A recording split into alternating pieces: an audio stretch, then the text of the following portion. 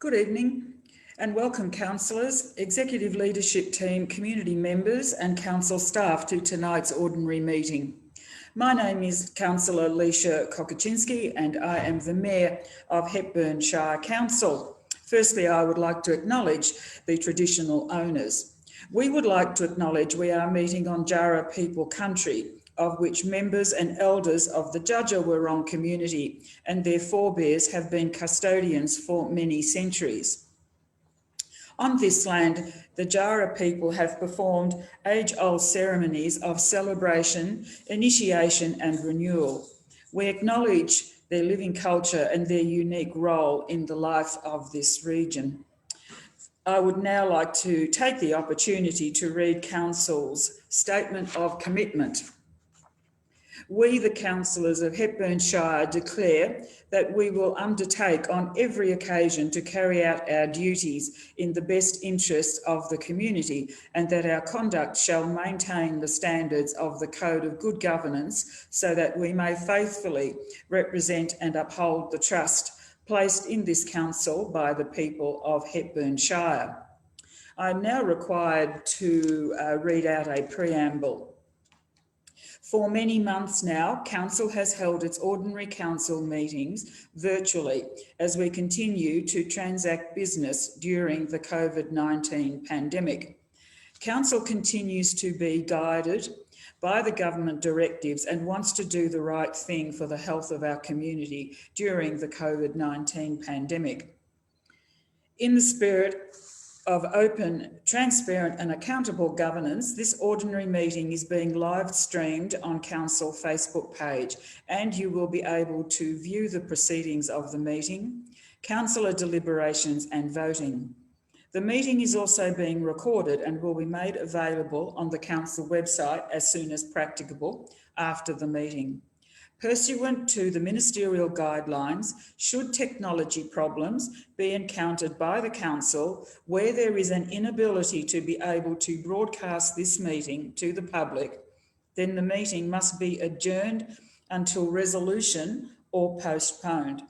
Council's meeting will be conducted tonight in accordance with the Local Government Act 2020, the COVID-19 Omnibus Emergency Measures Act 2020, the Minister's Good Practice Guidelines, MGPG-1 virtual meetings, Council's governance rules and the Hepburn Shire Councillor Code of Conduct. A priority for Council was to continue to allow for the opportunity for our community to engage with Council via public participation time.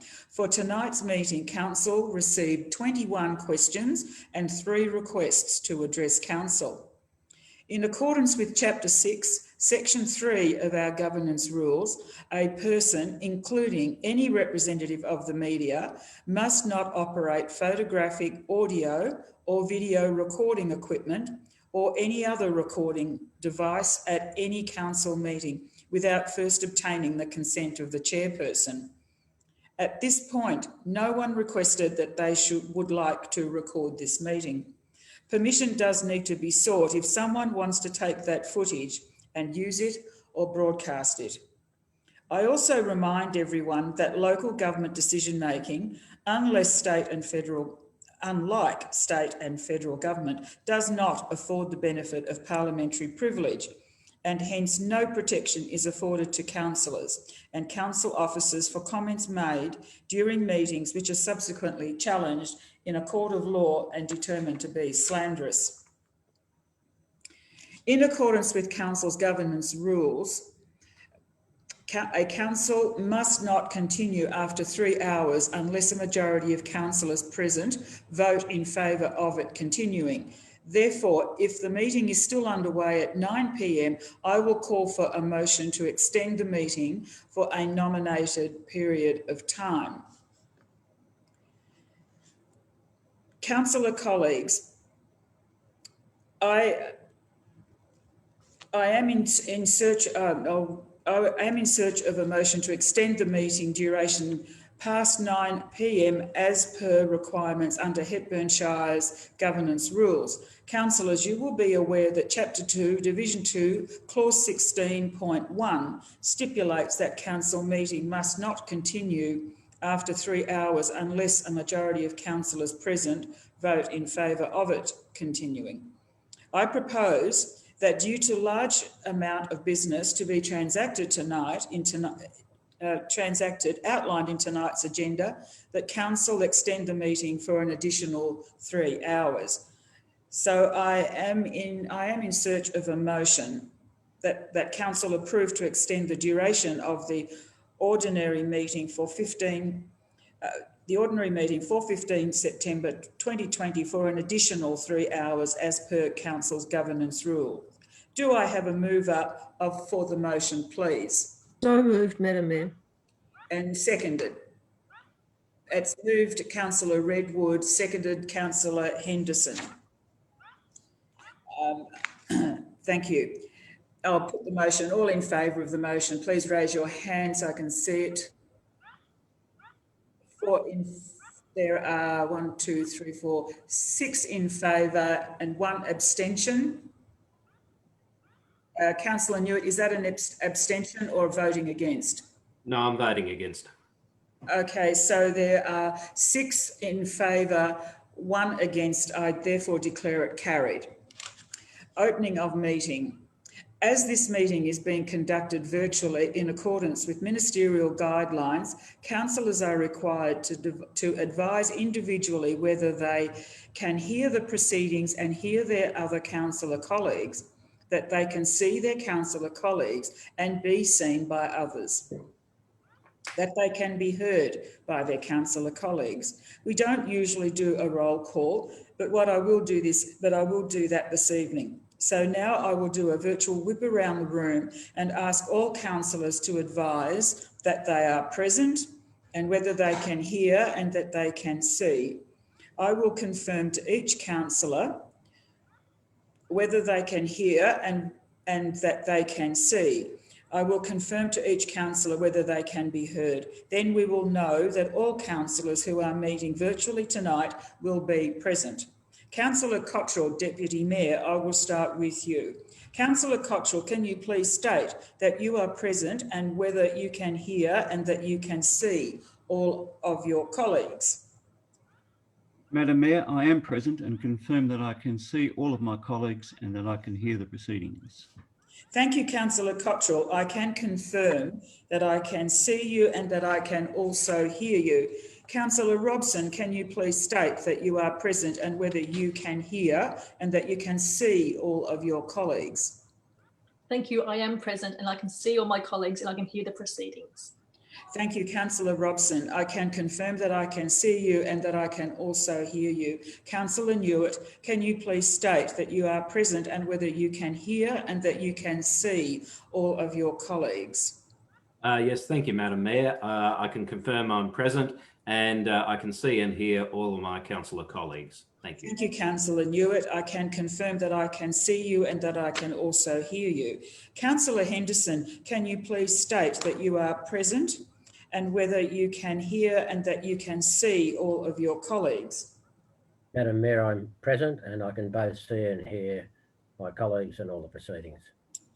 Thank you, Councillor Henderson. I can confirm that I can see and that I can also hear you. Councillor May, can you please state that you are present and whether you can hear and that you can see all of your colleagues? Yes, Madam Mayor, I am present and I can both hear and see all my councillor colleagues. Thank you, Councillor May. I can confirm that I can see you and that I can also hear you. Councillor Redwood AM, can you please state that you are present and whether you can hear and that you can see all of your colleagues? Thank you, Madam Mayor. Yes, I am present and I can see and hear all my councillor colleagues. Thank you, Councillor Redwood. I can confirm that I can see you and that I can also hear you. I confirm that I can see everyone in attendance, including my councillor colleagues, and hear all of my councillor colleagues. Officers in attendance, I would now like to introduce council officers who are present in this virtual council meeting. Mr. Evan King, Chief Executive Officer, Mr. Bradley Thomas, Director, Corporate and Community Services, Mr. Bruce Lucas, Director, Infrastructure and Development Services, Mr. Chris White, ICT Manager, Ms. Kristen Forte, Manager, Governance and Risk, Ms. Bronwyn Southey, Manager, Development and Community Safety, Ms. Alison Blackett, Senior Planning Consultant, and Mr. Nathan Aikman, Coordinator, Planning. Declaration of conflicts of interest. As required at any other meeting of council, councillors must declare a conflict of interest at the start of the meeting and leave the meeting when the item is presented to council. Councillors will be required to leave the meeting and return when the item has been resolved. At any point throughout the meeting, if any other councillor recognises that they have an indirect or direct interest, they can flag that at that point and follow the same procedure. Councillors, I now ask if any councillor has a conflict of interest to declare. If there are any conflicts of interest to declare, may I ask councillors to state which provision of the Act their conflict of interest satisfied and the term, the item on the agenda they have a conflict of interest in. So are there any conflicts of interest? Yes, Councillor Henderson. Yes, Madam Mayor, I have a conflict at item 10.4, which is a planning application, 10 Hannah Street, Clunes. I also have a conflict at 13.1, local law number 2, community reference groups. I have an indirect interest in both of those. Okay, thank you. Officers that are present, I now ask whether you have a conflict of interest in any items Madam presented. Mayor, can I just interject there? You didn't see my hand. Oh, sorry, yes, Councillor May. I'll declare a conflict of interest in items 12.1 and 12.9 in tonight's agenda. 12.1 and 12.9. Okay, thank you. So we will remove you from the meeting. Thank you, Councillor May. And I would now like to move to officers. If you have a conflict of interest in any items presented before council tonight, Mr. King, Chief Executive Officer. Madam Mayor, I have no conflicts to declare on any items on tonight's council agenda. Mr. Lucas. Thank you, Madam Mayor. Good evening to all. I also have no conflicts to declare in tonight's proceedings. Mr. Thomas. Thank you, Madam Mayor. I also do not have any conflicts of interest for tonight's proceedings. Mr. Chris White. Through you, Madam Mayor, I do not have any conflict of interest in any items presented at tonight's meeting. Ms. Kristen Forte, Manager, Governance and Risk. Thank you, Madam Mayor. I don't have any conflicts of interest to declare. Ms. Bronwyn Southey, Manager, Development and Community Safety. I do not have any conflicts of interest in any of the items presented at council tonight. Ms. Alison Blackett, Senior Planning Consultant. I do not have any conflicts of interest, Madam Mayor, to declare this evening. Mr. Nathan Aikman, Coordinator, Planning. Through you, Madam Mayor, I do not have any conflicts of interest with regards to any of the items on tonight's meetings agenda. Thank you all. I now move to item 5, which is confirmation of previous meeting minutes. Councillors, I have a recommendation before us to adopt meeting minutes from Council's previous ordinary meeting. The recommendation is that the minutes of the ordinary meeting of Council held on 18 August and the minutes of the special meeting of Council held on 25 August 2020, as previously circulated to councillors, be confirmed. I am in search of a motion. Do I have a mover and seconder, please? Moved Councillor Henderson and seconded Councillor Newitt. Any discussion on the debate? No. Councillors, I will therefore put the motion. All those in favour of the motion, please raise your hand. There being 7 votes in favour and no opposition, I therefore declare it carried. Notices of motion. I note there are no notices of motion for tonight's meeting. Items of urgent business. Are there any items of urgent business?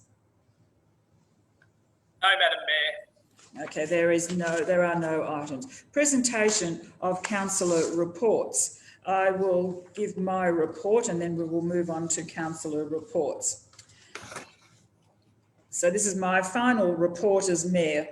With council elections scheduled for 2020 and this term of council coming to a close, this will be my last report as Mayor. Council goes into what is called caretaker mode on 22 September. I would like, therefore, to wrap up the year, if I may.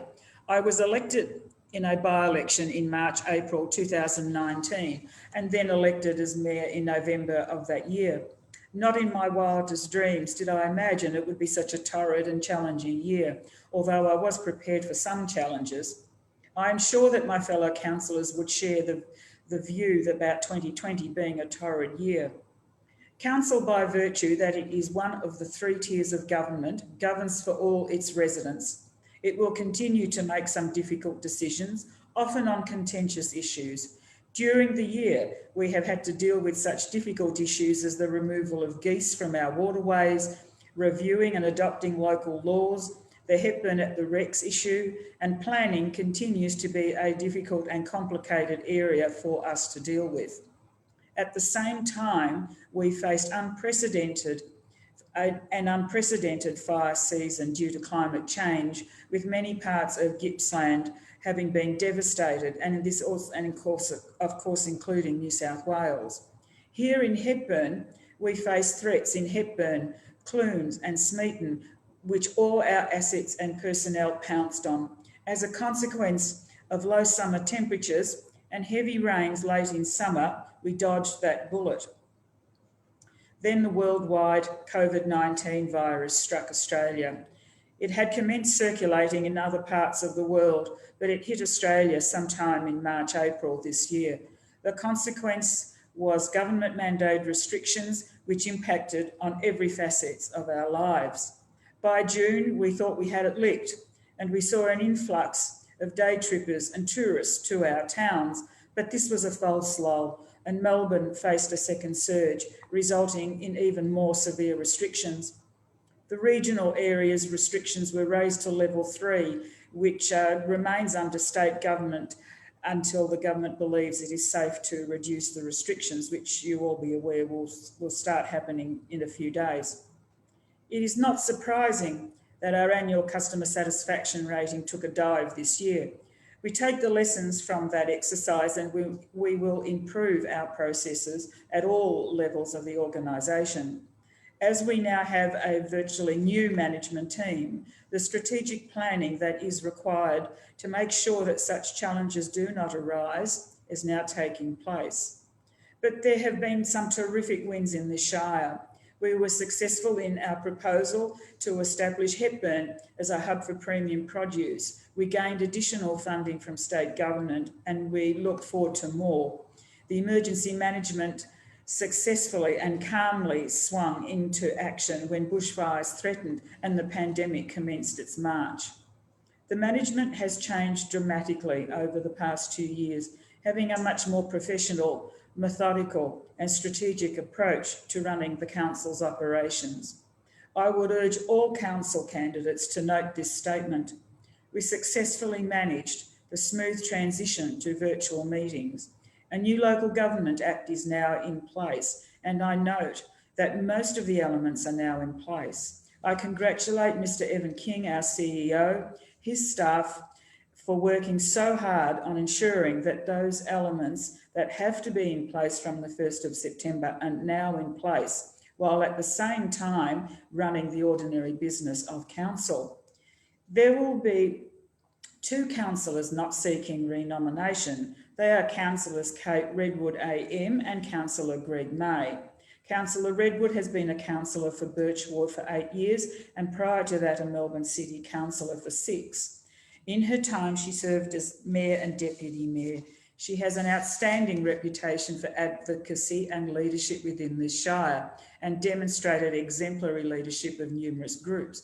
Councillor May has been a councillor for Creswick since 2012. He also has served as Mayor and has equally shown tenacity and commitment to his community and to the Shire. We all wish them well in the next phase of their lives. I wish all those councillors who are seeking re-election good luck. We should remember that the electorate never gets it wrong, even if one disagrees with the result. Additionally, our members owe us, the elected representatives, nothing. To conclude my report, I want to thank Mr. Evan King, Mr. Bradley Thomas, Mr. Bruce Lucas, and all the managers and staff, too numerous to mention, for supporting me in my term as Mayor and supporting and advising councillors. Unless the Mayor and councillors have the trust and cooperation of these staff, the position of leadership is impossible. It's been a wild but personally fulfilling ride. I hope that my term has also been rewarding for residents. I now move to councillor reports. Councillor Redwood, AM.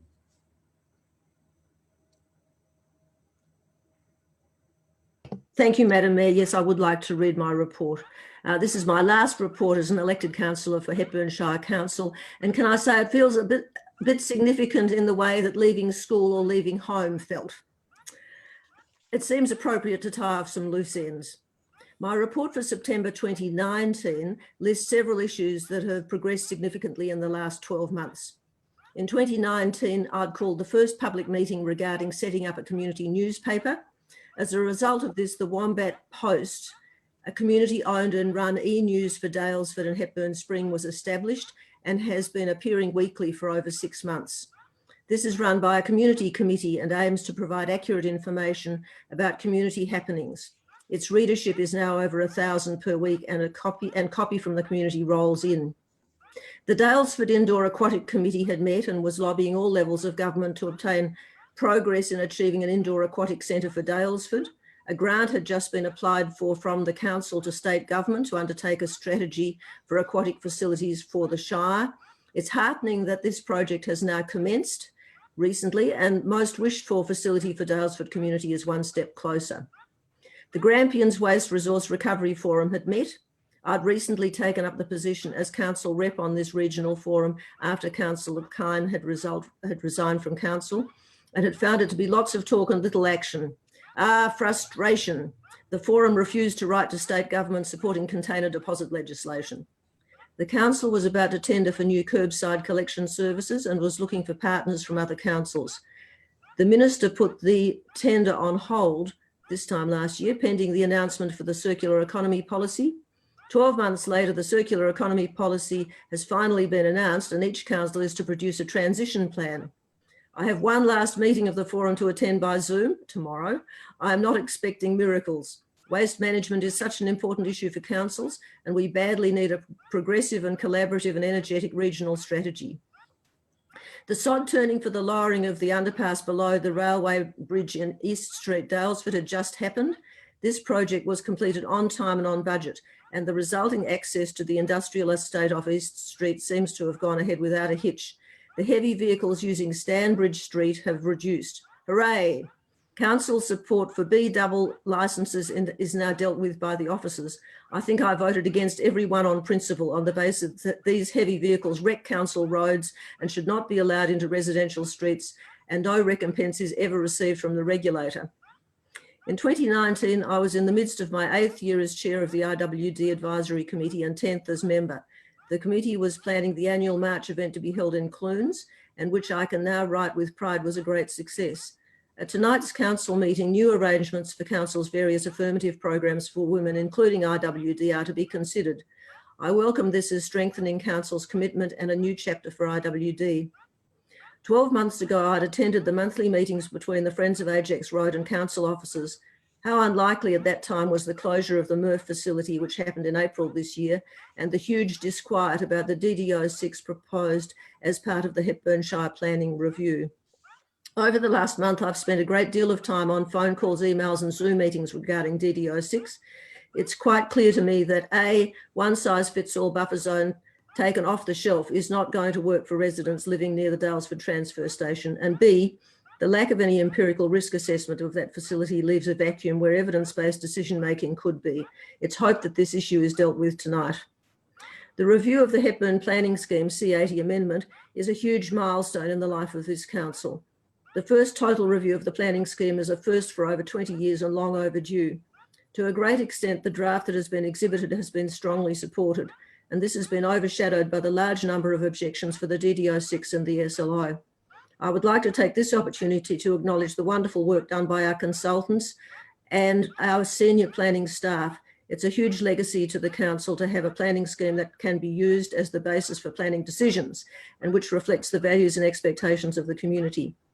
A year ago, we were meeting around the Shire to hear from residents the things that they liked or did not like about the Shire and what they wanted reflected in the planning scheme. The result is an achievement that we should all be very proud to support. There's been a vast array of other issues, but not the space or time here to account for them.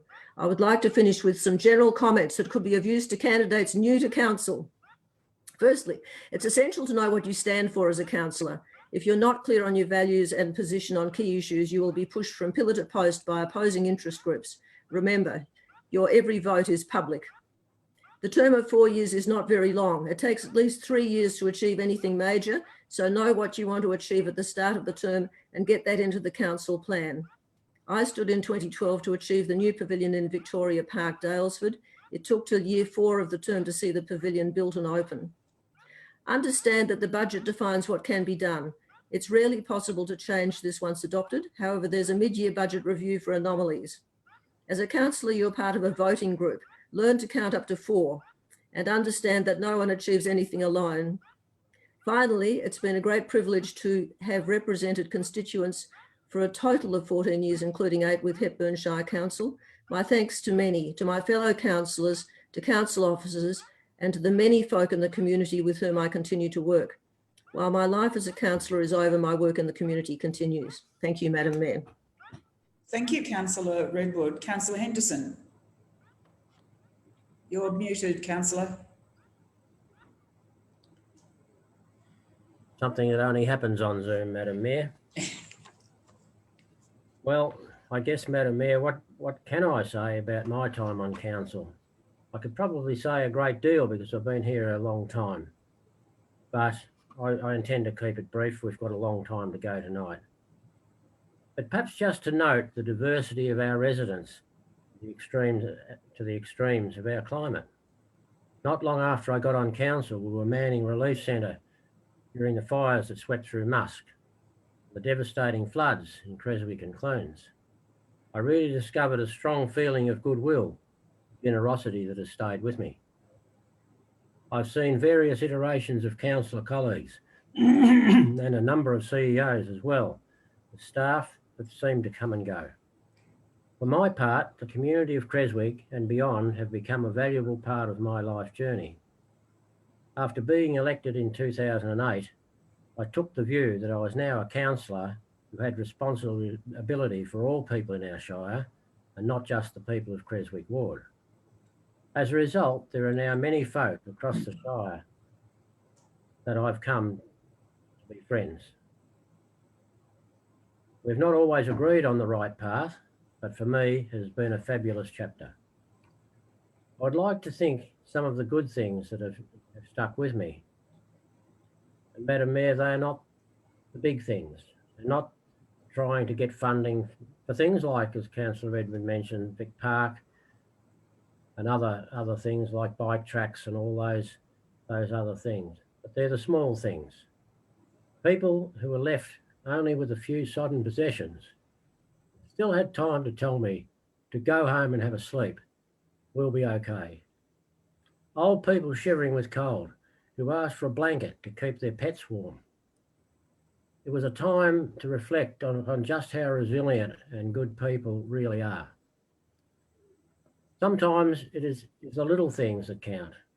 And to hear from a child how they enjoy a splash park or riding their scooters and boards and knowing that it makes it really worthwhile. Being a councillor has given me the opportunity to use the many contacts I've made throughout my life, and I've used that to advantage to help on all manner of funding and things that happen in this Shire. The Creswick Ward community, by and large, have treated me as a sort of extended family member. and to be treated this way has made my life as a councillor a very enjoyable one.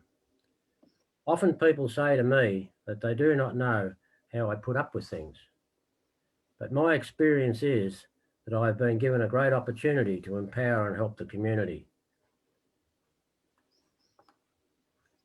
Others say I'm lucky, but to all those people who take the time to stand for council, I can tell them that the harder you work, the luckier you get.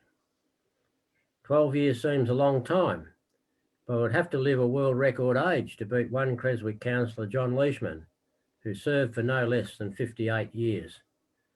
Must have been some person to be re-elected so many times. I would also, excuse me, I would like to thank all councillors who have served on council and also the council staff. Our present CEO is a person who will instill confidence and trust that we all need. Without the support of our staff, nothing would get done. I've shared the journey with my partner and best friend Judy, and who has joined in and helped me beyond description. Our Shire has gone forward, both in thinking and improving infrastructure for our residents. When I look at the changes to our sporting facilities and other amenities, and actions on climate change and renewable energy, there is much to like about this place. Thank you.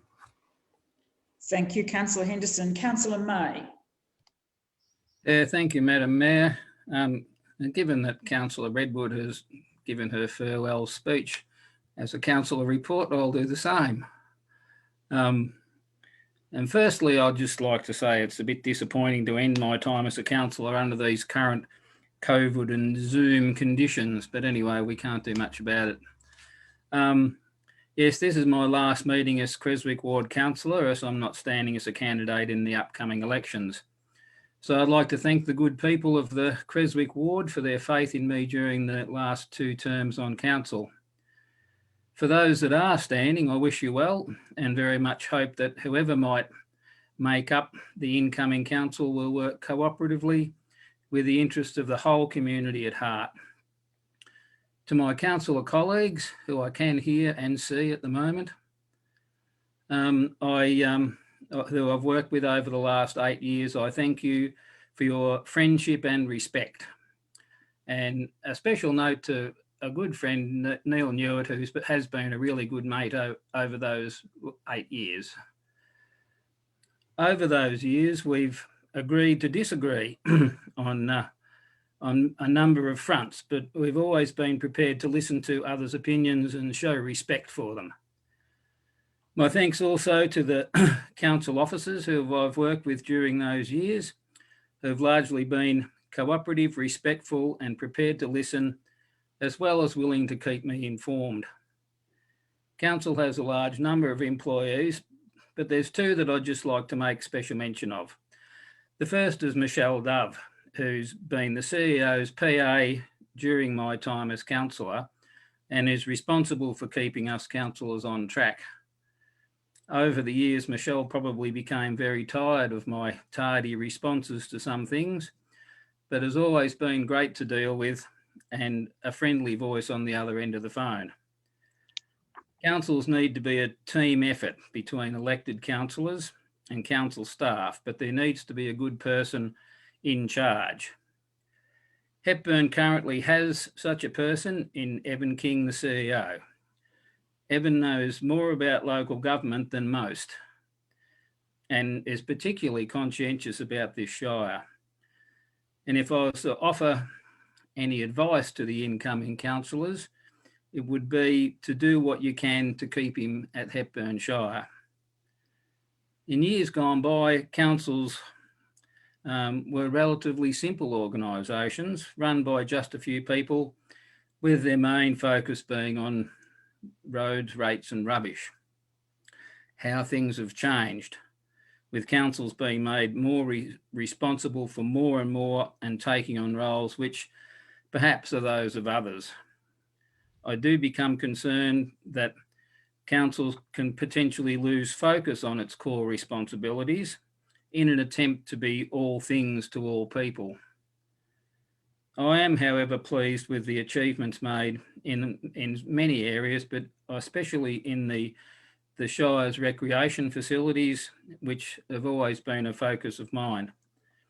With just a couple of exceptions, I believe these facilities to be as good as you'll find in most small rural shires. I'll no doubt miss some aspects of councillor life, and I'll especially miss my involvement with the small rural community groups who've made me so welcome and have been so appreciative and easy to work with. All councils will sometimes be faced with contentious issues, and Hepburn has been no exception in recent times. The most contentious of all, in my view, is currently unfolding and could be adversely affect large sections of the western part of the Hepburn Shire. This is the planned Western Victorian Transmission Network project, which is obviously not a project of council's doing. Local laws will come and go, property boundary disputes will come and go, and geese issues will come and go. But if these monstrosities go ahead, they will be a blight on our landscapes for generations. Small rural shires are perhaps small players in this David and Goliath battle, but I implore the incoming council to do whatever is humanly possible to stop this project as it is currently planned. And finally, I'd like to thank my wife, Marg, for being particularly understanding over the last 8 years and who's provided me with all the support one could possibly hope for. Thank you. Thank you, Councillor May. Councillor Fiona Robson.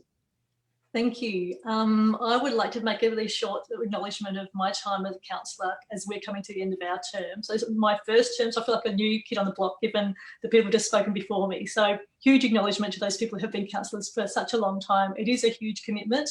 And I think anybody that puts their hands up needs respect and support because it's something we need people to do. So huge thank you to all of you, especially those that are retiring now. So thank you very much, especially Councillor Redwood, who I've worked with in the Birchwood, and Councillor May. I've really appreciated working with you as well. So thank you and good luck. Yeah, it's been a really, really big 4 years. There's been a lot that's done. I think we've achieved a lot together as a team. It's been a really important thing to actually work with council officers and the CEO and our community. So as has been said, our CEO is been really fantastic. He's brought enormous commitment and capability and care. And I think we do want to support him as a CEO. And we also want to support his team. He's brought together an enormously talented group of people. So to be able to support them and work with them, we will have disagreements, we'll make mistakes, but we really need to really appreciate we've got a system we work within and to be able to appreciate to do the best we can with that. I really, really appreciate the community. We've got an amazingly engaged, active, wise, knowledgeable community that we can do so much together with, and we've got a lot of scope to do that. So I think that's one of the areas I'm really interested in how we do that better in the future. And I'm sure we will. We've got great structures in place that are coming through, and some people have come on board with some really good skills and knowledge, which is wonderful. But I really want to particularly thank my family, who without them, I am not able to do this sort of work. It is that support day in, day out, to go to make those phone calls, to write those emails, to go to meetings. I drag my children out to things all the time, I think now. So I really appreciate them. My husband's been of this amazing support. And again, I really think I could not do this without them. I also want to acknowledge a councillor who retired during the term, Councillor Sebastian Klein, because he also put in an enormous amount of work and was a great support for me when I started as a councillor. So I think that ability to have that sort of support early on is really great. So I do want to acknowledge his term on council too. Thank you.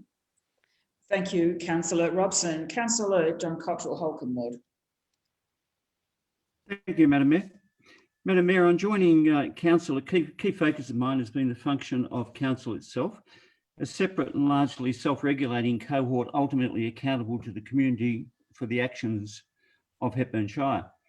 We do this through our only employee, the CEO, and through him, the executive, in setting policy direction for the organisation and oversight and delivery of those policy.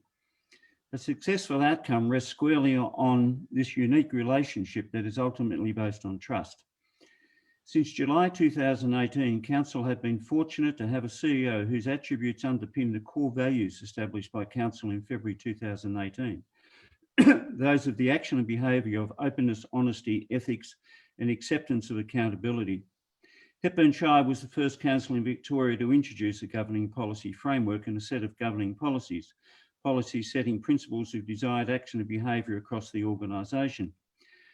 The state government may have looked to Hepburn Shire in drafting its principles of the new Local Government Act. Joining the CEO are two well-credentialed and decisive yet empathetic directors. Collectively, this is the most professional and capable group, and with whom I have enjoyed working. The Hepburn community can be immensely proud of the quality of our executive team. I have no hesitation in saying that the group of councillors I have collaborated with over the past 4 years as a decision-making council have worked with a single-mindedness to improve the well-being of the community as a whole. While we are each put into this place by constituents of our respective wards, legislation dictates that our primary focus is to the broader community, while bringing to the deliberation our ward's community views. I believe that this council has performed commendably in this pursuit. Even though our decisions are to be made in the best interest of the full community, this at times brings us into conflict with groups within the community who passionately share opposing views, which are often displayed in the unregulated forum of social media. In using social media, there is unfortunately no requirement for evidence-based truth or in accordance with fact or reality, or even reasonableness. Often its use is reduced simply to the opportunity to voice in whatever form. It is unfortunate that our staff as frontline for this organisation are often subject to this disgust. It saddens me to raise this reality.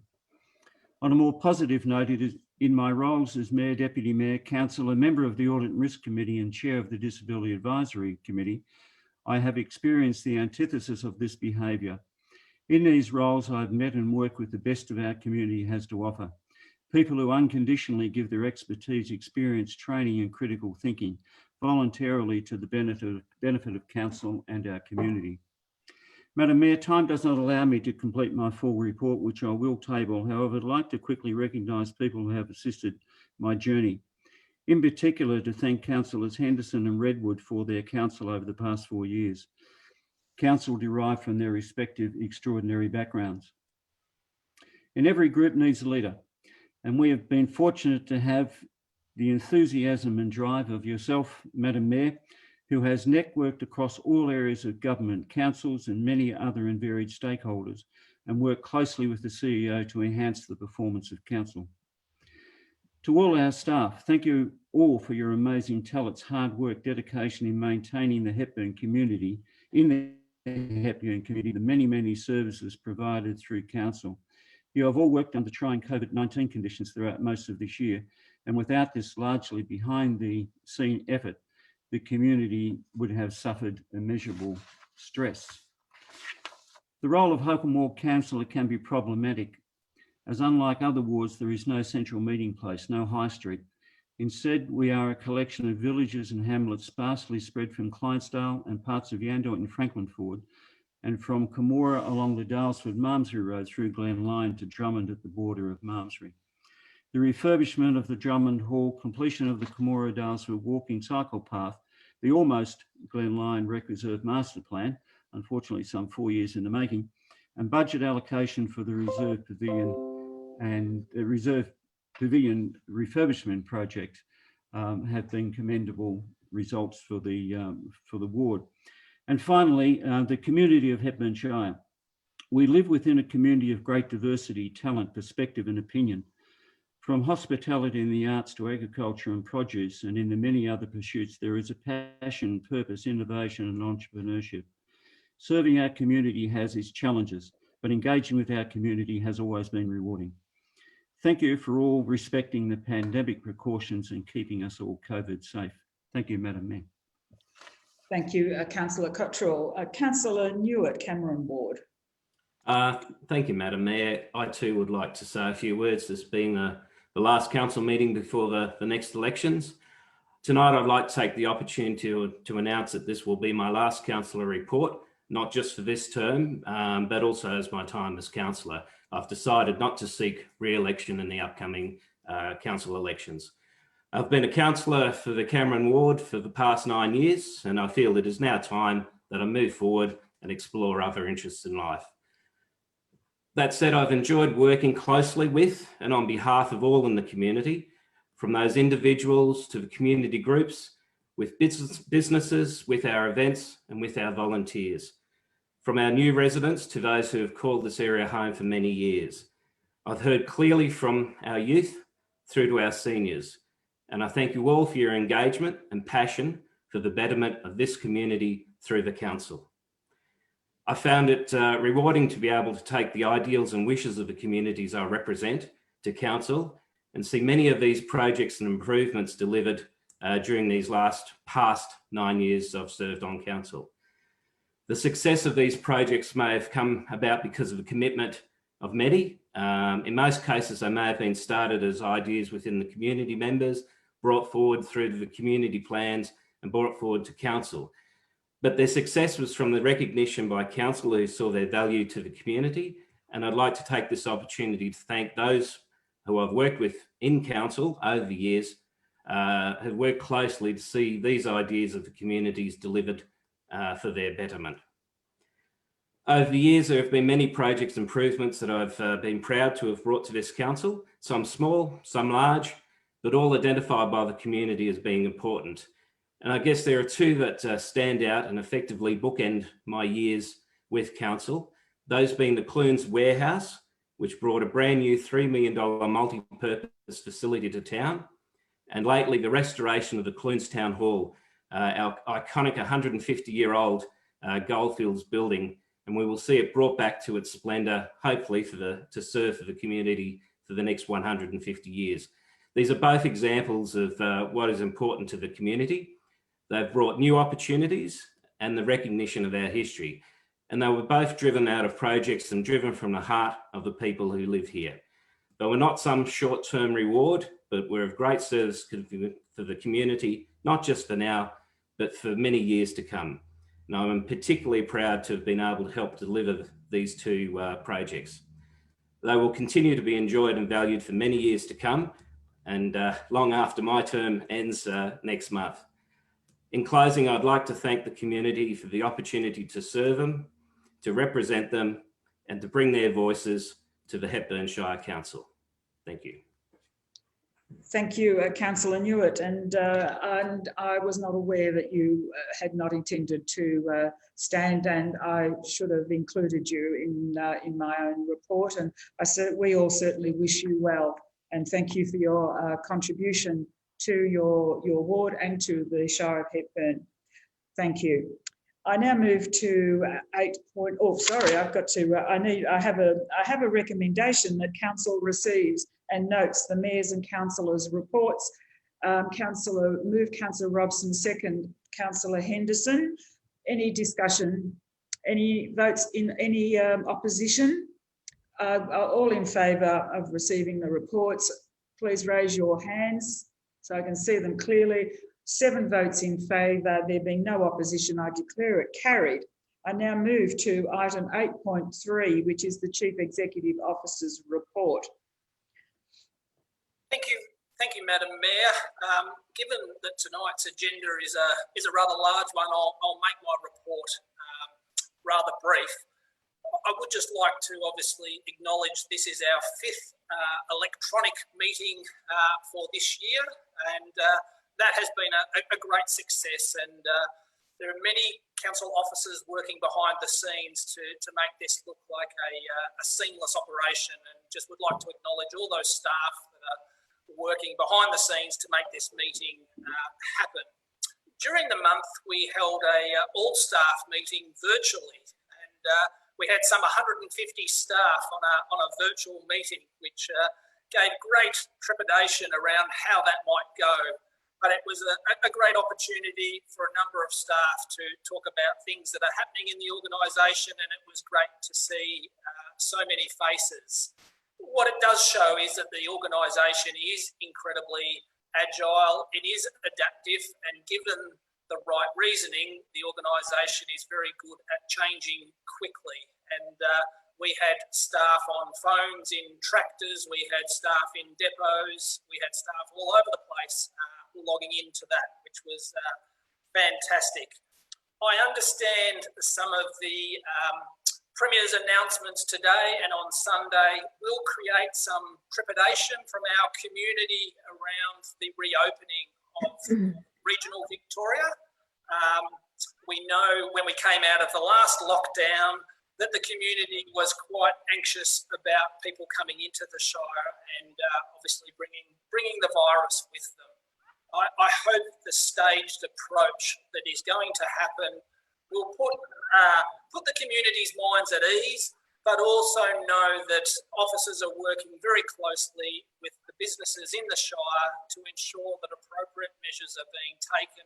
One, to help support them open up and re-employ staff and start the rebuild, but also to protect our community from any virus coming in. Obviously tonight there is a significant item on the agenda, which is the planning scheme review.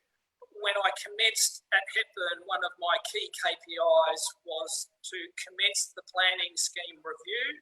And as pointed out by Councillor Redwood, we commenced this by employing one of the preeminent planning consultancy firms in the state to help us progress this.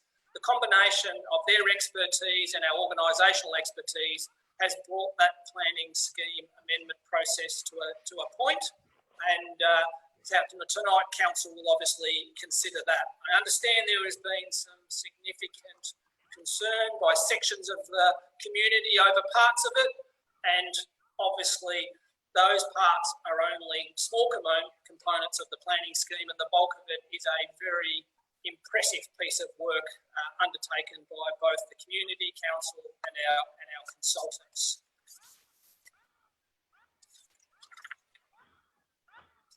Obviously, after tonight's meeting, Council moves into caretaker mode on the 22nd of September, and that really marks a significant point in the election process.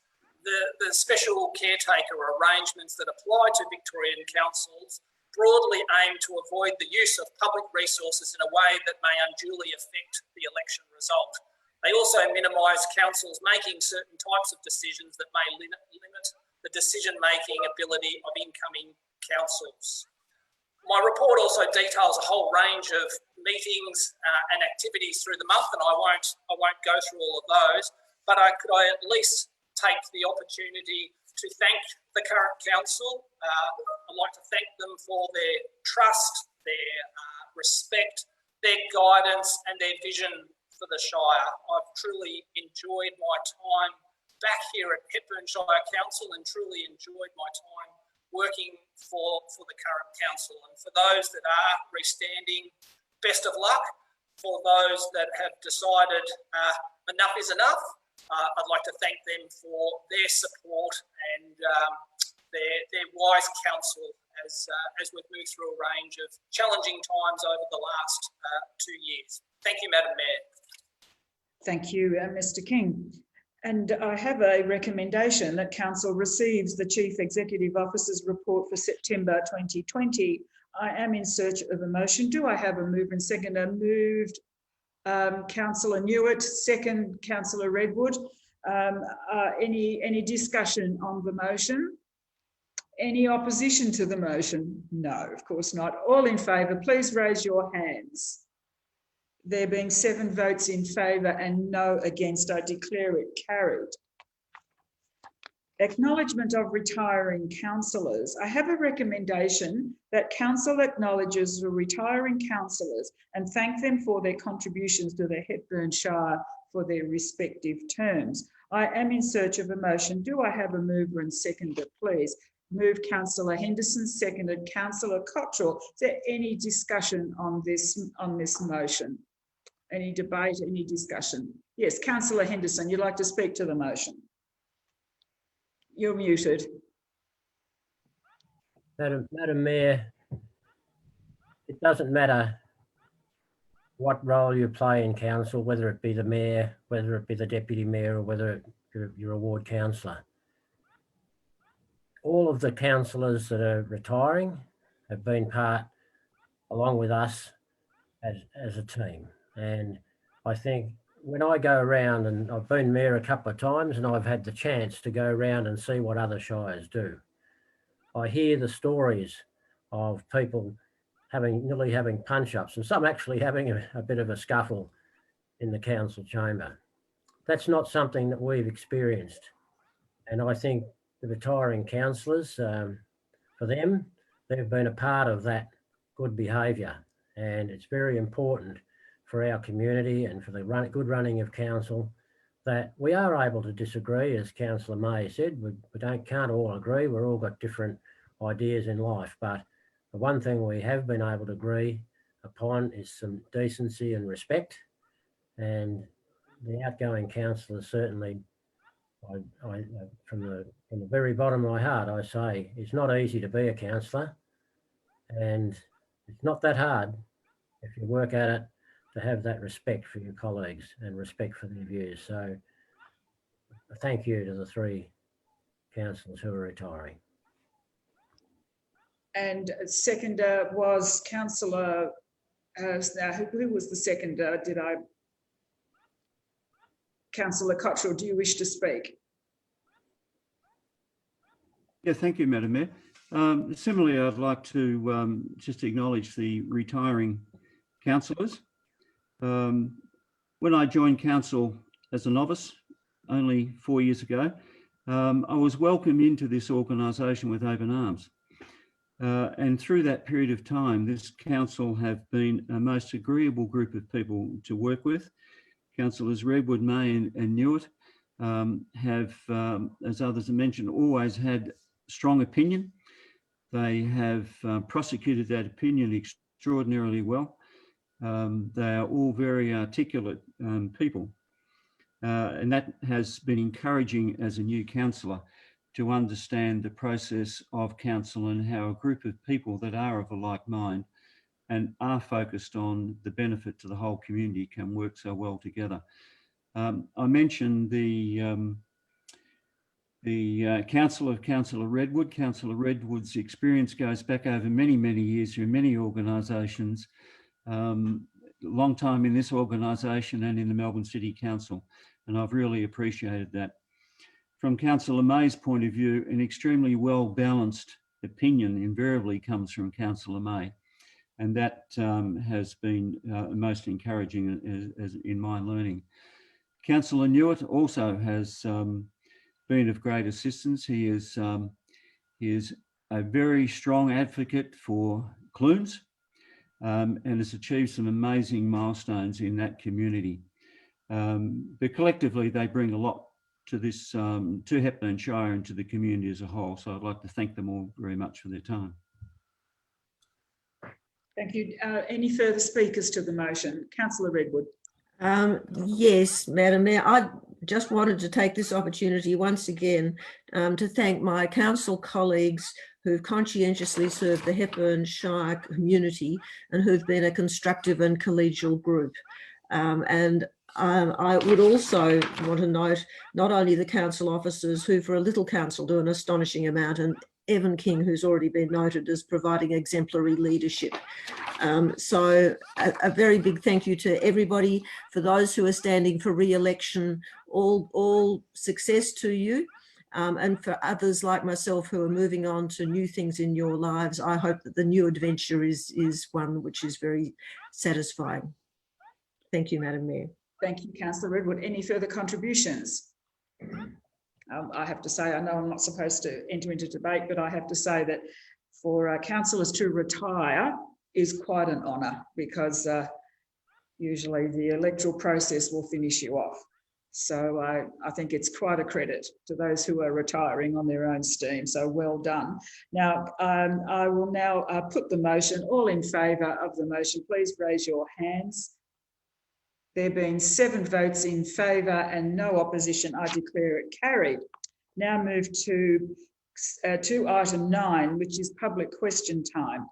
Noting the large number of questions that Council has received and requests to address Council for tonight's meeting, I would like to propose that in order to preempt the potential for the 30 minutes duration of time allocated to public question time to be exceeded, that Council move a motion to extend the time allocated for 15 minutes to allow for all questions to be read out and responded to in accordance with Council's governance rules.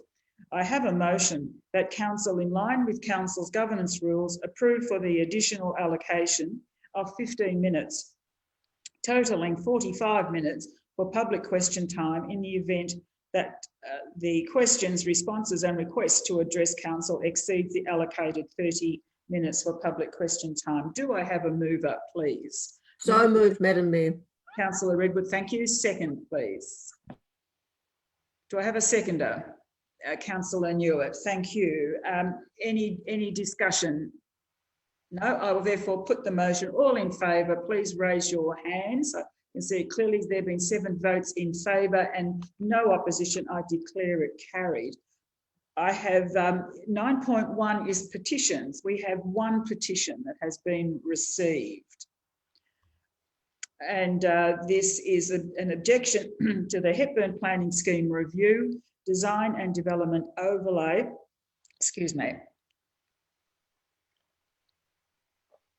Design and Development Overlay 6, commonly referred to as DDO 6. The petition was received on the 28th of August 2020 and has 75 unique signatures. After the agenda was published, which included the petition with 75 signatures, an additional 55 signatures were submitted to Council relating to the petition. The petition reads, DDO 6 impacts residents in the proposed area by restricting existing development and land use rights, reducing property value and raising the risk of being left with worthless land if our homes are damaged or destroyed. DDO 6 should therefore be abandoned as a consequence of Council 1, not meeting EPA guidelines relating to risk assessment of the Shire's transfer station. 2, not completing due diligence in response to the Grampian Central West Waste and Resource Recovery Implementation Plan Land Use Planning Project Final Report of September 2018. 3, not completing the due diligence necessary to determine the qualitative and quantitative effects on residents of DDO 6. 4, not meeting requirements of the Planning and Environment Act to act in the interest of all Victorians and recognising that DDO 6 is clearly not in the interests of residents. The design and development provision in the planning scheme cannot be used to control land use. Consequently, DDO 6 as drafted is flawed and does not meet legal requirements as confirmed to residents by Delwood. Anything other than the abandonment of DDO 6 would mean months and potentially years of stress and anxiety for residents until the issue is resolved by a panel. Between now and the time this is resolved, in the event that residents need to sell their property, it may not be possible due to the overlay, as has already been the recent experience of a property owner. I have a recommendation that Council 1, receive the petition, 2, refer the petition to the Director of Infrastructure and Development Services to be included with other submissions, and 3, respond to the head petitioner to advise of this outcome. I am in search of a motion. Do I have a mover and seconder, please? Moved, Councillor Robson, seconded, Councillor Henderson. Any discussion on the motion? No. Yes. I'd just like to acknowledge that this has been heard. We've got a lot of correspondence around this issue, and so to thank everybody that's been involved. Thank you. Councillor Henderson, do you wish to add any opposition to the motion? No, I will therefore put the motion. All in favour, please raise your hand. There being 7 votes in favour and no opposition, I declare it carried. Questions. I will read out and respond to new questions received in accordance with Council's governance rules. Questions 1 and 2 from Mr. Trevor Armstrong. Has the report of the Local Government Inspectorate on the REX project been completed? If not, when is the report expected to be completed? Has the report been received by council? If so, when and how will it be made available to the residents of the Shire? My response: a recent update provided by the Local Government Inspectorate indicated that they were about to complete interviews and investigations and are aiming for the report to be publicly released by the end of the current calendar year. Question number 3 from Ms. Margaret Lockwood. What has been the expenditure to date for assessing the extent of lead and PAH contamination of the Glen Lyon Reserve?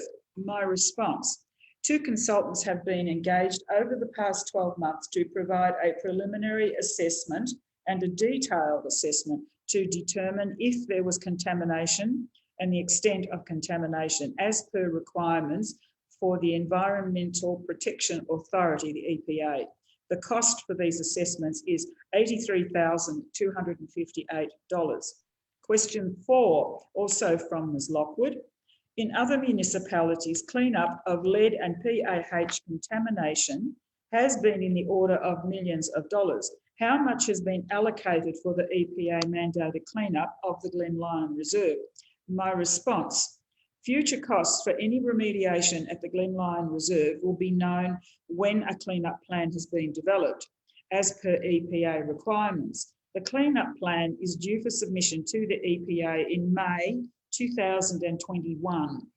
Any costs for required remediation will be considered in the development of the 2021-22 council budget. Question 5 from Mr. John Shields regarding PA 2676, which is 24 Alliance Street, Clunes. Disturbance to the Alliance Street mullock heap as a result of this development will permanently impact on the visual understanding of the links in the line of load that extend from the southern town boundary through the Victoria Street and Alliance Street blocks to the Port Phillip mine on the northern edge of the town. How does council reconcile the approval of this subdivision when its stated aim is to maintain, promote, protect and enhance the district's unique social, cultural, environmental and heritage characteristics? My response: as per the amended plans attached to the agenda, the application is not proposed to remove any part of the mullock heap and instead retain the area as a reserve as part of the subdivision. This item will be considered by council in tonight's agenda. Question 6 from Mr. Shields, again regarding PA 2676, which is 24 Alliance Street, Clunes. The recent announcement of funding to progress the proclaiming of the Victorian Goldfields as a UNESCO World Heritage Site has the potential for great impact within the village of Clunes, Victoria's first gold town. Has council considered how it intends to prepare itself to leverage an advantage should the proclamation occur, given that many goldfield settlements have lost their townscape to development and the traveller is hard pressed to understand the impact that gold had within the towns and villages?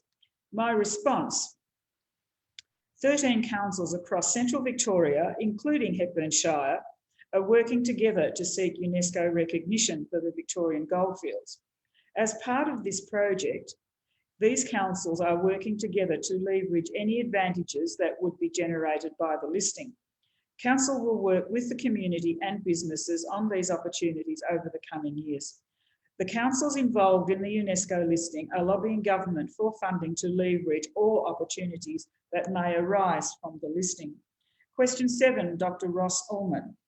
At the 16 June 2020 ordinary meeting of council, councillors passed a motion moved by Councillor Cottrell that council immediately moves to post on its website every Tuesday under a prominent and consistent heading of planning applications, a schedule detailing all planning applications received by council during the preceding calendar week. And also on the first Tuesday of every month, a schedule detailing all planning applications currently in progress. Noting the word immediately in it, why has this motion not been implemented in the 3 months since it was passed? My response is, following the ordinary meeting on 16 June 2020, council officers created a new page on council's website. that detailed all applications that have been received by council in the calendar year, in addition to all applications received since 2013. The webpage is as follows. It's www.hepburn.vic.gov.au/planning/buildings/statutory-planning/register/. There are some challenges with achieving the updates that are currently undertaken manually, and officers are working to establish a system to ensure the regular updates reliably occur each Thursday in accordance with council determination. Again, question 8 from Dr. Ullman. Section 55(2)(e) of the Local Government Act 2020 specifies that resourcing is required for community engagement within the framework of Section 55 and 56 of the Act. What is the dollar allocation in Council's 2020-2021 budget for this purpose? And how was this dollar amount derived?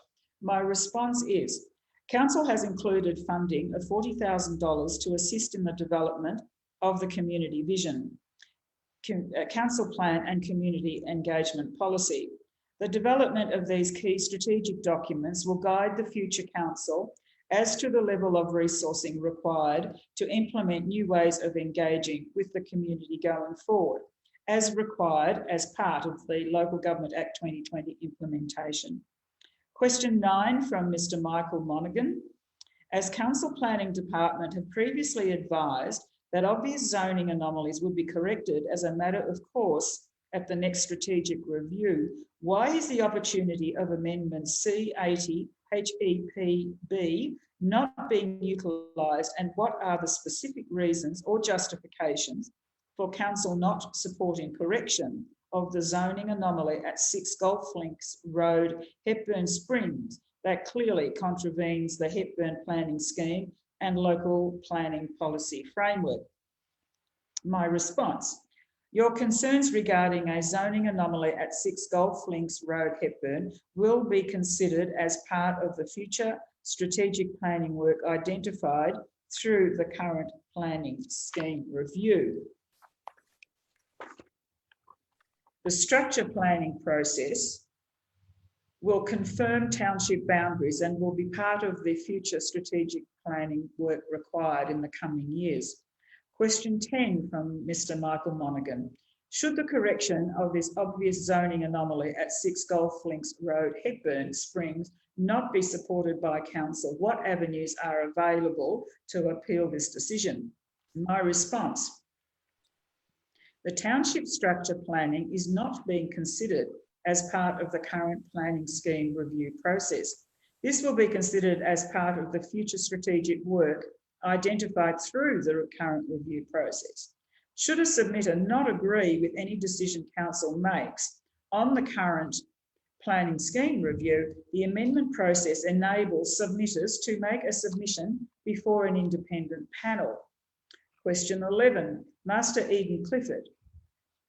The question asked by Mr. Clifford contained extensive background to assist councillors and the community with understanding the specific question and to provide a response that answers what officers interpreted to be the intent of the question. I will not read out the preamble. The question relates to the removal of the social enterprise cafe originally proposed within the Hepburn Hub at the Rex project. Unfortunately, Council was not able to meet the requirements for the cafe grant funding, and the funding was returned to the state government. The current design for the Hepburn Hub does include a youth space within the library. Council will be developing a youth strategy over the coming 12 months and will be looking for ideas and feedback from the community, especially our youth, in its development. Question 12, Ms. Dallas Kinnear on behalf of Friends of Jubilee Lake, regarding the planning application for 151 Lake Road, Dalesford. I hope that the co-op is happy to move this shed to a site on their lease, well away from the entrance to Jubilee Lake, as I believe it would benefit both their business and the amenity of this iconic reserve. To avoid delay, why can't Council simply veto this site in the public interest? My response: at the last Council meeting, councillors resolved to defer the item subject to officers undertaking further work with the committee to determine the best location for the proposed shed. As this work was not finished and council does have an active planning application to consider at a future meeting, it is not able to veto this application. Question 13, Dallas from Ms. Kinnear on behalf of Friends of Jubilee Lake, again regarding the planning application for 151 Lake Road, Dalesford. Is it not in the best interest of the co-op and council to veto this site now so that the co-op can start to re-site their shed whilst the park is in lockdown instead of delaying a decision to the December meeting? My response is, Council is the committee of management for the land and will need to work with the co-op and Delwood to reach agreement for any alternate location for the proposed shed. Council, as the committee of management, and Delwood as the landowner, will need to also give approval for any alternate location. For these reasons, council is not able to simply veto a planning application. Question 14 from Ms. Joy Durston. Under the Local Government Act 2020, all special committees were dissolved on 1st of September, where it states, quote, delegations made under the Local Government Act 1989 remain in force until 1st September 2020, and therefore any existing committees operating under delegation will not have the power to exercise these delegations after this date until new committees are established and new instruments of delegation are made, close quote.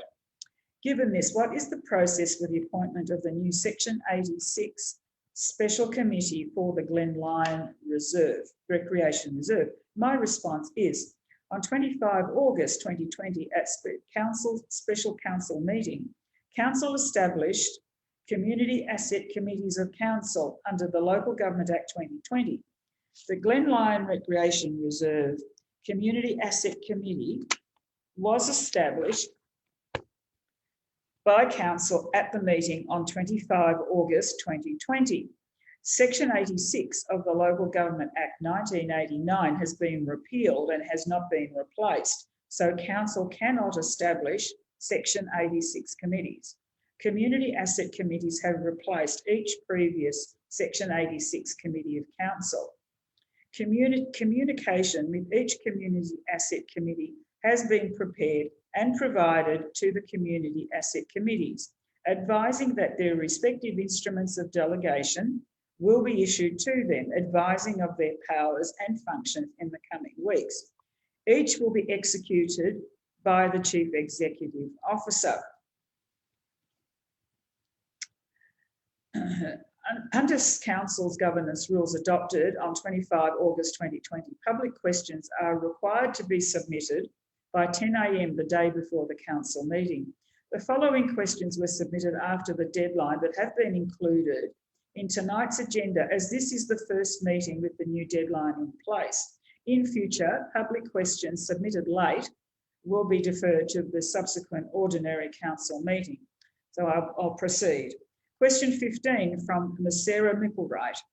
It is clear from both reports that the level of lead and PAH contaminating the Glen Lyon Reserve are a result of clay target shooting. Why would the Council, after an exhaustive and costly cleanup of the reserve, even consider allowing the club that caused this pollution to return and start the whole thing all over again?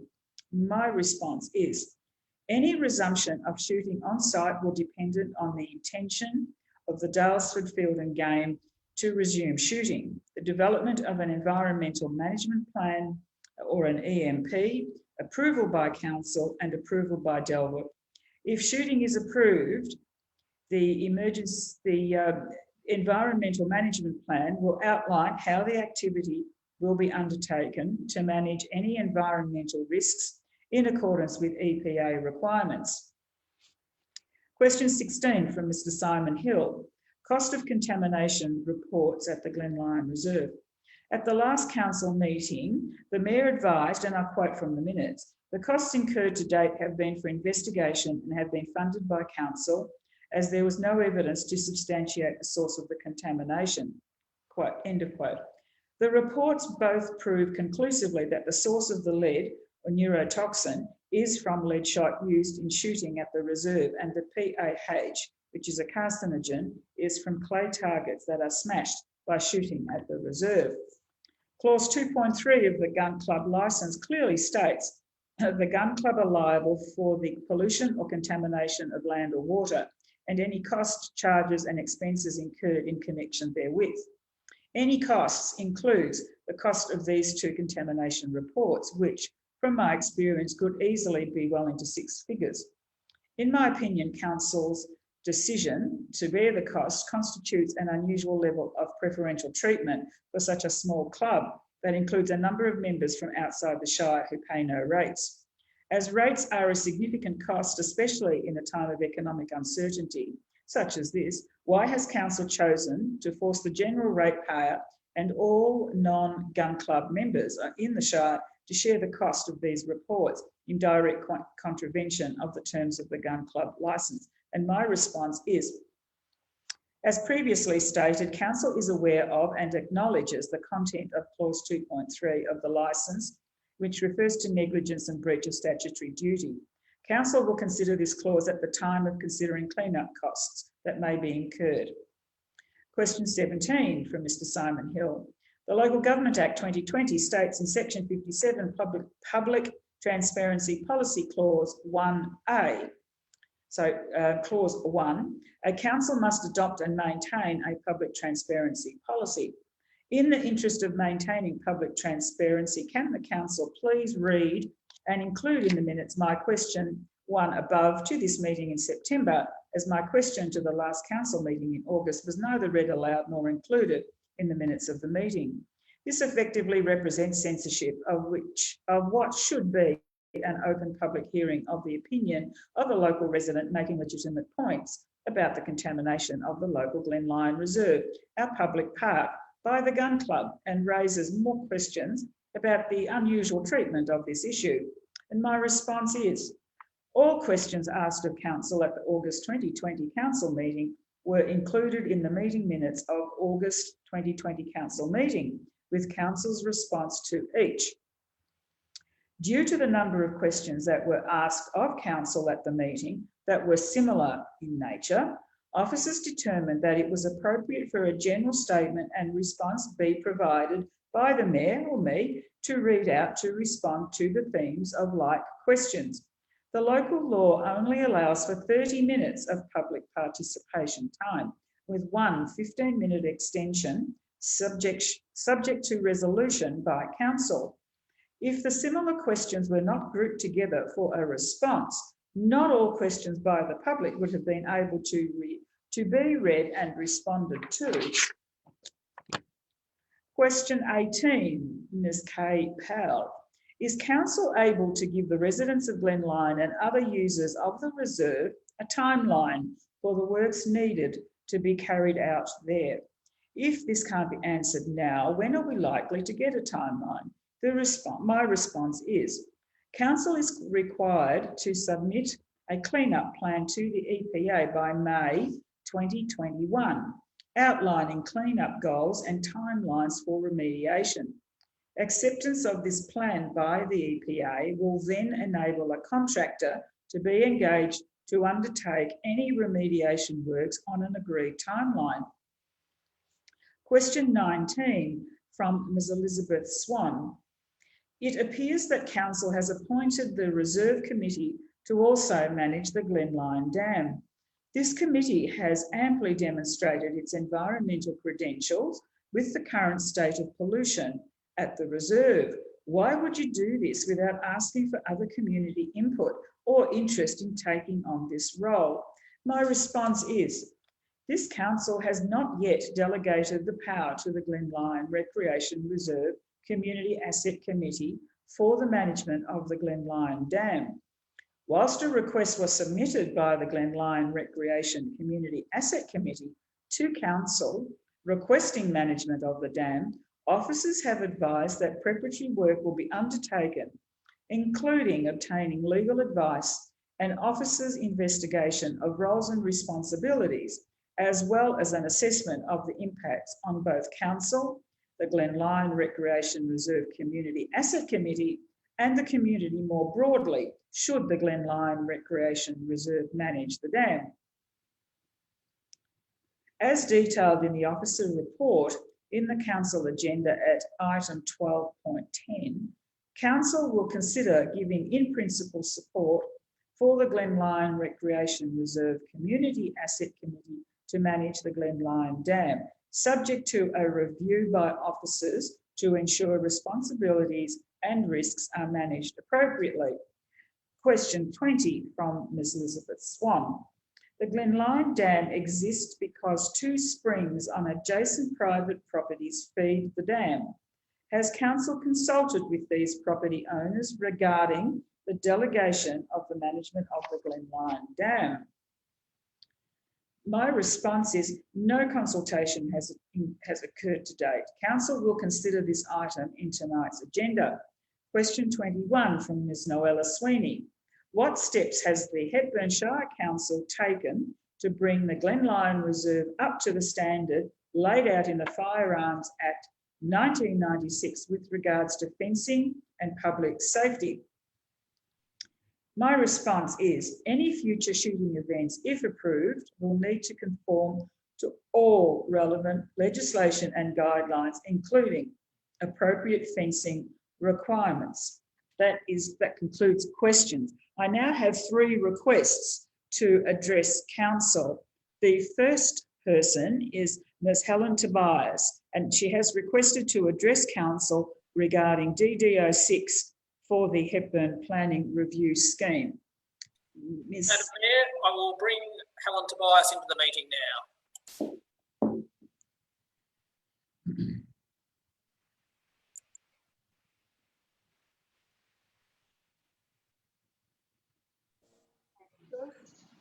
Thank you, and good evening, Mr. Bias. Now, you have requested to address council, so please proceed. And as I will say to all speakers, according to our local laws, our governance rules, each speaker has 3 minutes. Thank you, Madam Mayor. My name is Helen Tobias, Langdon Court, Daylesford, and I speak today on behalf of myself and 15 other residents listed at the end of this statement. Residents impacted by DDO 6 includes a diverse group of property owners who live within a proposed 500-metre buffer zone around the Daylesford Material Recovery Facility. Although we have a range of different backgrounds, needs and aspirations, we have each made a decision to live in this wonderful part of Victoria. We are also united in our opposition to the proposed DDO 6. We have actively demonstrated the technical, natural justice and humanitarian grounds that make DDO 6 unsustainable, and we have sought its withdrawal from Amendment C80 Hep B. We were very pleased to participate in a discussion with the 2 most senior council officers and the consultant who has been advising council. There was opportunity on both sides to share each other's views and positions on that matter. It was an example of true collaboration, both sides sharing information honestly, including an acknowledgement about the unintended consequences of DDO 6, and also listening openly and intently. We applaud the officer's recommendation in today's council agenda to abandon DDO 6. Its withdrawal from the lengthy planning scheme review process removes the inherent uncertainty and the negative economic and mental health impact that residents would experience over the next 6 to 12 months if it were to continue. By virtue of your positions, we know that you all have a commitment to public service and serving the needs of ratepayers. We also understand that you need to protect the interests of council, and effectively, as council shareholders, we also have a shared and common interest. DDO 6 is not the way forward. We and all residents look forward to inclusive community and stakeholder consultation and engagement as we collaboratively respond appropriately to any identified evidence that risk mitigation is required, and design and implement land use conflict solutions that meet both council and residents' needs. We will continue to seek a respectful, fair and just solution that does not prejudice the existing rights of residents and landowners. We look forward to acceptance of the officer's recommendation this evening, resulting in abandonment of DDO 6 from the Hepburn Planning Scheme Review. Thank you. Thank you very much, Mr. Bias. You'll now be ushered out into the way back out of the meeting. Thank you very much for your presentation. I now ask for Mr. Basil Iliades to be ushered in. Madam Mayor, I will just invite Basil in now.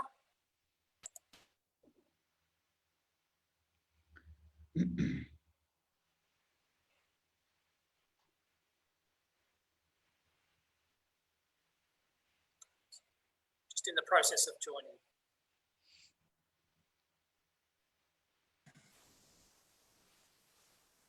Thank you, and welcome, Mr. Iliades, and welcome to tonight's meeting.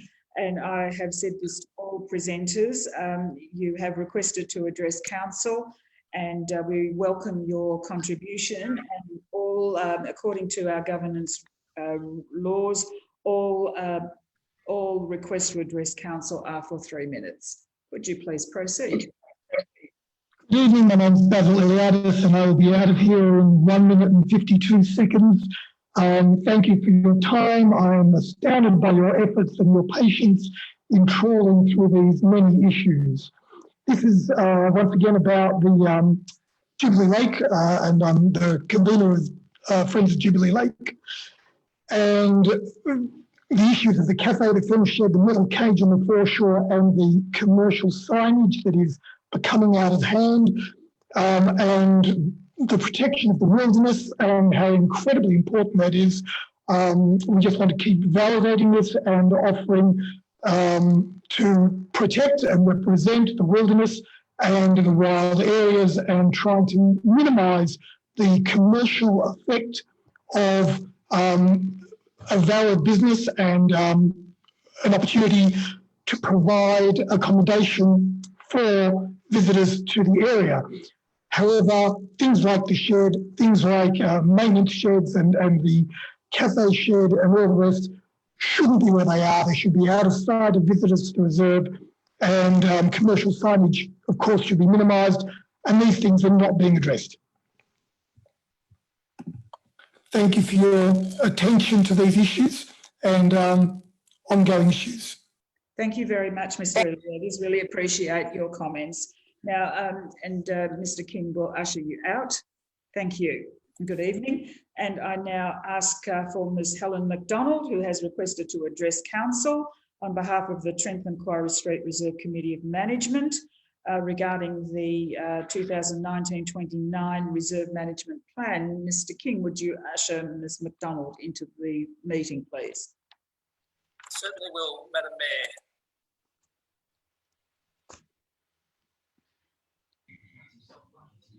Thank you, Ms. McDonald, and welcome to this evening's meeting. And you are the third speaker that has requested to present to council, and we welcome your presentation. I've said, according to our governance rules, each presenters have 3 minutes. So please proceed. For some reason. There we go. Sorry, I was having trouble with my sound. You're muted, Ms. McDonald. Do that. Sorry about that. That's I was okay. just having a small technical difficulty. Yes. Thank you very much, all. I am before you this evening in my role as a member of the Quarry Street Reserve Committee of Management, and I'm delighted to be having this opportunity to formally present the management plan that we've been working on. So for those of you who may be listening in who don't know it as well as our beloved councillors and CEO, the Quarry Street Reserve is a DELP is on Delp land and is run by a volunteer committee of management in collaboration with the council, for which we are very grateful. That's been working extremely well in recent times, and we're absolutely delighted with a lot of the support that we've been getting from council officers. I'm going to mention a couple. It's not the conclusive list, but particularly Ben Grounds, Sean Ledecky and members of his extended team, Paul Healy and members of his extended team, and the man that we call our local hero, Peter Morris, who looks after the basic day-to-day maintenance of the reserve. We have a small and committed volunteer committee who do lots of work both on and in the reserve, with a handful of others who regularly chat for working bees, and if we have a big working bee, we have lots of pairs of hands. I mean, the management plan has been in development for some time, and it was completed earlier this year. We wanted to take this opportunity to officially lodge it with council as part of an ongoing approach to collaborating on the maintenance and development of this important space. The management plan covers 4 areas, and the two that have had the most attention in recent times have been the island. With those of you who know the park, it was a mess for a long time. We had a huge amount of effort late last year, and the gorse and blackberry has finally been removed, and we think we're winning. It's been replanted and mulched with some amazing efforts from volunteers, and we look forward to this spring and next spring it coming back into its beauty. And we also want to talk about the Bushland Reserve area. I'm going to give you a little update on the grant that we've had from Hepburn that we're delighted about. We also want to mention that we're very grateful for the inclusion in the last 2 budgets of funding for an update to our pavilion, and we're really looking forward to getting started on that project as soon as possible. I wanted to give you a quick update on the grant that Hepburn Shire has provided, which is focused on the Bushland Reserve area for a biodiversity project. You'll be delighted to hear that we have done a massive amount of work pulling up, carefully removing and replanting exotics from underneath the understory of natives in that area, giving them space for their roots to spread, air for them and sunlight for them to breathe. We're really looking forward to them thriving. We've ordered plants for planting at an appropriate time, a lot of understory planting for the blackwoods on the corner of Lelant and Victoria, and some other things to run the length of the park. With many thanks to council, what we call the weed tree, which was a tree that didn't fit in the area at all, has just recently been removed, and we're delighted about that. And we're looking forward to receiving another serve of mulch, which has been very generously provided by council and a number of other benefactors, and we're using that to very good outcome. So we appreciate very much the support, and we look forward to continuing the collaboration with council officers and of course with the councillors. And in passing, I'd like to just acknowledge councillors Redwood May and Newitt for their support over the years of the Quarry Street Reserve, and we wish you every success. We look forward to welcoming you in your retirement from council. Come and visit our reserve. Thank you very much. Thank you, Ms McDonald. Thank you, and you will now be ushered out of the meeting. Thank you. Now I move to item 10, which is statutory planning reports. We have 10.1, which is planning application 2693, use and development of land for a dwelling at Railway Road, Newland. I would like to introduce Mr. Aikman, Planning Coordinator, to introduce the report. Thank you, Madam Mayor. Through you, the purpose of this report is for Council to determine an planning application for the use and development of a dwelling at Railway Road, Newland. The application proposes a dwelling located approximately 110 metres from the northern property boundary. The site is zoned farming and affected by the environmental significance overlay and partially by the heritage overlay. The site was previously used as part of the Newland train line, but that's been disused since 1976. Despite the farming zoning, based on the settlement pattern within the surrounding area, on balance, council officers believed that the use and development would be appropriate, subject to the conditions included within the report. I also note that the application was advertised and 8 objections were received. Now, thank you, Mr. Aikman. Now, I have a number of applicants and objectors who wish to be able to speak. The applicants I have, Mr. Hugh Thompson and Ms. Carolyn Thompson. Can they be issued to? Could they be issued into the meeting, please? Madam Mayor, at the moment, Mr. Thompson and Mrs. Thompson have dropped out of our waiting room. We're just trying to contact them. So who do we have? I have somebody appearing on the screen. Would you like me to move directly to the objectors? If you could please, Madam Mayor, and I will bring in. Okay, so I have four of the objectors to this planning application who wish to address council. Now, before we go on, do any councillors wish to have any questions for Mr. Aikman, or would you like to leave them until the end? Okay, well, I'll proceed with Mr. Andrew Louth.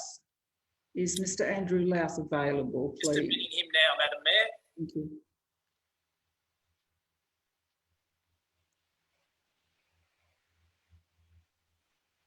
Okay, well, I'll proceed with Mr. Andrew Louth.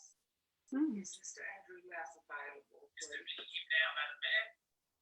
Did you touch something? No. Oh. No, I haven't. I have Mr. Danko on screen. I'm not too sure how that happened, but anyway, Mr. Louth. He's now in the meeting, Madam Mayor. Thank you. I cannot see him. I can just I can see the name.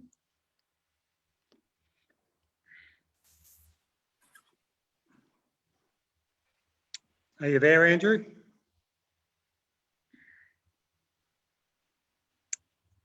Do we have a little technical hitch? No, I don't believe so. Okay. Well, there's Mr. Louth, Jamie Allen, Ms. Sewell and Mr. Pyle. If any of them can be brought in, then while we look for the others. Jamie Allen is also on the same number as... Oh, there's Mr. Louth. We have Mr. Louth. Okay, good.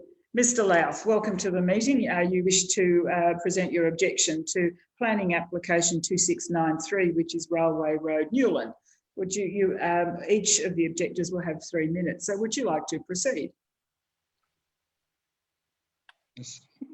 Sorry, Mr. Louth, we cannot hear you. So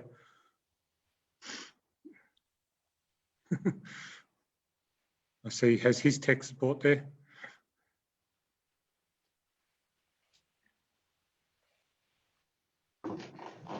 That's better. Can you hear me now? Perfect. Yes. Would you like Thank you very much. Yeah. My name is Andrew Louth. I've lived at 675 Dean Road. How are you? It's Chris White here. Oh, got some cross. We'll just try and sort that one out. You go. Just proceed, Mr. Louth. Sorry for the interruption. I live here at 675 Dean Newland Road with Nigel Smith for the last 15 years. And we're both actively involved in our community and currently are committee members for the Friends of the Wombat Hill Botanic Gardens. And on 2 occasions, we've opened our garden here in Newland and raised over $55,000 for projects in the Wombat Hill Gardens.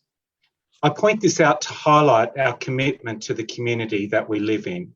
This is our home, and we feel strongly that we want to protect the historic precinct that we live in. We are surrounded by the historic sites of the old shop and residence, the Newland rail site, the school principal's house, and us in the old bank. There have been no new buildings for 50 years as the area around us is zoned farming. There is significant development on the northern part of Newland where there is still plenty of undeveloped land in the township and rural lifestyle zones. I want to make several points about the proposed planning application. The process itself has been unsatisfactory for our small community that surrounds this proposed development site. All 8 of us in good faith provided objections to what is on paper a farming plan proposal, but what we believe has the primary purpose of achieving a permit for a house. We don't believe the planning assessment has truly considered whether a house is required to support what we have been advised is a fairly lightweight farming proposal. The placement of the house on the site maximises the views and value as a residential property, but sits on some of the best farming land on the block and requires a second access roadway solely for the house that reduces the amount of land available for farming. We are disappointed that the owner didn't discuss the proposal with any of us, and that we've been put into this situation of adversarial process that we would rather have not and rather avoided. Further, I'm worried about the precedent that this recommendation makes for any further decision making about similar sized blocks of land. High quality farming land will gradually be lost if every lot of less than 40 hectares in a farming zone can be easily transformed into a lifestyle property. This prevents consolidation of farming land and puts pressure on remaining farming businesses. I'm also worried about the systems and the processes the council planning team have in place to check on whether the farming plans used to justify permits for houses have been implemented. I worry that the next time this property changes hands, the farm plan will be a distant memory. However, the conversion of the site to residential use will be permanent. Thank you for your time. Thank you, Mr. Louth. I now move to Jamie Allen. If Jamie could please be. I understand, Madam Chair, Jamie is on the same line. Oh, okay. Thank you, Jamie. That's okay. Good evening. We right to go? Yes, please. Yes, okay. You heard the preamble. Each speaker has 3 minutes. Thank you. All right. Good evening, all. And I'd just like to introduce myself as Jamie Allen. I'm speaking to you tonight to convey my objection to the granting of a building permit to HC Keystone Proprietary Limited at 84 Railway Road, Newland. A brief history of our family's involvement was documented by my objection, which I assume the councillors have read. 4 generations have leased the land in question for the past 44 years, and our family first settled here in 1853, some 167 years. These are my concerns. 1, siting of the dwelling on the western boundary. The block is narrow, and no matter where the house is positioned, and due to the prevailing westerly winds, there will be no buffer to clearly carry out normal work on my adjoining paddocks. 2, the application is intimidating due to its length, money spent, and the perceived funds still available should the application fail. It no doubt ticks all the appropriate boxes required for success, but it has, in my opinion, been achieved with mistakes, half-truths and lies by Mr Thompson and the agency he has engaged. The main example of this is, he states that there is no significant cluster of farming families in the area. So the Tippett, Grigg, Lockhart, Fraser, Mackay and Allen families who have farmed this continuously for the last 150 years each, we don't exist. That's hurtful, ignorant, but most importantly, it's a lie. 3, with no chance of ever obtaining an irrigation bore licence and having a dam that leaks and is dry before Christmas, the land will go from an irrigated block to a dry one. So no more potatoes, pyrethrum or high-end crops, just grass and maybe some small paddocks of cereals. As a farmer of over 40 years, I consider Mr Thompson's proposed land use to be weak and inappropriate and lacking proper due diligence, which is not surprising given that he has no experience with this district. The choice of merino rams is puzzling at best. There is no commercial flock within 30 kilometres radius further in some directions. I have no problems with the outbuildings proposed, but I do believe that there is no need for a house and this is overkill, and that there is a hidden agenda with the house request. 7, page 45 of the planning application contains Mr Thompson's farming management plan, outlining tasks to be done month by month. None of these jobs have been started, let alone completed. The ex-railway yard is now overgrown, and if nothing is done in the next 2 weeks, the Hepburn Shire Fire Officer will be notified of its condition. All this from a man and his wife who claim to be young and enthusiastic farmers passionate about land care and environment. 8. If Mr Thompson truly wants to farm in this area, there have been several opportunities to buy farms with infrastructure in place. Conversely, residential blocks as well have been for sale. 9. If this application is successful, it will create a precedent and will be cited by future applicants, and I'm fearful, like my previous speaker, due to our proximity to Ballarat, Daylesford and Melbourne, that this could lead to a creation of satellite communities of hobby farm slums, further fracturing high quality agricultural land. I implore the Council to reject this application on the basis of the points that I and my fellow objectors have raised. I believe Mr Thompson's tenure will be brief and his intentions are speculative and not in the best interests of this town. Thank you. Thank you, Mr. Louth. Would you please, Mr. King, please usher in Ms. Jenny Sewell?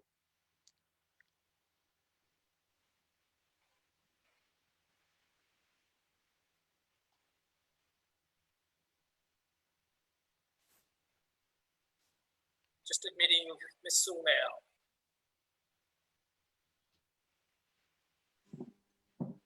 Hello. Welcome to the meeting. Now, I've said to all objectors that you have 3 minutes to present your case. Please proceed. Thank you, councillors. Welcome to the meeting. Now, I've said to all objectors that you have 3 minutes to present. Sure, you might just want to mute the live stream in the background. Thank you. Yes. You're getting feedback. Yes, sorry, I read that. I was a bit excited.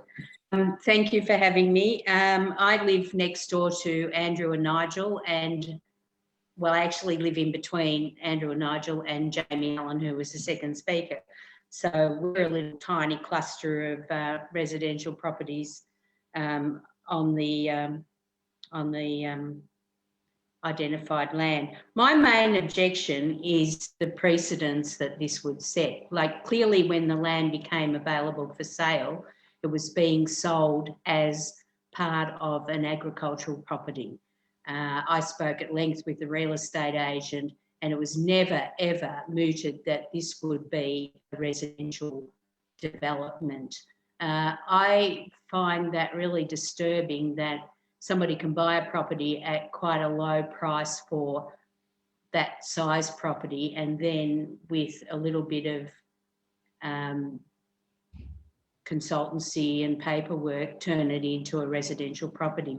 If that was potentially going to be the case, you know, there are many, many people who would have bid for that land and it would have been sold at a more realistic price. So in some ways it's like going in the back door, which we find a little bit disconcerting. The other thing is that your policy, rural land and agricultural policy, says to encourage consolidation of allotments and to discourage the fragmentation of productive rural land. Allowing this development would actually encourage the fragmentation of productive rural land. So basically, we just like to say we don't want to set a precedent. Like, if council says this is rural land, it's rural land. If it's residential land, it's residential land. Let's have a clean statement about what's actually happening. That's really all I want to say. Thank you. Thank you for your time. Thank you. Thank you very much, Ms. Sewell. Now, Mr. Jeff Pyle, would you please usher him into the meeting? Just coming in now, Madam Mayor. Hello. Good evening, Mr. Pyle. Now, each of the objectors has 3 minutes to present their case in relation to planning application 2693. So would you like to proceed? I will. Thank you very much. My name's Jeff Pyle. I am speaking in relation to planning application 2693 on Railway Road, Newland. Our property is located directly across Railway Road, that is northeast of the proposed development, and it's directly downhill of the proposed development. I'd just like to alert councillors in terms of stormwater and drainage, that during wet winters, particularly wet winters, our property has been flooded from the southwest, that is from the higher land of the proposed development, 4 or 5 times in the 16 years that we've been at this property. And we've provided pictures to you with our correspondence, which I hope you've seen. And I know that our neighbour to the west has also been inundated by floodwaters which have come down Railway Road from that property. I also ask if council is aware that there is a culvert under Railway Road, which is clearly marked by traffic reflective markers, which carries water from the old railway reserves through our neighbour's property to the southeast, and then directly into our property, where there's a channel which carries it across our property into a drain in the paddock of our next door neighbour on the east boundary. My point is that condition 3, which is proposed, is that no concentrated stormwater shall drain or discharge from the land to adjoining properties. And I feel that that condition, if imposed, is actually setting up the chap for failure, because that is exactly what the infrastructure is in place to do. And that is to drain through our properties. Of course, we believe that that will be exacerbated by the construction of a house and sheds. Condition 11 talks about the wastewater disposal area being at minimum setback distances of at least 100 metres from the nearest waterway. From what I can see on the plan, that will not be 100 metres from this wet winter stream, as we call it. Again, it doesn't happen all the time, but it's happened often enough. And when it happens, seepage from the wastewater system could potentially enter our property and contaminate our bore water. Condition 16A, as proposed, speaks of an environmental health officer who must provide an annual report. It must be made clear to that person that they must be made aware of the winter stream and consequences of that. In normal weather conditions, I question whether the elevation of the land of the proposed development increases the risk of seepage to lower land, and that is our property on the lower land, and has council taken this into account? We believe that the proposed development is in the wrong location, if it is to go ahead at all. Why not build in another location on the 5.73 hectare block? Why does it need to be on the highest point of the property, or is the owner just hoping to avoid what we're now concerned about, seepage and flooding? And why on viable agricultural land, which the application says from time to time is at a minimum? To conclude, I'd just like to say that Newland is a tiny community. There are 8 objections, and I hope you've read them all thoroughly. And do these count for nothing? Please don't support it. Thank you, Mr. Pyle. Thank you. Has Mr. Thompson and Ms. Thompson, are they available now? They are, Madam Mayor, and I will bring them in. Thank you. Just bear with me. I have together. They are. I have 2 Hugh Thompsons in the waiting room, so I will bring one in and see how I go.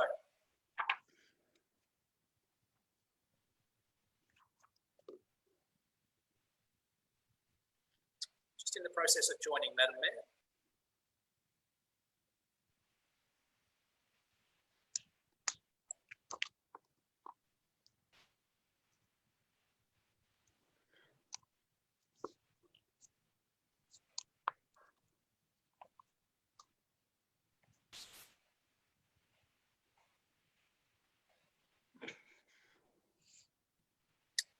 Mr. Thompson is now in. Good evening, Hugh and Carolyn. Welcome to tonight's meeting. As the applicant of this proposal, and I'm sorry that we had a bit of trouble getting you through, but we heard from the objectors, and we'd now like you to put your case, if you wouldn't mind, please, in relation to your permit, your planning application. We can't hear you. Excuse me.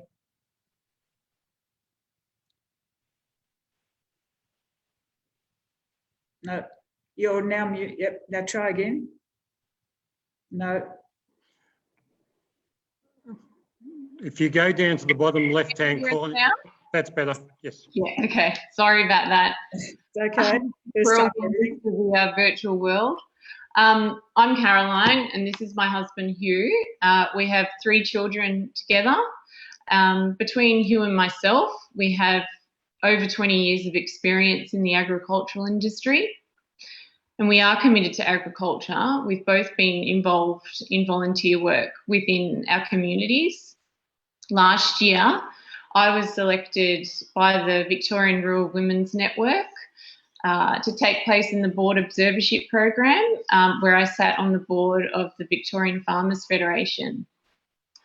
And I'm also, whilst I'm on maternity leave now, I work in agribusiness. We're really excited about the plans for the property, and I think council should take comfort that all referral authorities and council's engineering department, health department, planning department have considered our application a good planning outcome. We did consult the community, however, we couldn't consult every member of the Newland Township. And based on this, we set back the dwelling site 110 metres for privacy, and we've cited the infrastructure and farming activities to the south of the town. We have commenced our multiple spraying programs addressing the weeds. We have been delayed with our plan due to coronavirus restrictions and issues with security. We've had fences stolen on the block, which has caused us a fair bit of stress and anxiety. But the bottom line is we look forward to completing works as restrictions ease, and with our combined skills and experience, we hope to make a significant contribution to the district. Mr. Thompson, do you wish to? Yeah, thanks. I'll just take over. Thank you. I'm a Bachelor of Business and in Farm Business Management, 15 years farming experience. I've had 6 years as president of a farming group, 3 years as the treasurer of our land care group. That's what a child. It's quite okay if you want to pop your child on. I think Caroline will grab it. We're a young family. We can't afford a multi-million-dollar farm in the district. We're building our farming business one piece at a time. We identify this property as it meets our farming goals. It is centrally located for our business operations with great access to Midland Highway. The property meets our needs due to high rainfall and long growing seasons, which will allow for high protein pastures for our rams. We want to use regenerative agricultural principles. Can you hear okay? Yes, we want to use principles to rejuvenate and remediate the site as demonstrated with our comprehensive land management plan written by me, which demonstrates my capacity in agriculture.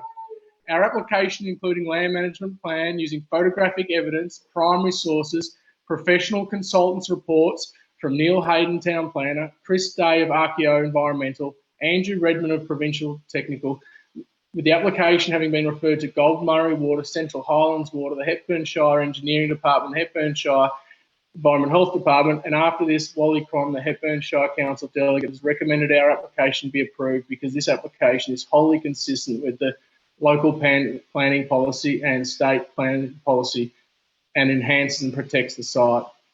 Thank you for your consideration.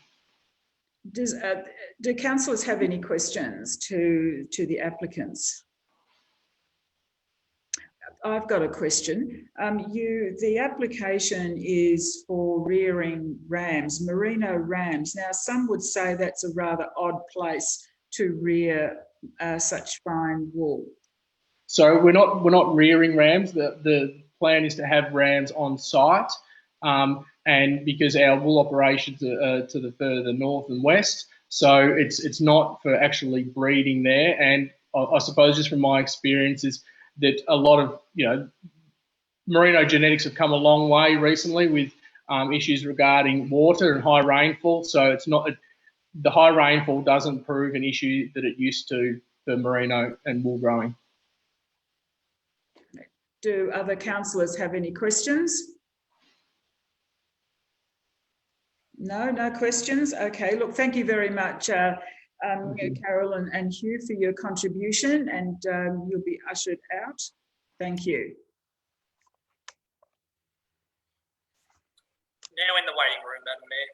Thank you. Now, do councillors have any questions they wish to ask following those presentations to Mr. Aikman? Yes, Councillor Henderson.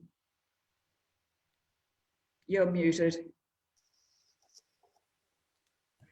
Madam Mayor, I noticed that all of the reports are referring to chemicals and so on. Now, traditionally, and I have some vast experience in railway land and remediation of that, and one of the major contaminants is asbestos, and I don't see any reference at all to asbestos. Now, this was a goods yard that was here at the Newland station, largely part of the, bringing it to the old shaft mill. Interestingly enough, my great uncle ran that shaft mill. And there's no reference at all to any testing for asbestos. If I'm wrong, maybe I've missed something. Mr. Aikman, do you wish to respond to that? Thank you. I would have to review in more detail, but my understanding is the recommendations coming out of that report were that the land was suitable to undertake a sensitive use on the site, being a dwelling. So there was no concerns raised with regards to the level of contaminants on the site being to a level that would adversely impact human health. So specific to asbestos, I would have to take that on notice, but the conclusions of the report that the site was appropriate with respect to contaminant levels on the site. Thank you, Mr. Aikman. Have other councillors got any further questions? Yes, Councillor Redwood.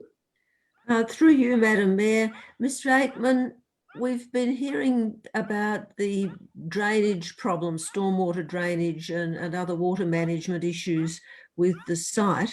I'm wondering what your thoughts are, given that the report recommends that water can be managed within the site. Thank you. Through you, Madam Mayor. So the conditions would have been included by our engineering department, and for the most part, those conditions would be reflective of the proposed dwelling on the site. So seeking to ensure that any water runoff that captured through the roof would not be concentrated to leave the site. So in engineering terms, they're always looking to sort of keep water flows from a site to pre-development flows. So not necessarily stopping all stormwater from exiting the site as it currently may do through its natural flow, but any concentrated stormwater from the proposed dwelling and the shed would be mitigated to pre-development flows. So that would be what that condition is seeking to put in place. Thank you. Any further questions? Yes, I've got a further question. Yes, Councillor Henderson. I seem to recall another application before our council some time ago that involved the keeping of rams, dorpers, in fact, out in the Clunes area. But it seems to be becoming a popular thing, Mr. Aikman, that people, perhaps as a result of a VCAT hearing, think that raising of rams might be a way around. And I know one of our objectors raised that issue about going through the back door. Now, I know that it's been assessed, but I've seen plenty of properties assessed over the term, and bigger properties than this. That we can't grow roses at Rockland, for example. We've refused permits there. Why is this property so different from any of the other ones that are under 40 hectares? And why is this farm plan so much better than any of the farm plans that have been submitted? To exercise my mind to support this application. I mean, why do you need have we seen why do we need a house anywhere to look after 25 sheep? Would it be so that there are tons of sheep farms around, and if every small block that wants to keep some sheep would be regarded as a farm? A farm plan, you could have 44 acres, for example, and their farm plan could consist of keeping 100 sheep And my concern is that this would lead to fragmentation. What do you have to say to that? Given that this land is adjacent to farmland, could be consolidated into other farms. What do we say about those, what might appear to me to be inconsistencies, Mr. Aikman? Mr. Aikman, would you like to respond? Thank you, Madam. Thank you, Madam Mayor. So the farm plan is only one part of the application. We consider a wide gamut of planning policy, including the settlement patterns surrounding the area. So the area is not an area that is, I guess, sort of a long distance from a settlement. In this case, there are dwellings located surrounding the property. So the fragmentation component or assessment, I guess, gains a little bit less weight than other applications that may be located a further distance from a township in itself. So the farm plan that was submitted, and I guess the submission by Mr. Thompson tonight as well, demonstrates, and we have to take it as their words, that they are very intent on undertaking the farming activities as they've identified. So it's a balance between directing directing residential development within existing settlements and within land zone for those purposes, but it is able to be applied for a dwelling in this instance, and based on the settlement pattern and the farm plan, on balance, officers believe that it was an appropriate outcome for the site. Okay, yes, Councillor Henderson, you have another question? Further question now. You're probably aware of the layout of Newland, Mr. Aikman, and we've had these arguments before. Newland is arguably some of the most productive and rich farmland, arguably in the world. And so there are many, many houses around Newland that actually front onto farmland, and some of those are in smaller parcels. They've got historically separate titles. They may be may need consolidation. They may be in the same ownership. Well, what's to stop if we allow this, the further encroachment, because there are as many houses over the other side, on the northern side of Newland, as there are here? What's to stop the same argument being applied? Well, there's other houses, so we just keep encroaching until there's nothing left of our valuable farmland beyond where we get to those titles being 40 hectares or more. Mr. Aikman. Thank you. We'll look at every application on its merits. And in this instance, the officers' reports explained the balance that we looked at when looking at all the relevant policy. And again, so if there are further applications lodged on surrounding land parcels, we'll have to look at those matters as well. So the agricultural quality of the land, which agreed in this area is extremely high, and we'll also look at settlement patterns and other wide range of planning policy that we're made to look at. Thank you. Any further questions? Yes, Councillor Robson. Thank you. Just following on for that question about how we actually look after our agricultural land, you're saying that the area of Newland has got really high quality land, but given this is like an old railway area, we've been talking about maybe contamination. What would you say the quality of the land at this site would be? It is still mapped as very high quality land, so the soil quality is still high.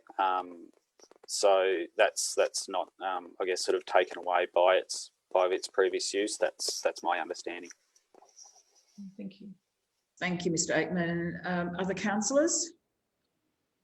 No. Okay. I'm in search of I have an officer's recommendation that the officer's recommendation is to issue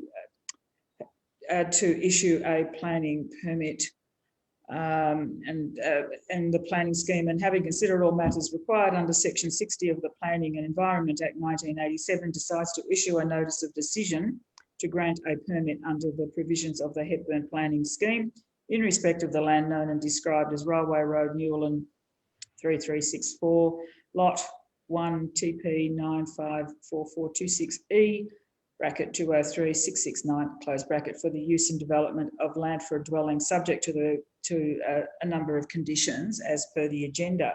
I'm in search of a motion. Do I have a mover, please? Yes, move Councillor May, and seconded Councillor Henderson. Madam Mayor, if Yes. I'm not moving the motion at all, I'd like to move an alternative motion that we've been provided with. Okay, and the alternative motion? And the alternative motion, you probably don't want me to read it all out, but I'll read the first section that says, the council, having caused notice of a planning application PA 2693 to be given under section 52 of the Planning and Environment Act 1987, and having considered all the matters required under section 60 of the Act, excuse me, determines to refuse to grant a permit for the use and development of the land for a dwelling at Railway Road, Newland. There you go, it's on the screen. Just seeing it on the screen, yes, thank you. So that's the motion that I'd like to move, Madam Mayor. I'm happy to second it, Madam Mayor, if you need a seconder. Yes, I do need a seconder. Seconder, Councillor Redwood. Is there any opposition to this alternative recommendation? I'd like to speak to it. Yes. Okay. Would you like to speak to it now? Well, okay. Well, first of all, I wonder, would Mr. Councillor May, would you like to speak to the motion? Yes, I would, Madam Mayor. Thank you. One of the things that comes out so very strongly in any sort of public consultations that we have with regards to planning and workshops, etc., is the retention of valuable farming land. It's far and above one of the most important considerations that comes out of any of those consultations. Now, as has been mentioned and as Mr. Aikman just attested to, the land here in question is some of the best agricultural land in the Shire, and as Councillor Henderson referred to, is probably in the state. And yet we're potentially losing this valuable farmland. And on a statewide and Australia-wide and worldwide basis, we're losing valuable productive farmland at an alarming rate.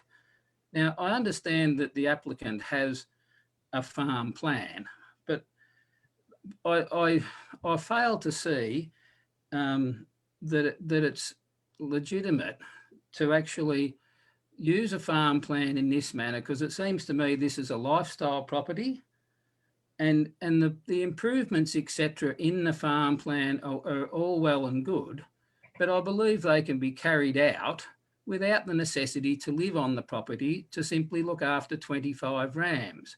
And I think that we'll continue to have fragmentation of country, of our valuable farmlands, if we allow this type of application to continually eat into our farmland. So that's the reason that I'm wanting to move the alternative recommendation, Madam Mayor. Okay. Now, Councillor Redwood, do you wish to speak now or reserve your right to speak? I'll speak now, Madam Mayor. We have a policy which is that you require 40 hectares of farm-zoned land if you want to build a house. This is 5 point however many hectares. It clearly doesn't comply with that policy, and I have not heard an argument that justifies varying that policy that I find compelling. Thank you. Any opposition to the motion? Councillor Henderson, do you wish to speak in opposition? No. No. Any speakers against the motion? No. Okay. Do you wish to just wrap up, Councillor May, or have you finished speaking? The Henderson wants. I actually want to speak for Oh, them. okay. And I believe it's very important to allow small boutique farming in some of our areas. I'm not against that, but on this occasion, I can't see the justification. If somebody was telling me that they had a farm nearby, I mean, we've heard that the people involved have have properties elsewhere, and so we're going to transport the rams around, I assume, going to transport them to the property. It's a pretty unusual way to do things. I haven't heard anything about the artificial insemination or anything like that, the semen or anything like that in this plan, but the fact that we've got to have 25 rams, and so I can't see the justification. I did have a farmer say to me today that merinos don't do very well on wet land. In fact, he suggested a name, and it could be footrot flats, because they're not the same thing. Now, if there are some Dorset rams and they're going to be used perhaps locally with a flock, one might think, well, perhaps there's some justification here. But we've also got to take into account that this little township of Newlyn is unique in the way that the people have moved there in order in the township to be in the environment they're in. Not to have further fragmentation and creeping out. And I'm very concerned that this is just the tip of the iceberg. After all, if one person can get a permit and we're consistent, why can't the next person do a farm plan and grow 6 rows of carrots, 3 rows of beans, half a dozen almond trees, and perhaps throw a few goats or rams in amongst them to clean up the grass? I mean, I actually believe that this is a way of getting a house on a small block of, on a block of land and calling it a farm or a farm operation. I'm not convinced, and so I support Councillor May's motion. Thank you. Any speakers for or against the motion? No? Okay, I will put the motion moved by Councillor May and seconded by Councillor Redwood to refuse grant a planning permit. All in favour of this motion, please raise your hand. There being 2, 3, 4, 5, 6, 7 votes in favour and no opposition, I declare the alternative motion carried. Thank you. I now move to item 10.2, which is planning application 2713, construction of 2 dwellings and a 2-lot subdivision at 3 Fraser Street, Daylesford. Mr. Aikman, would you like to introduce the report? Thank you. So this, as you identified, Madam Mayor, this is an application for 2 dwellings and a 2-lot subdivision at 3 Fraser Street in Daylesford. The application proposes to construct 2 dwellings on a parcel of land that is zoned general residential, and it's also affected by the heritage overlay. The application was notified, 7 objections were received. A lot of those concerns revolved around neighbourhood character, heritage, overlooking stormwater and traffic. The dwellings in council officers' opinion have been designed to complement the existing and preferred and emerging character of the area, and had a high compliance with the relevant legislation. So it was on that basis that officers are recommending that a notice of decision to issue a planning permit be issued in relation to the application. Are there any questions of Mr. Aikman on this planning proposal? No questions. Okay, we have 4 objectors, and could we start with Mr. Edward Goodwin, please? Just admit him now, Madam Mayor.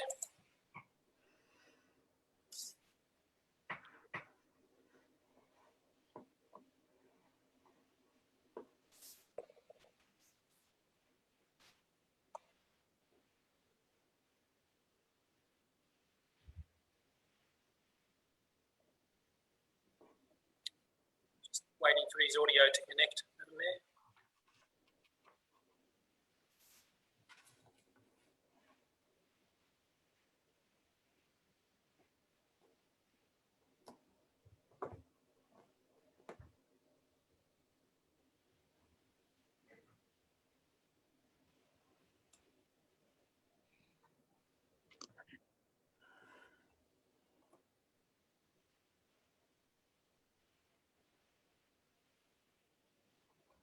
Must be heavy use of internet tonight.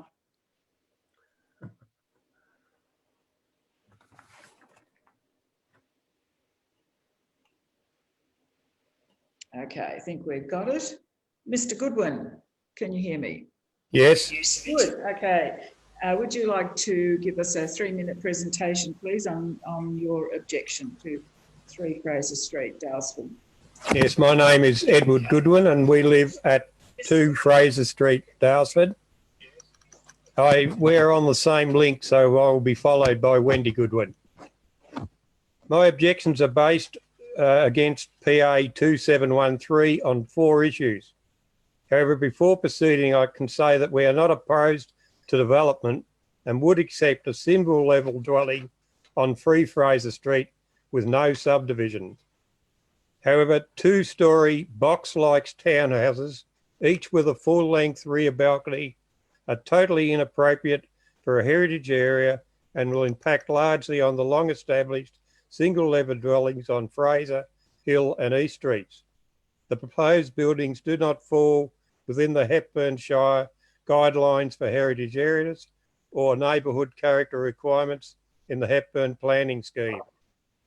They will have a major impact on the existing view of the abutting Wombat Hill Botanical Gardens area when approaching Daylesford from the northern and eastern sides. They will be a total blight on the landscape. With the extreme slope of the land, the 2 proposed townhouses at 3 Fraser Street, each with a full-length rear balcony, will impact greatly on the privacy of existing properties, particularly at 2 Hill Street, as well as 12 East Street, which runs along Hill Street, along with the other abutting properties on the western side of East Street. Their privacy and the amenity of their rear yards will be lost forever, and this should just not be permitted. The issue will be further exacerbated with proposed 1 metre build-up of soil on the site.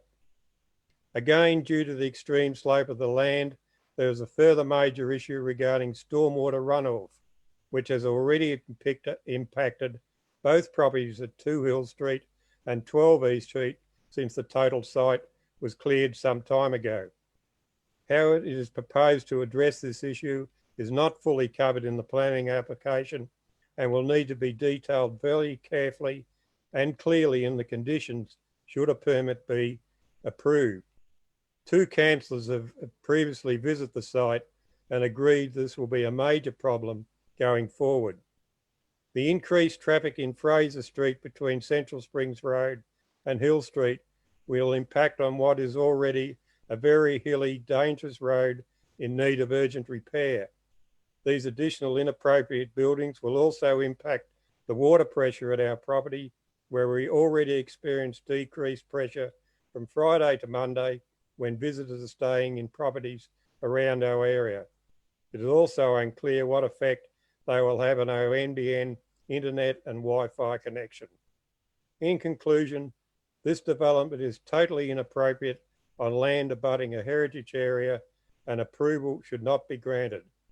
There is already sufficient evidence that Hepburn Shire Council are allowing historical Daylesford to be turned into urban sprawl. Thank you for the opportunity to address Council. I'll now hand over to Wendy Goodwin. Thank you, Mr. Goodwin.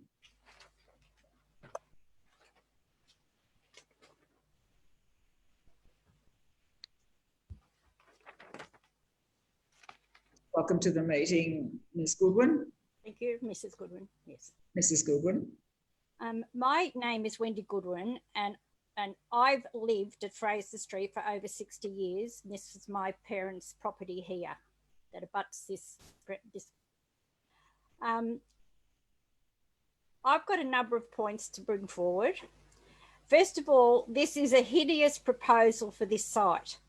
I do not object to a single level building, but to propose to subdivide the block and then erect 2 further double-storey townhouses to encroach on this historical site so close to Wombat Hill Botanical Gardens is a travesty on the HSC.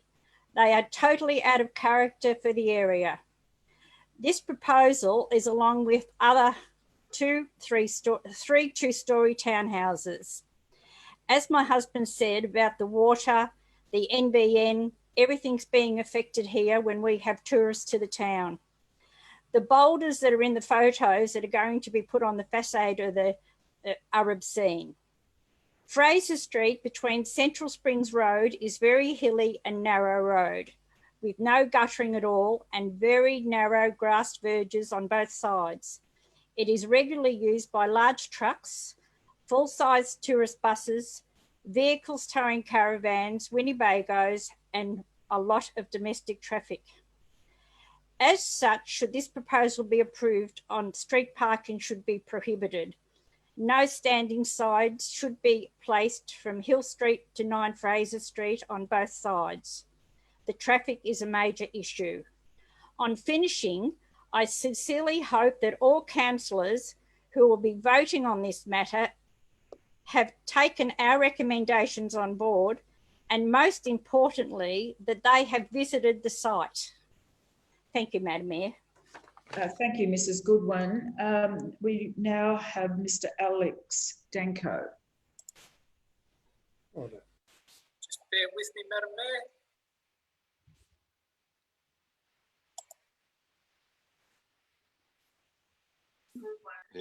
We now have Mr. Alex Danko. Okay, can you hear me okay, Mr. Danko? Yes, Madam Mayor, I can hear you. That's great. Now, would you have 3 minutes to make your presentation? You are appearing as an objector to this planning application. So would you like to proceed? Thank you for this opportunity, Madam Mayor and councillors. I'm resident at 2 Hill Street, which are directly abuts 3 Fraser Street development. I'd like to point out a number of issues. So there are still a number of crucial issues and unanswered questions. The build-up of earth up to 1 metre in height, as indicated in the architect's plans, along our boundary fence of 3 Fraser Street and 2 Hill Street, Dalesford, will impact on our wooden paling fence with the potential of its collapse and will rotting during and after site preparation and building. In addition, there will also be a hard paved driveway on top of this elevated earth, raising further issues with stormwater runoff that would cause flooding and damage to our garden and studio. While I welcome the condition in the amended plans in the officer's recommendations, point 1A, this clause needs to be detailed to ensure these walls are permanent and non-permeable and are built before any soil disturbance, site preparation or construction commences, and that these retaining walls protect both the boundary with 2 Hill Street and the dwellings on East Street. This raises another question of how would Council and planning ensure there are no breaches to such a condition, given the developer has already breached his as yet not fully complied with planning permit conditions with his unauthorised site preparations at 7 Fraser Street. He has already been warned by Council on 2 separate occasions regarding this non-compliance. The other consequence of raising the height of the earth is that any pedestrian traffic on the driveway would produce a serious case of overlooking. Clause B22, overlooking points 1, 2 and 3 all refer to our 1.8 metre fence that will prevent overlooking. This does not take into consideration that the height of the fence has been reduced to 1 metre by the build-up of soil against it. It therefore does not comply with clause 55.04-6 of the Res Code. At clause 55B14-2, the variation proposed by planning is also unacceptable, as it will impact on the width of the driveways that already don't comply.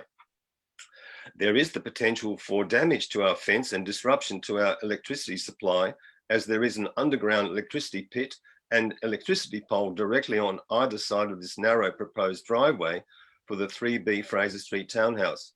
This requires closer examination and conditions before any site preparation can commence. Furthermore, the level of soil to be brought to the site will elevate the buildings to around 2 metres at certain points above the existing ground level and will not promote the integration of this new development into the topography and landform of its neighbourhood character and area, as cited in the Hepburn planning scheme, as the buildings will sit on the landscape rather than be in the landscape. I recommend there be an amendment to limit this level of elevation due to the overall impact this will have on this sensitive and unique heritage precinct. Therefore, I ask councillors to consider all these critical issues and amendments before approving planning application 2713. So thank you very much for listening. Thank you. Thank you, Mr. Danko. And would you like, sorry, Mr. King, would you like to introduce Ms. Judith Walton into the meeting, please? Just admitting her now. Good evening, Ms. Walton. Welcome to the meeting. Yes, thank you, Madam Mayor and councillors, and thank you for the opportunity to speak. My name is Judith Walton, and I've lived at 2 Hill Street for the last 35 years, and I'm a member of Friends of the Garden. What is at issue is a difference in opinion as to what constitutes an appropriate response to the existing and preferred character of the area. PA 2713 is not an appropriate response to clauses 55 and 56 of the Res Code Hepburn Planning Scheme. I've written at length on neighbourhood character and the heritage overlay, but to recap, the design and subdivision do not respect existing neighbourhood character as defined in clause 55B1 points 1 and 2 or clause 56C6. The double-storey development is not characteristic of the neighbourhood, and the building height does not respect the existing neighbourhood character as defined in clause 55. It is an intensification of the building form and constitutes overdevelopment. The buildings have not been reduced in height, and it is incorrect that the height is limited due to being cut into the site. And in fact, they will stand out like sore thumbs due to their elevation on nearly 2 metres of additional soil. One of the reasons Daylesford is such a popular destination for visitors is because it retains its beautiful landscape and historical integrity. Allowing inappropriate development will inevitably destroy that integrity. I'm here speaking to you because I believe that what has been allowed to be built predominantly by the developer, Sebastian Hardwick, not just at 3 to 7 Fraser Street, but right around the fringe of the Wombat Hill, is morally and ethically wrong. His overly ambitious buildings are changing the whole heritage values and neighbourhood character of the area, destroying the beauty and historic value of the Wombat Hill Gardens Heritage Precinct. As Wendy said, if you haven't been able to visit the site, then I would ask you to be guided by those councillors who have when you consider the following proposed amendments. 1, to limit the size of the proposed dwellings to single storey. 2, not to allow the subdivision. 3, not to allow the addition of extra earth, as the site is already in an elevated position and does not need to be raised further. In conclusion, this is not about stopping the development. This is about limiting it to preserve the integrity of the iconic Wombat Hill. Council has the authority and indeed the responsibility to do this, and I urge you to use that authority and adopt these proposed amendments. Thank you very much for listening. Thank you, Ms. Walton. Now, I have an officer's recommendation. Do any of the councillors have any further questions of Mr. Aikman following that those presentations? Yes, Councillor Robson. Is the applicant going to talk to us today? I don't have the applicant here. No, Madam Mayor. Okay. Yeah, I don't have a name, so. Okay. Well, I'll have a question then to Mr. Aikman, please. Just interested in that concept. Are you there? I can't see your face. There. Thank you. I'm just interested in that concept of preserving the Wombat Gardens precinct area as a heritage space and the impact of having these double-storey homes, as well as the ones that were approved less than 12 months ago in a similar sort of area. Just interested in your perspective of that. Thank you, through you, Madam Mayor. So the materials used as part of the development, I guess, is predominantly timber. So the use of those materials will help to, I guess, sort of blend with that obviously very heavy vegetated site that Wombat Hill is. From Fraser Street itself, before you can get to the gardens, the land continues to rise. So notwithstanding, as you do approach Dalesford, you can quite clearly see the site of the area. But I guess as a consequence of stepping down the site and trying to sort of lower the roof height using sort of a flatter roof form will hopefully, and in officers' position, will actually limit the incursion into that view shed of Wombat Hill to an appropriate level, so as not to, I guess, sort of take away from the importance of Wombat Hill. Thank you. Any further questions? Councillor Redwood has her hand up. It's not a question. I want to move a motion, Madam Mayor. Okay, Councillor Redwood, what is your motion? I want to move the alternate recommendation, which is a refusal to grant a planning permit on the conditions that the height, bulk and design of the proposal fails to, thank you, adequately support the objectives of the heritage overlay, that the detail, height and bulk of the development does not adequately respond to the preferred neighbourhood character, and that it represents an overdevelopment of the site and therefore does not accord with orderly planning of the area. I second that. Seconded by seconder Councillor Robson. Councillor, Madam Mayor, I'd like to speak. Yes, I would. Madam Mayor, I supported the application for number 7 Fraser Street on the arguments which Mr. Nathan put forward, I think correctly at the time, which was that these would be modest dwellings set into the hill and would sit comfortably with their surroundings. What I saw when I visited the site was that there had been very significant changes in the topography, which indicated that the dwellings were going to be very significantly elevated compared with what I understood was going to happen with number 7, and that the issues which the objectors have raised tonight do demonstrably seem to raise real concerns about the sympathy with the heritage overlay, with neighbourhood character, and also a great concern with the very substantial movement of earth, that there was going to be very serious issues about stormwater runoff, which is already for many properties and infills on Wombat Hill a very significant problem. But with the height of the dwellings, that there was also quite significant issues about overlooking an infringement of neighbours' privacy. So I'd also want to say that I have not prejudged this matter. I have sat here tonight listening very carefully to what has been said and to the proposals. But the thing that concerns me very greatly, I think, is the introduction of an enormous amount of fill, which significantly changes the elevation of the properties and their impact on their surroundings. Thank you, Councillor Redwood.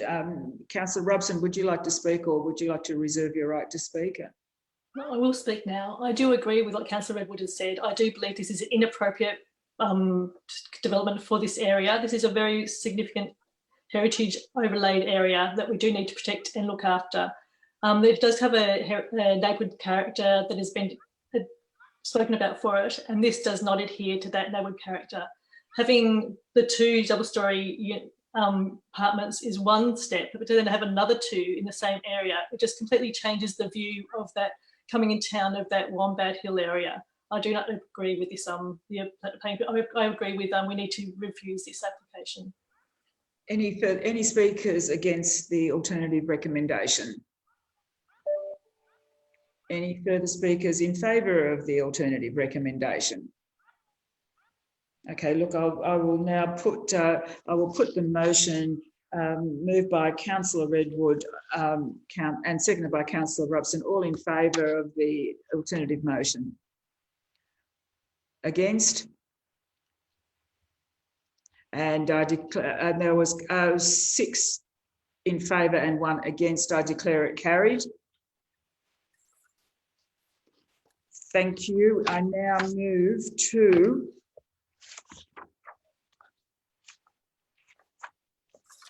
planning application 2676, staged 9-lot subdivision at land at 24 Alliance Street, Clunes. Mr. Aikman, would you like to introduce the report, please? Thank you, Madam Mayor. So this is an application for a staged 9-lot subdivision at 24 Alliance Street in Clunes. The site itself, so the application's brought to council as a result of 13 objections to the application being proposed. The site itself is zoned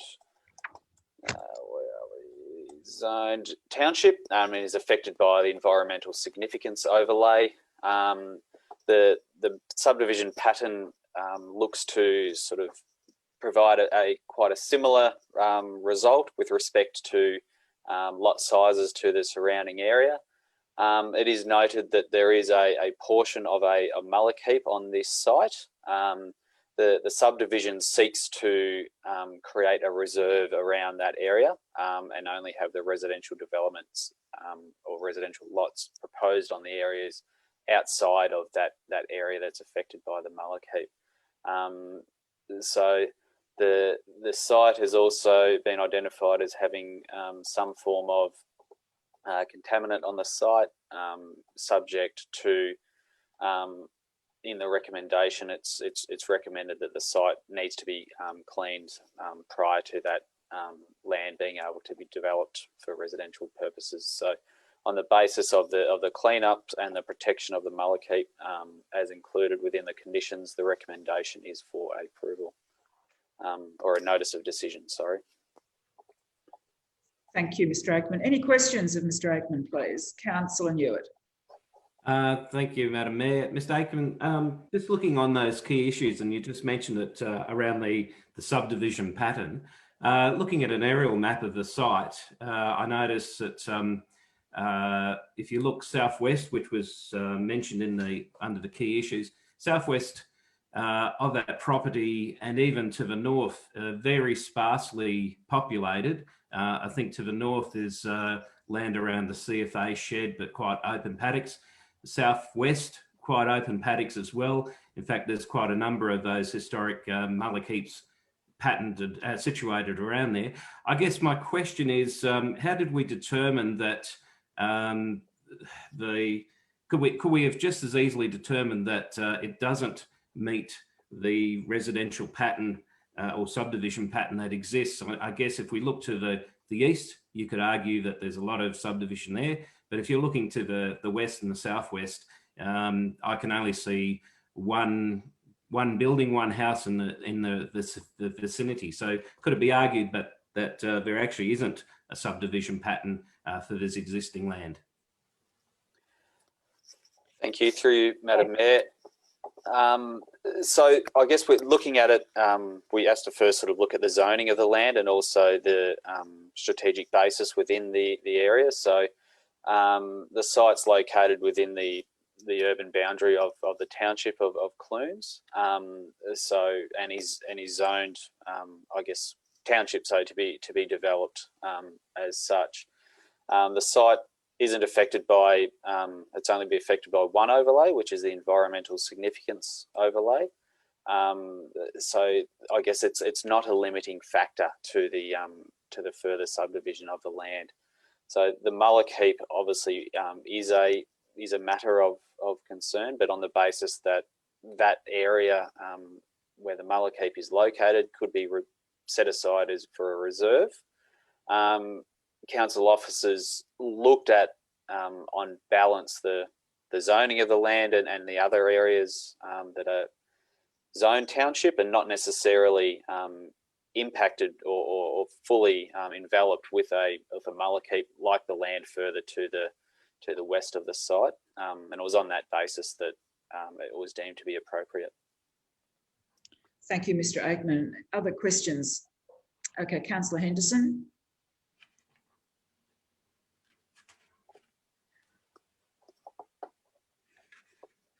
Mr. Aikman, I'm looking at page 47 of 69 in the report from the Environmental Environmental Protection Assessment, and here we are. We've got the health investigation levels, and we've got various things there. HILA, residential with garden accessible soil, homegrown produce, 10% fruit, land, vegetable. So if we go, are we going to be able to put in conditions to stop people having a veggie garden on this plot? Or, you know, can we put in conditions to say you can have a house, but you're not allowed to have a garden? This seems to be a bit of a problem. And then further over on page 7 of 69 in the Provincial Geotech Proprietary Limited report, we've got, based on the laboratory analysis program undertaken, this site yields concentrations of arsenic to a level of concern in respect to human health for the proposed site use. On the basis of both criteria, part site remediation will be required prior to development. This is likely to take the form of off-site disposal or concentrated stockpiling. Now, where is this stuff going to go? I mean, the idea of disturbing this soil is, once it's disturbed, you know, we have dust, we have all sorts of airborne contaminants then into the general environment. Do you have any concerns about that sort of a report? Mr. Aikman. So with regards to the report, absolutely. And that's why we've included condition 5 on the recommendation that requires an environmental audit to be undertaken in accordance with relevant environmental protection acts to ensure that before the land is developed, that the soil on the site is safe for a sensitive use to occur on the site. Yeah, and just one further question, if I might. We've seen several boreholes done, soil sampling has been taken and so on about the compression of this soil and what it'll take for foundations and so on. Some of the areas you couldn't drill it due to hitting basalt. Some of the other areas, it depends what time of the year, but I know this soil very well. H2 is about the best you'll ever get in Clunes.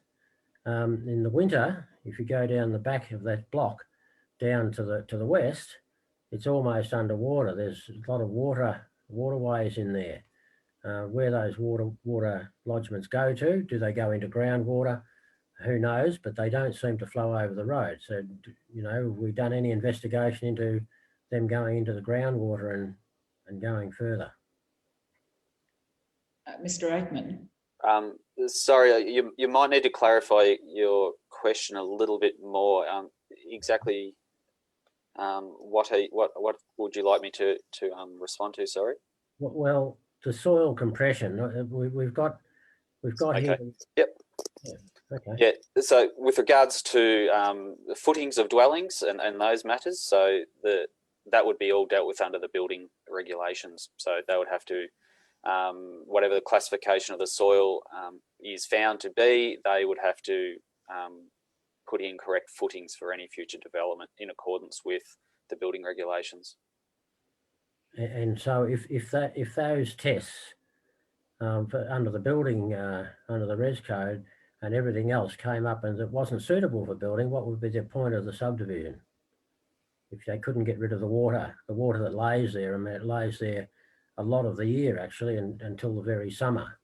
So if it was found to be unsuitable for building, what would be the point of subdividing this land? Mr. Aikman. It's a question I'm probably not I guess qualified to answer. All I can advise is, again, as I previously advised,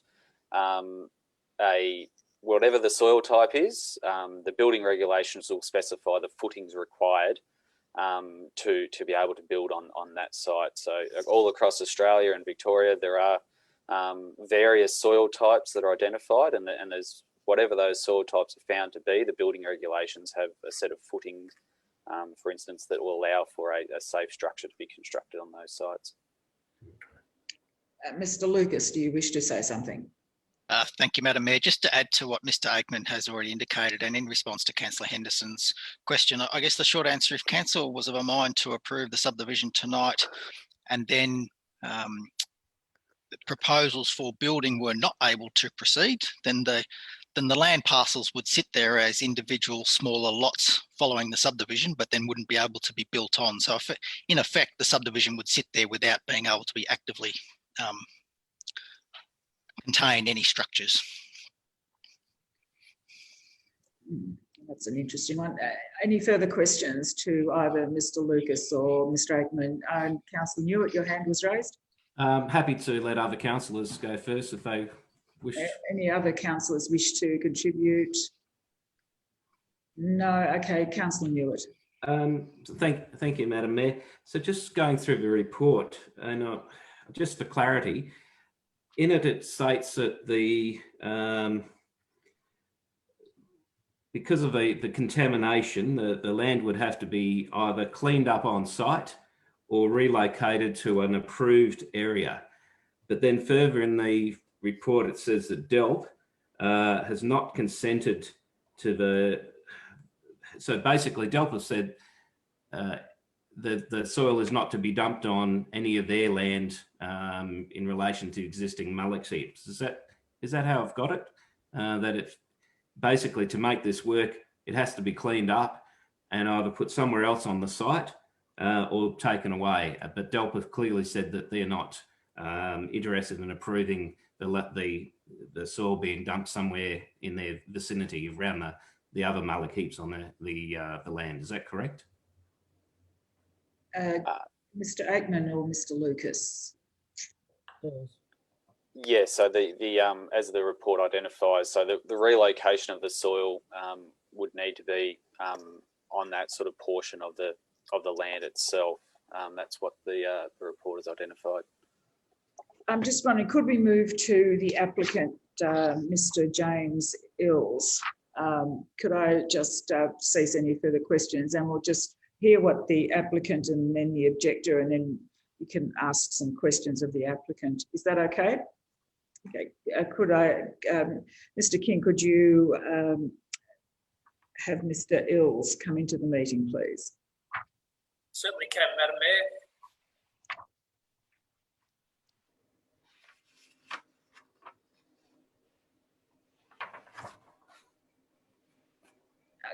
Good evening, Mr. Ills or Mr. Isles. I'm sorry, not too sure how to pronounce it. Mr. Isles, that's fine, Madam Mayor. Welcome to the meeting, Mr. Isles, and you're here as applicant for planning application 2676, 24 Alliance Street, Clunes. Would you like to just give us your presentation on this application, please? Certainly, thank you, Madam Mayor. Councillors, thanks for the opportunity.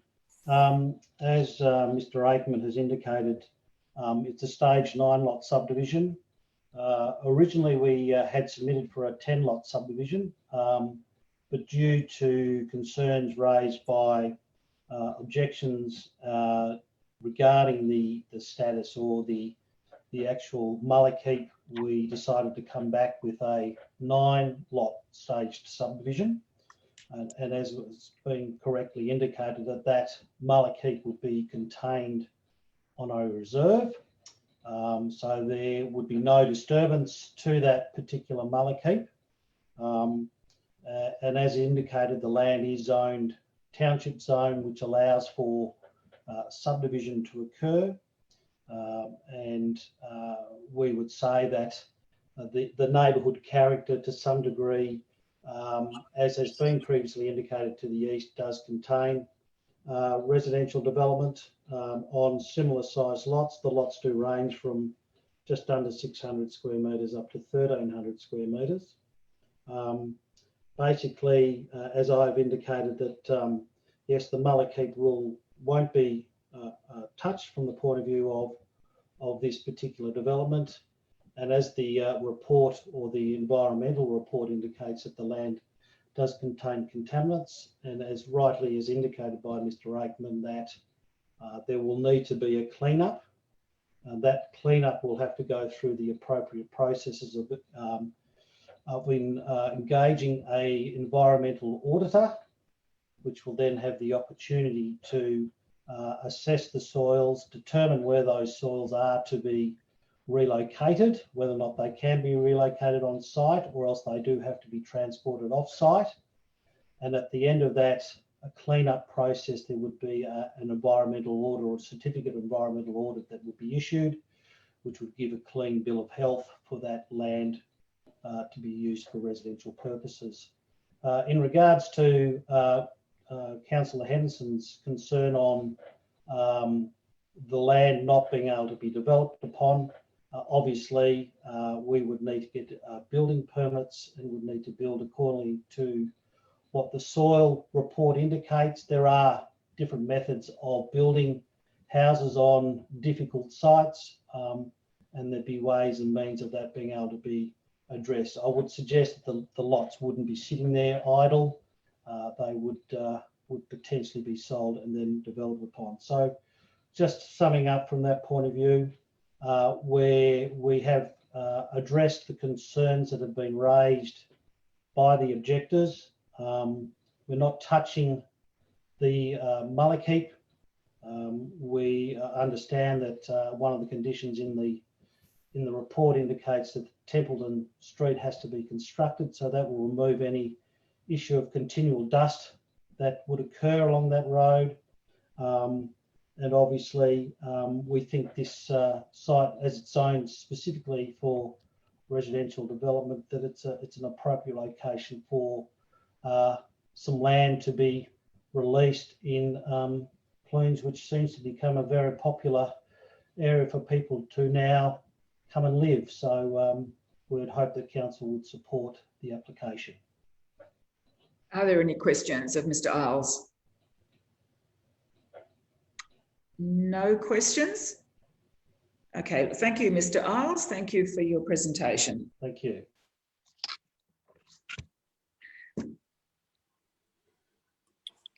Now I have an officer's recommendation. Madam Mayor, sorry to interrupt. We have one objector. An objector. Thank you for pulling me up. Yes, there is one objector. Mr. Kevin Lee, would you please have Mr. Lee into the meeting, please? Certainly shall, Madam Mayor. Thank you. Good evening, Mr. Lee. No, we cannot hear you. You're muted. You're on mute, Mr. Lee. Madam Mayor, sorry to interrupt. We have an objector. Thank you for pulling me up. Yes, there is one objector. Mr. Kevin Lee, would you please have Mr. Lee into the meeting, please? Certainly shall, Madam Mayor. Thank you. I'm sorry, Mr. Lee, can you mute the live stream in the background, please? Yes. Good evening, Mr. Lee. Yeah. Good evening, Madam Mayor. Thank you. Good evening. No, we cannot hear you. Sorry, I'll just mute. You're muted. You're on mute, Mr. Lee. Okay. Yes.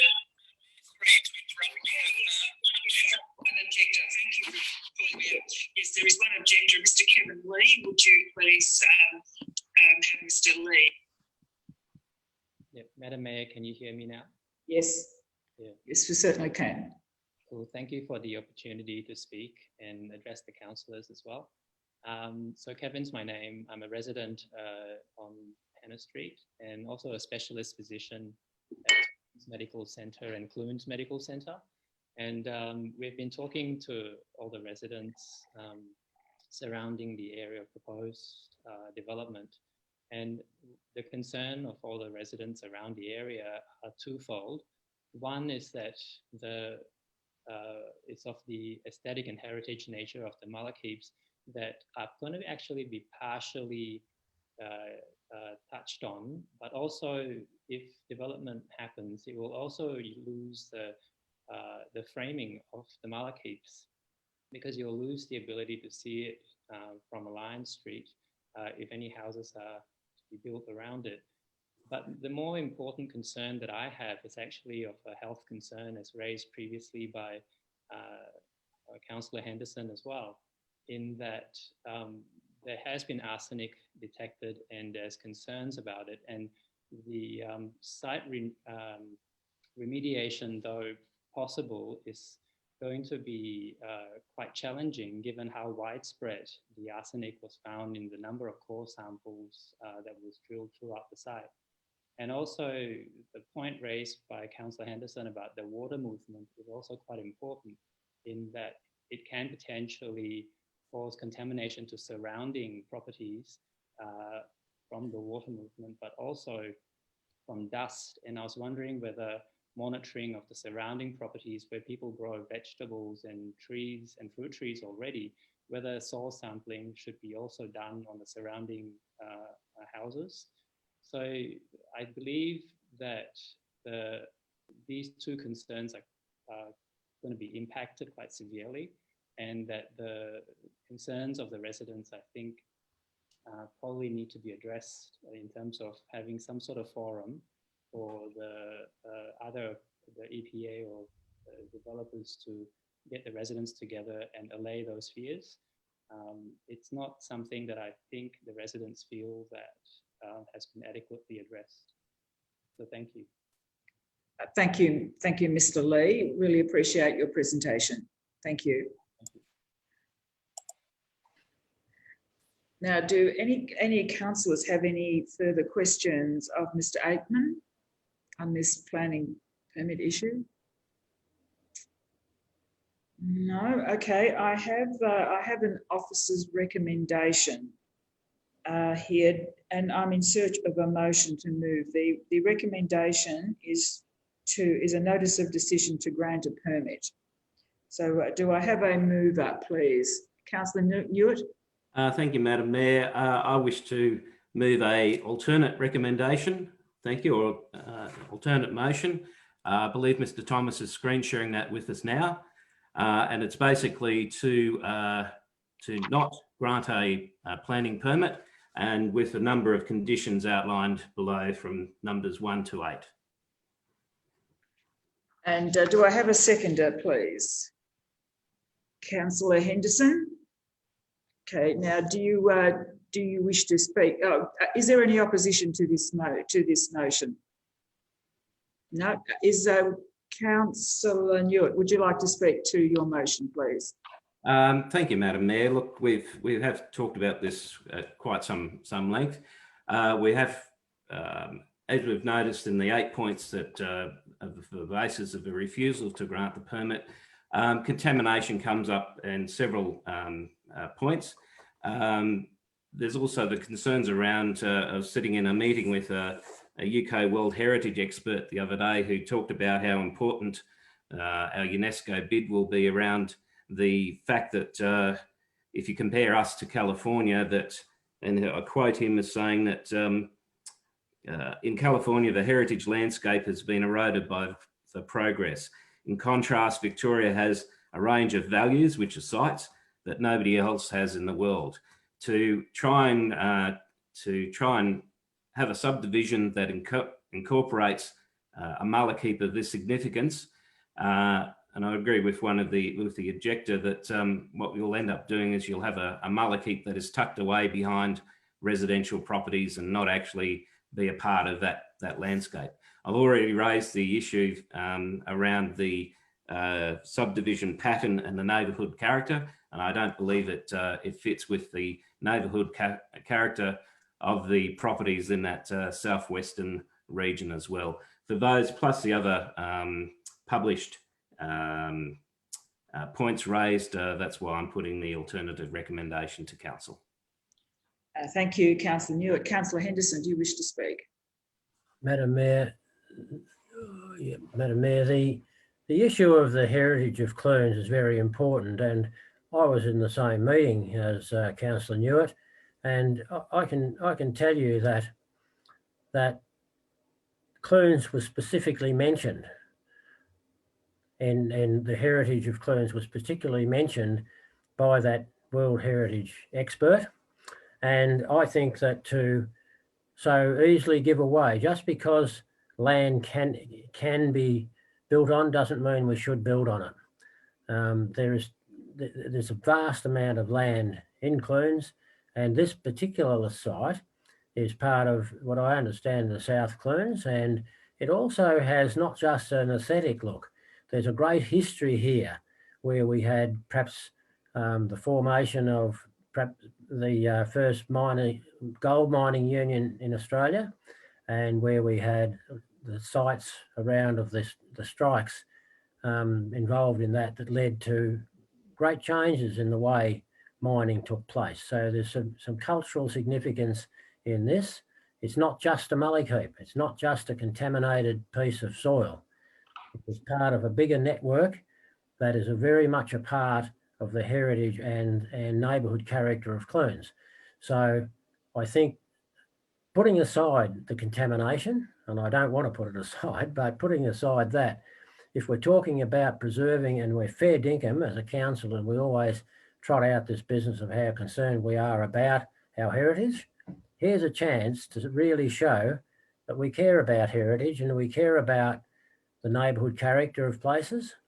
And it's time that we not only talk the talk, but we actually walk the walk. Because if we keep doing what we're doing, we won't be considered as part of a World Heritage Bid. That'll go to somewhere like Maldon, perhaps, to be chosen to be the town where they've got their heritage intact. So I think for many, many reasons, and not just contamination, not just soil. In fact, a few blocks away, and I noticed bore test holes dug down to a metre. I know that personal experience tells me in better soil than this, 1.5 metres was required to get down there. So I don't know what time of the year these tests were taken and how they were taken, but to get a decent footing in there. And of course, Mr. Isles says you can build anything on anything, but we're talking about building. If you look at the state of the buildings in Clunes, this soil is very, very unstable at the best of times without building on fill, because how are you going to build on that fill? Because the mullock heap just doesn't stop and start. It flows on, and the reports show that.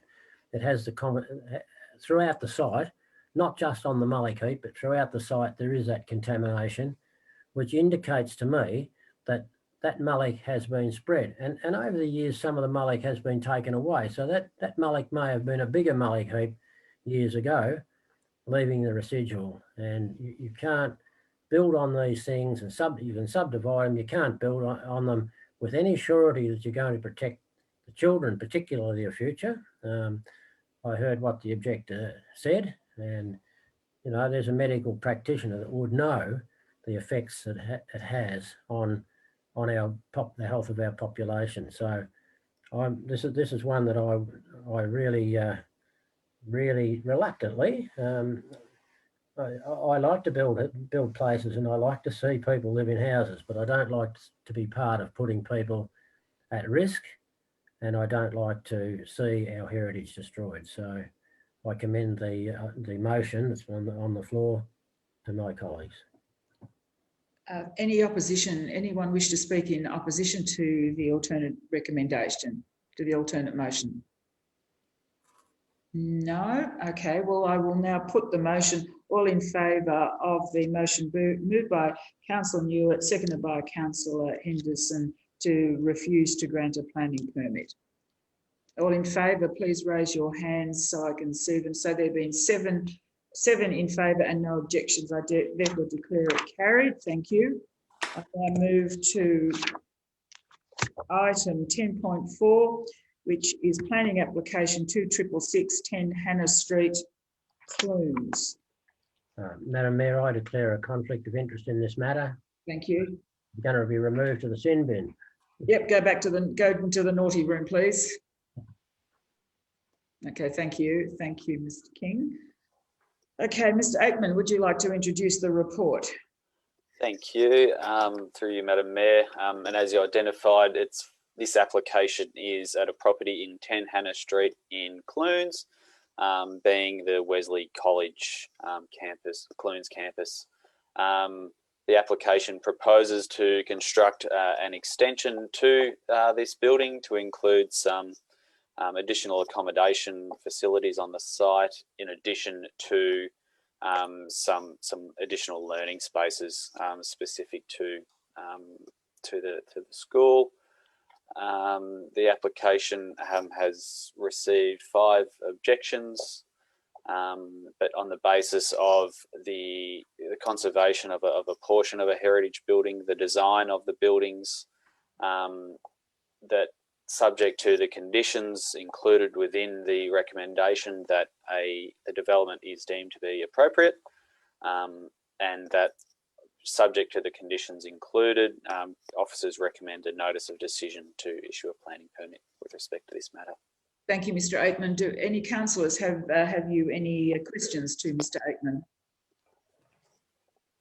Yes, Councillor Newitt. Thank you, Madam Mayor. Mr. Aikman, one of my pet perennials, I guess. I noticed one of the objections raised was around a shipping container being on site. Given that there's also a lot of discussion in the report about the heritage values, am I confident that we would be able to insert some sort of clause or stipulation that any shipping containers must be disguised or so finished off that they don't look like a shipping container that's been dumped in the middle of a residential area? Mr. Aikman, would you like to respond? Yes, absolutely. So that certainly would be able to be accommodated. It would be require the addition of a alternative motion to include a single additional point, maybe to either change the material or to include an additional material. But I note that there is a requirement for a substantial landscape plan to be undertaken, which could make sure and does ensure that there'll be sufficient screening to occur on that site surrounding that shipping container, which I believe is located in the northern portion of the development site. Thank you, Mr. Aikman. Any other questions? No. We have Mr. Robert Kelderman, who is the Director of Contour Consultants, who is going to appear and speak to us on behalf of the applicant. Would you please show Mr. Kelderman into the room, please? Certainly can, Madam Mayor.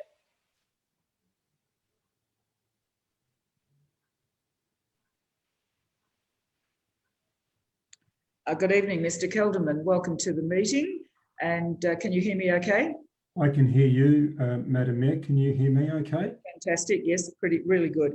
That's excellent. And, thank you. Thank you for coming to speak on behalf of the applicant. And would you like to give us your 3-minute presentation? Thank you, Madam Mayor and councillors. So yes, I'm the town planning consultant that is acting for Wesley College in respect of this matter.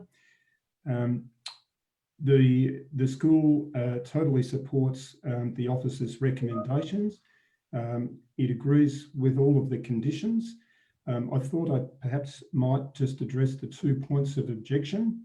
There are 5 objections. There are 4 that have the common ground of seeking the ceiling of Hannah Street. Quite rightly, we think that the council officers have said that that's not a reasonable requirement for the school to do that, primarily because the proposal is not generating any additional traffic. In terms of the intensification of the use, the only difference is that there will be an additional 16 Year 9 students accommodated on the site, and of course they're not driving. There is 1 disabled car space that is proposed with direct access from Hannah Street, but that's it. And the officers, we think quite rightly, have indicated that that's really a matter that ought to be addressed as a separate issue by council's engineers. And then secondly, and it comes back to the question from the ward councillor, Councillor Newitt, that was raised in respect of the shipping container. And if I can specifically address that issue, it was raised by the owner of number 6 Hannah Street, The shipping container exists on the site at the moment. It is proposed to be relocated, but it is also proposed to be fully clad in Australian hardwood. We would totally accept a condition to that effect. So it would not look like a shipping container as it does at the moment. And Councillor Newitt, we would go further than that and suggest that to that northern interface to number 6 Hannah Street, that the college would accept an increase in the setback, even if you thought that was warranted, from 2 metres to 3 metres, just to get some more substantial landscaping in there, even though 2 metres is sufficient for that purpose. And the college has also indicated to the council officers that they would be prepared to install some wire trellis to the northern elevation of the shipping container, the timber cladding, to accommodate some climbing landscaping on the shipping container itself. So we think that with those measures, it is a sympathetic response to what otherwise ought to be, yes, an improvement on the existing situation, not an exposed shipping container. It's otherwise well set back from Hannah Street behind the proposed building. So it's really as the shipping container relates to the adjoining property. And that's really it. Thank you, Mr. Kelderman. Any questions to Mr. Kelderman? No questions? Okay, thank you very much for your for taking the time to address us this evening. Thank you, Madam Mayor. Thank you. Councillors. Yes, Councillor Robson, did you wave your hand? No? Okay, Councillor Newitt, did you have something to say? Thank you, Madam Mayor. Yeah, just following it up after hearing from the applicant, I just had a question to planning to Mr. Aikman around about putting an extra clause into there, and I just sort of wanted to run by it because I'm loath to introduce things to council that may be an issue. So I'm looking that maybe the wording could be under the landscape plan, which is item 3, if an additional entry, which would be H, that any shipping container be clad or finished in a material that will complement the landscape plan. Would that cover off the intent that we want this thing to look pretty? It could. I think the very best location for it would be to include at condition 1F. So that relates to the architectural plans. Something along the lines of timber cladding provided to the elevations of the proposed shipping container located within the northern portion of the site. Something along those lines may suffice to address that matter. That sounds more technical than what I could probably sum up. Yeah, so, Mr. Thomas, have you got that down, or whoever's writing this down? Silence. Because we need to. Okay, can we possibly have a form of how do you want to handle this? Mr. Aikman could read out what he believes it could be, and we'll ask councillors to review that statement. So at 1F, it would be timber cladding provided to the elevations of the shipping container could suffice, but to be more definitive, located within the northern portion of the site.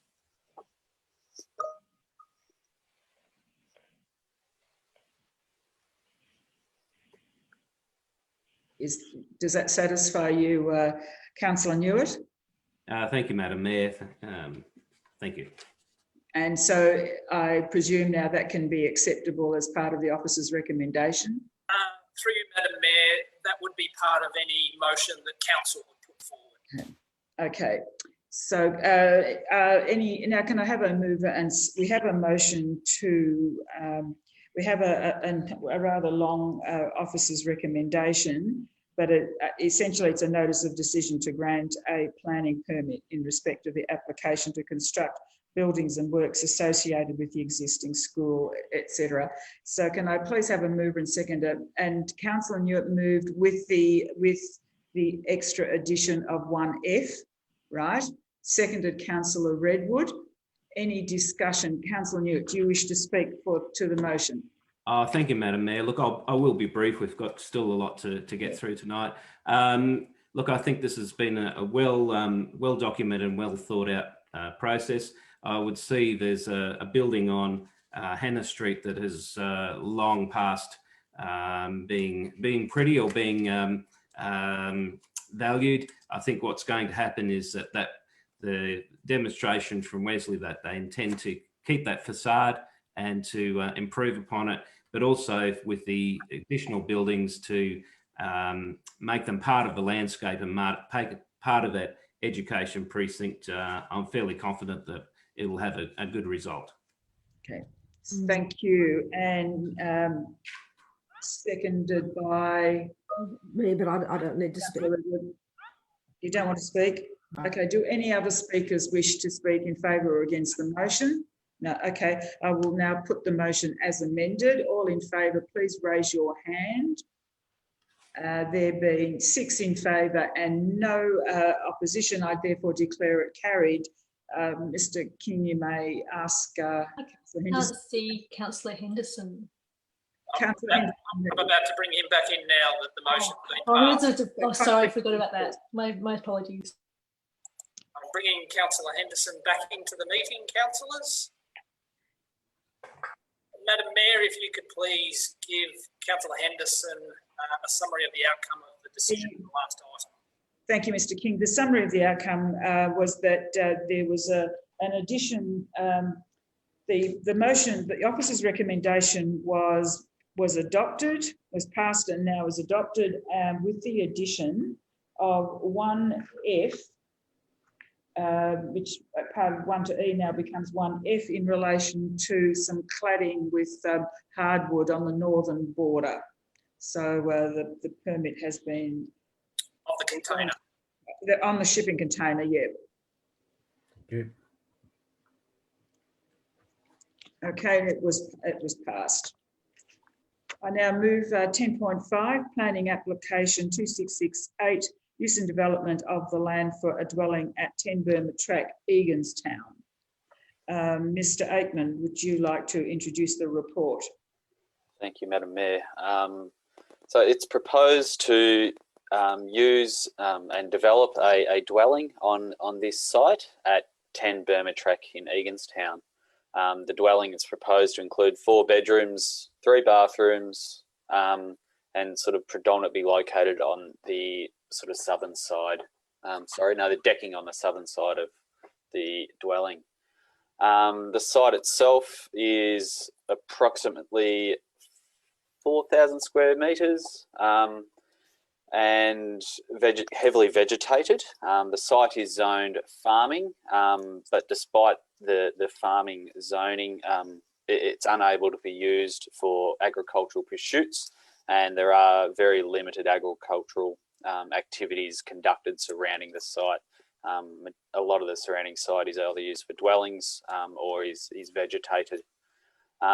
Based on the limited agricultural value and the bushfire mitigation risks that are sought to be undertaken, as well as having the conditional support of the Country Fire Authority, the dwelling was considered to be appropriate. It is noted that there were 5 objections to the application, but on the basis of the weight of the bushfire mitigation matters, the fact that the site can't be used for agricultural purposes based on the vegetation on the site, that a notice of decision to issue a permit was considered appropriate in this instance. Thank you, Mr. Aikman. Any questions from councillors, please? Councillor Henderson, unmute yourself. Yes, Mr. Aikman, do we take it now then that that any farmland that is heavily vegetated is suitable for, because it's unsuitable for normal agriculture, that it's now deemed to be able to be used for housing sites. That's never been what this council has done in the past. We've also, we've also taken the view that, trees are a very important part and vegetation a very important part. And those, if we're talking about agriculture, we've got things such as bees and so on that all of these things flower, and we've got bees that use it. And are we saying that perhaps are we sending the message that any heavily treed property could be used for a house site? But is that the message we want to send? I'm not sure about the message being sent. So this I guess recommendation is on the basis of this site. So the application on the site and the surrounds was considered acceptable on the basis of the settlement pattern surrounding the area, the heavily vegetated sort of the sites that is heavily vegetated, the small size of the site, so the inability of that land to be used for agricultural purposes. So on that basis, a dwelling was considered acceptable in this instance. So Mr. Aikman, I'm very... Councillor Henderson, can you, there are some other councillors who've got... Yeah, they can have a go. So can I ask Councillor May? Yeah, thank you, Madam Mayor. Yeah, Mr. Aikman, I was just a bit curious. I suppose the one concern I've got about this is its location and how safe it might be in bushfires, etc. And I noticed in the recommendation it talks about an emergency management plan, and then it's got a section on premises detail. The third point in there talks about shelter in place and in brackets remaining on site in a designated building. Can you just elaborate on that a little bit? They are conditions or a recommendation of a condition included by the Country Fire Authority. So they were required to be included in the recommendation. So does it follow then that even though that's a recommendation from the CFA, that the people there would have to put in some sort of shelter in place or some sort of bunker, if you like, in order to actually live there? Is that what it amounts to? Mr. Aikman. So the emergency management plan. So the condition is, the condition that you are questioning, here it is. It's number 24, sorry. 24. 20 part 4. Yes, that would be a part of what's recommended by the CFA. So a bushfire bunker, essentially a class 10C building under the building regs. Because I guess my concern, I mean, this came up at a previous planning decision, you might remember, where we had some consultants perhaps suggesting that a shipping container was a good place to hide away and in a fire. I mean, I'd hate to think that there was some sort of shelter in place there that was a shipping container, and because I'd have the very same view about this if that were the case. If these people, in order to achieve their planning permit, had some sort of proper bushfire shelter, then I'd be a lot happier with that. But I'm still a bit confused as to whether this makes the applicant actually install something which would be considered a safe place of refuge and not a shipping container. Can I just possibly ask before you answer that, Mr. Aikman, is it possible to modify that to actually specify the type of shelter in place? Look, because it's a CFA condition, I would suggest it's probably not wise modifying their conditions. But nonetheless, the shelter in place, bushfire shelters, are considered to be something not necessarily to be used as a safe refuge. They're a something that come out of the 2000 and the Black Saturday bushfires. It's a recommendation of the Royal Commission themselves that subject to used in conjunction if someone was seeking to defend their home, and then there was no other opportunity to leave the site, which is always the recommendation of the Country Fire Authority. Leave early, but if you can't leave early, a bushfire shelter has been approved by an Australian standard, so subject to be designed and approved in accordance with the Australian standard. They have been found to be able to sort of sustain human life for as per their design standard. So they are to be used only as a last resort, but not as part of a safe refuge necessarily for a bushfire. You should be leaving and leaving early. That's always the CFA's requirement. Now, Councillor Henderson, you had an extra question. Yes, Mr. Aikman, can you just explain for us lay people what a Class 10A building might be? A Class 10A building is a domestic shed. So, yeah, so that's my question. So that's what the CFA are recommending is a Class 10A building? No. No? So No. what are they recommending? A Class 10C building. A 10C, sorry, I misheard you because I know what a Class 10A is and I was a bit concerned. And so could you tell us that now the Class 10C has a standard under the building code, and that's what has to withstand a certain fire level. And what's that fire level, Mr. Aikman? So the fire level, it's dictated by, again, the Australian standard for building in bushfire requirements. So that's, I guess, sort of stipulates those requirements. But again, it's all within the building regulation. So it all depends on the designated bushfire attack level of the site. So that's, I guess, sets the formation of how that building should be designed and built. There's also a significant amount of regulation and consideration in relation to the location on the site, being far away from vegetation, as well as being a certain distance away from the building itself. So there's a significant number of considerations that need to be looked at when you're looking at a bushfire shelter. Thank you.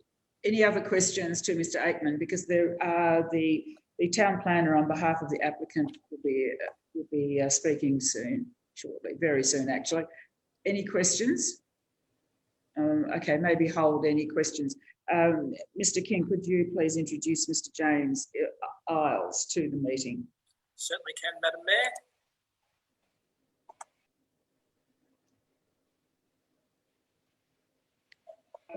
Good evening, Mr. Isles again. Good evening. You're here on behalf of planning application 2668, Turnberma Track, Eganstown. That's correct. Yes. Would you like to speak to the application? Certainly will. Thank you, Madam Mayor, councillors. As the report indicates, it's for the use and development of a dwelling. It is in a bushfire management overlay. I think it's also in vegetation. And as part of the development, the dwelling itself will be constructed in 3 stages, as the plans indicate. You'll have 2 containers considered ground level. You have an undercover car parking area with a glass walkway which connects the 2 ground floor containers with an upper story container, which, if you have seen the plans, specifically look at just recreation use and a studio. So effectively all living is at ground level. Access to the site will be via the existing driveway, with a new driveway provided for vehicles that will enter the western end of that the building example. So from that point of view, we've had to address the bushfire requirements. There was a detailed bushfire management statement prepared which accompanied the application, which was referred to the CFA, and in their CFA's wisdoms, they've required a number of conditions to be met in this instance, and as the discussion has indicated, that a shelter in place will be required. That would need to be determined what that shelter in place will be, as Mr. Aikman has indicated, under the building requirements. There is a designated bushfire attack level that's required that the dwelling must meet, and must be signed off at the end of the day by a building surveyor. In answer to Councillor Henderson's concerns about farming land, I understand the arguments that were put to a previous application tonight. I think this is a little bit different in the sense that, as Mr. Aikman has indicated, that the land contains vegetation. Mind you, the dwelling is in the area of openness. It's away from vegetation. The area hasn't been farmed in the past. It is on a small block of land. There are other dwellings that are located on either side of Burma Track, and it is not of some significance away from the main road at Eganstown. So from that point of view, we would suggest that with all the requirements, the bushfire requirements that are required in this instance, that the owner of the property and the building of the dwelling would need to accord with those requirements specifically set by the CFA. Thank you, Mr. Isles. Any questions of Mr. Isles? Yes, Councillor May. Yeah, Mr. Isles, just quickly on that shelter in place. You're saying that it's yet to be determined what form that will take. So, so we're saying that is it the CFA you were saying that actually determines what that will be, or is it up to the? I'm just confused about this. I mean, I just don't quite understand. I mean, I think that I know the area there, and I know we have lots of houses around the place that are probably in some, diabolical areas as far as bushfire is concerned, but that's an historical thing. And here we are potentially putting people at risk by issuing a permit to build a house in the middle of the bush. And I'm not at all satisfied at the moment around this condition, because I don't think it's been made very clear as to what this shelter in place might be. Mr. Isles, could you explain that? Yes, Councillor May.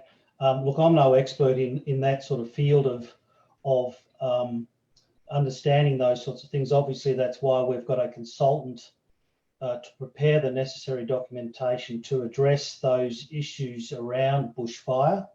And that report has been provided to the CFA. The CFA have indicated that they have no objection to a dwelling being constructed in that location. Obviously, they've put specific conditions which the owner must adhere to.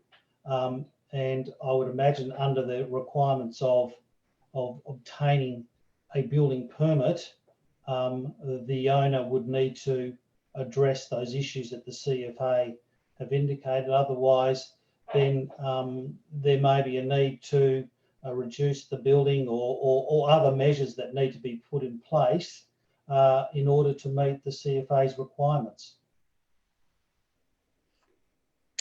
Thank you, Mr. Isles. Yes, Councillor Henderson. So, through you, Madam Mayor, to Mr. Isles. Mr. Isles, would your client be prepared to take a step further? I know we've got this before us, but you know, as a council, we always try to help people out. We're not in a position of causing people pain, but we are in the position of making sure that firefighters and the people themselves, they're the public to us, are protected. So would they be prepared to take the extra step of building an underground bunker, for example? Would that be something that you consider, or aren't you able to make that call on their behalf? Mr. Isles. Councillor Henderson, look, I'm unable to make that call.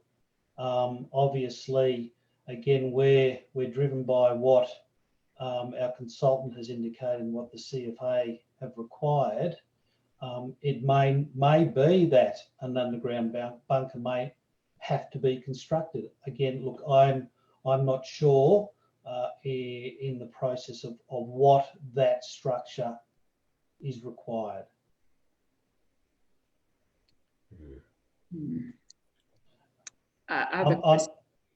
Yes, Mr. Isles, do you want to continue? Thank you, Madam Mayor. Just in regards to that, if I was to take that on notice and I could come back to you whether or not the council is in the mind of considering requesting some further clarification around that, I'm happy to take that on notice. If so, I understand the council has a decision to make with regarding this application. I wouldn't want this to occur if we were able to provide you with some further clarification around that, which would then hopefully support the application. Thank you. Through you, Madam Mayor, the only challenge with that will be that council will not meet again until December. Yeah, thank you. So, I mean, effectively, this would lie in abeyance until December. And look, through you, Madam Mayor, I haven't had a chance to speak to my client about this, so I'm much on the spot as everyone else is.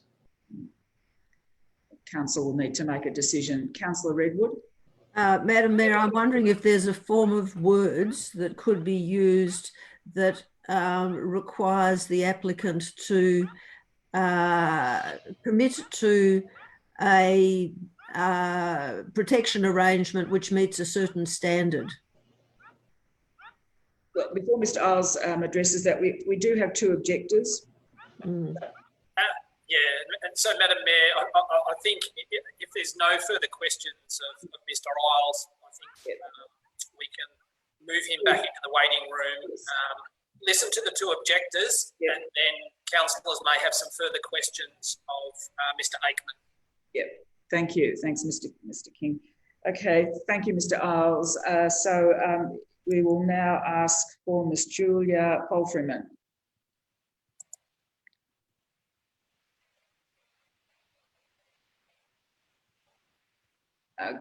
Good evening. Would you like to unmute your, push your... Make some further questions of Mr. Aikman. Yep, thank you. Thanks, Mr. King. Okay, thank you, Mr. Isles. We will now ask for Ms. Julia Palfreyman. Palfreyman, yes, hello. Is this video or just audio? Video. Both. Oh, can you see me? Yes, clearly. You can see me? Yes. Would you like to unmute your, push your...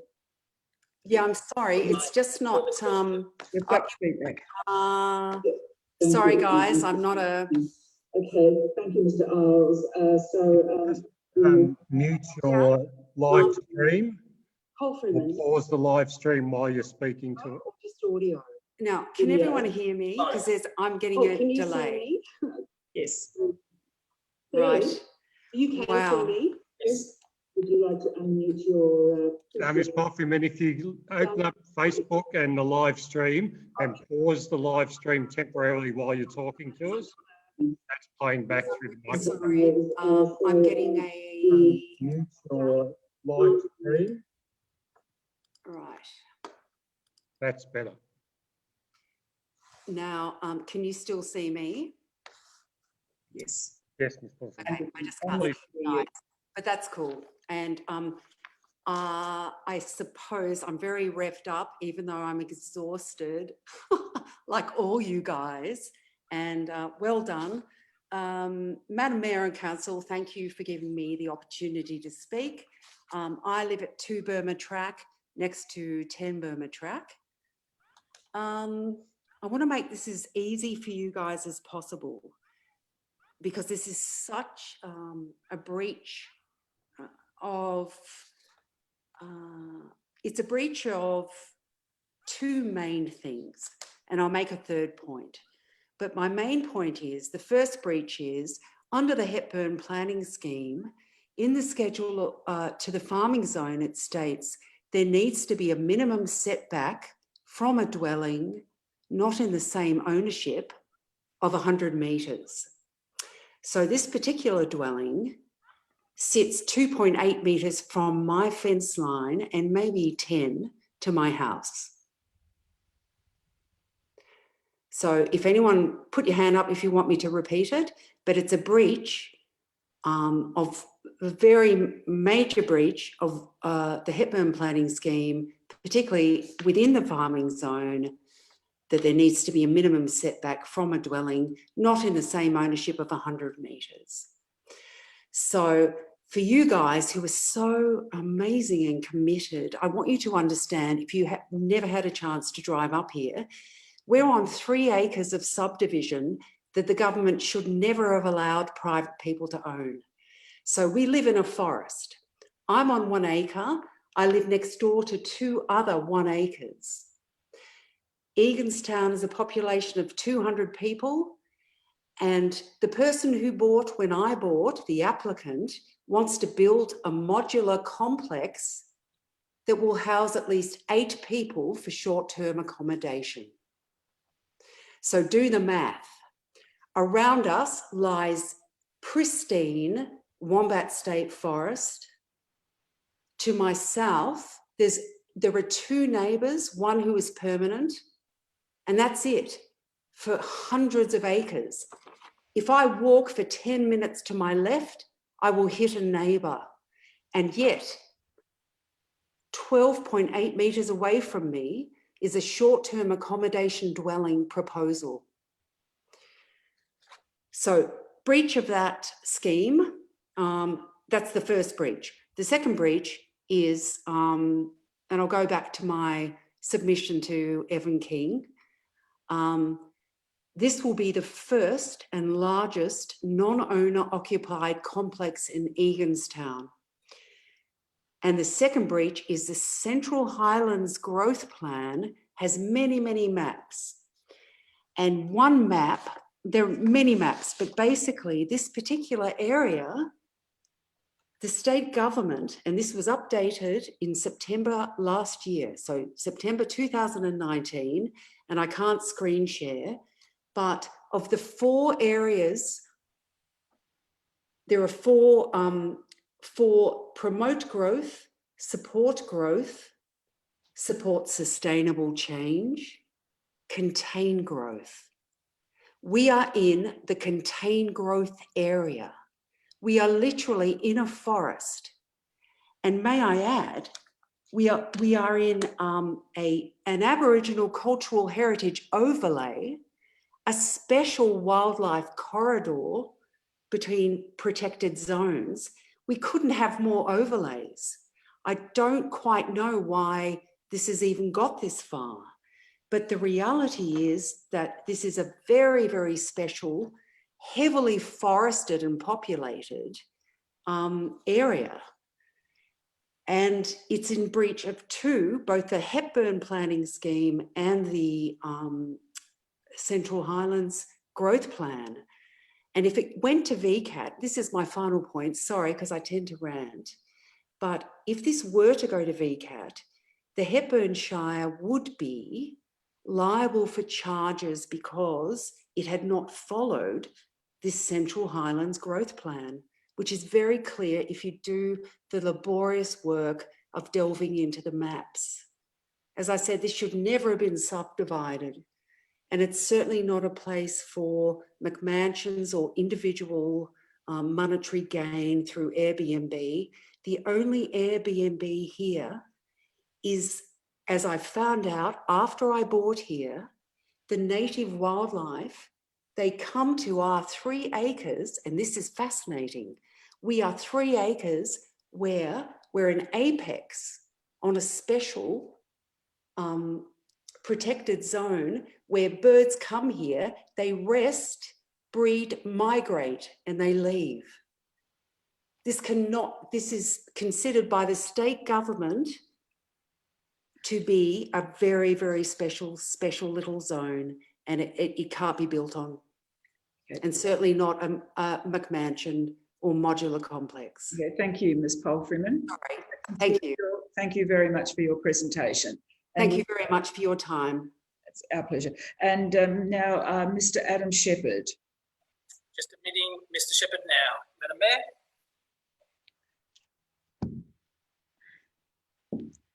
Thank you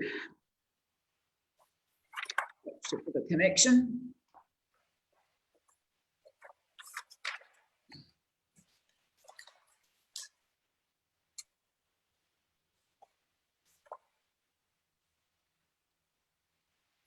It's now connected, Madam Mayor.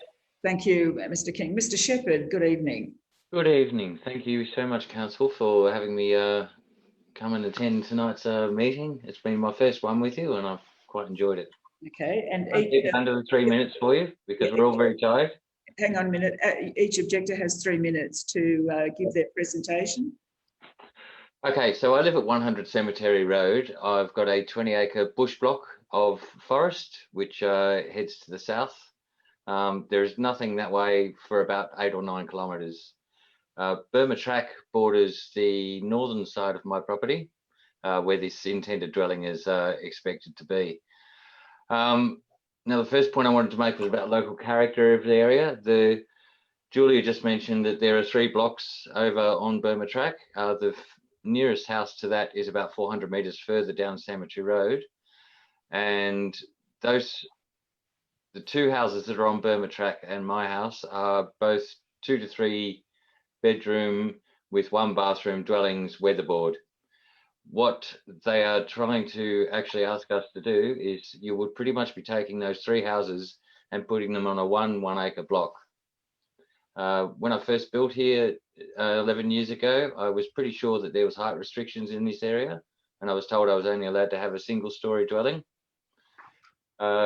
Community cohesion is a big thing. Because we are the last 3 houses in the bushland, we have like a micro community. Now there's myself and Julia, and there's another couple of fellows who own the 3rd property on Burma Track, who have it as a family-owned holiday let.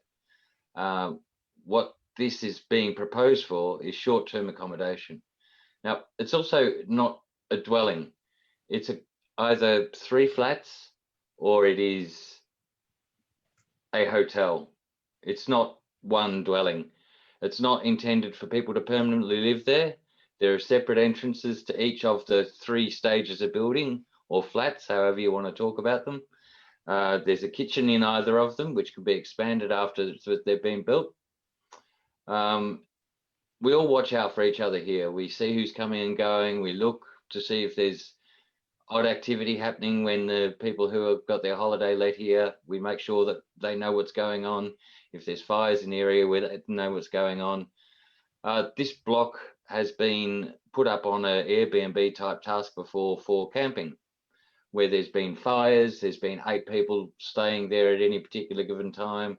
There's people just wandering out off the block into my block with toilet rolls in hand. And it hasn't been a very pleasant situation, just having people coming and going that you don't know who they are, whether they should be here, whether they've got permission from the owner, because we don't really have much communication with the person that's proposing this. And that brings me to another point about public health. With the COVID crisis, we've got people who are immune suppressant in this little cul-de-sac, and we're very wary of comings and goings of people. So as soon as Melbourne went into lockdown, the person who was proposing this was up here every weekend raking leaves and lighting fires. And I'm not quite sure what for, when they're intending to bulldoze the whole thing.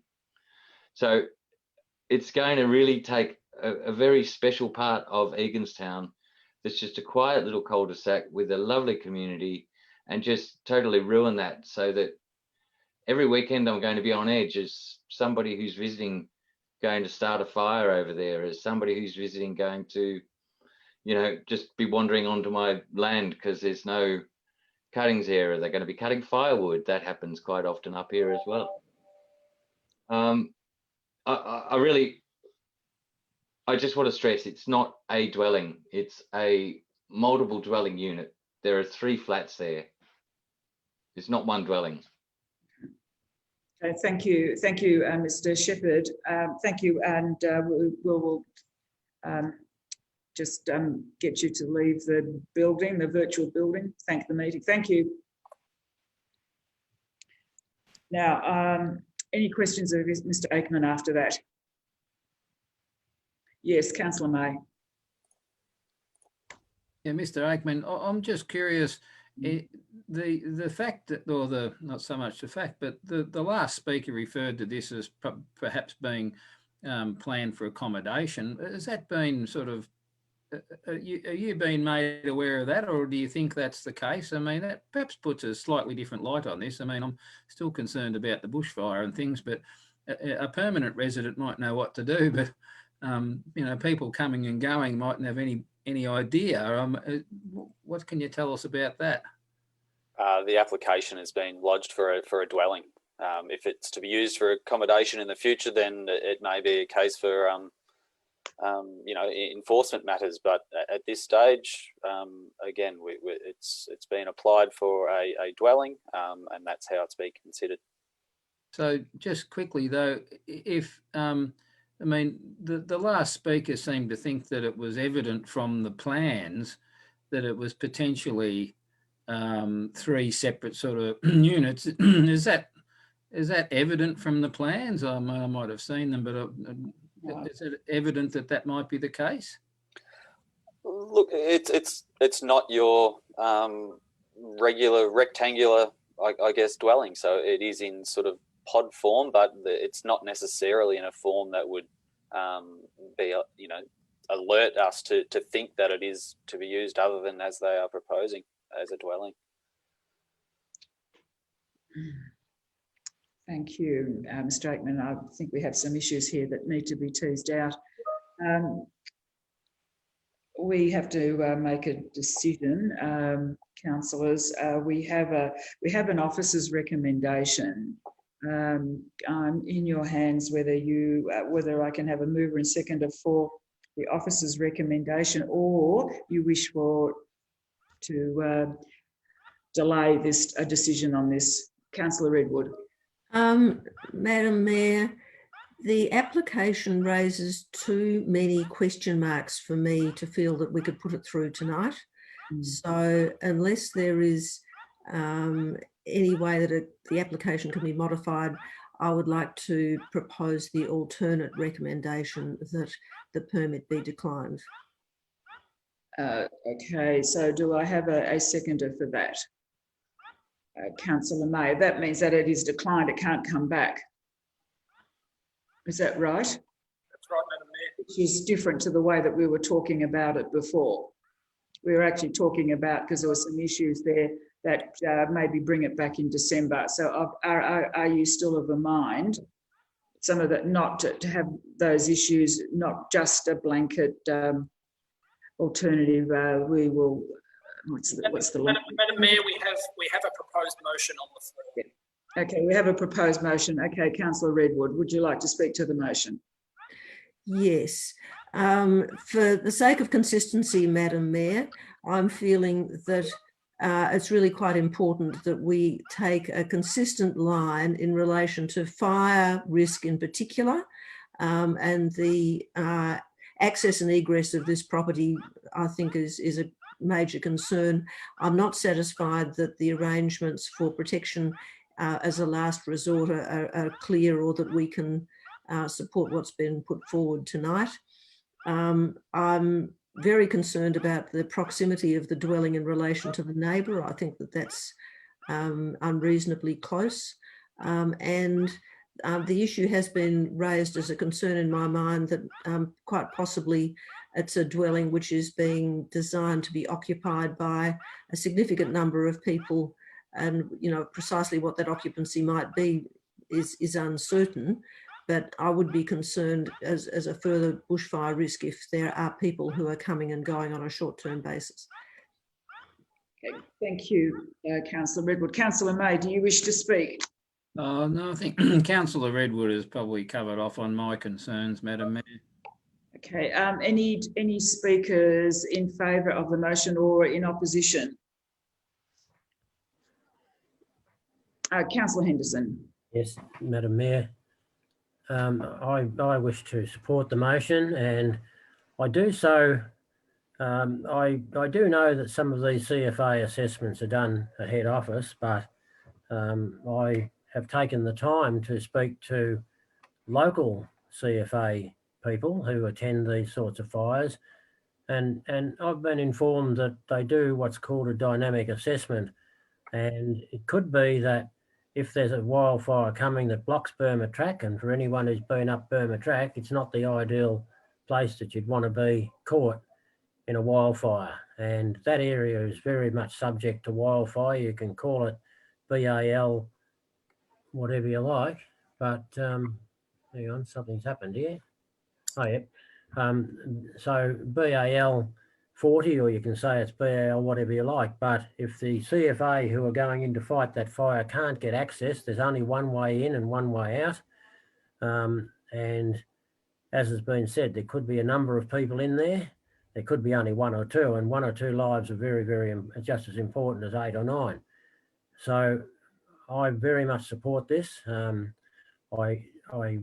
always on the lookout for ways that an applicant can make their application more acceptable, so that we can sit here and know that we've made a decision that will protect human life.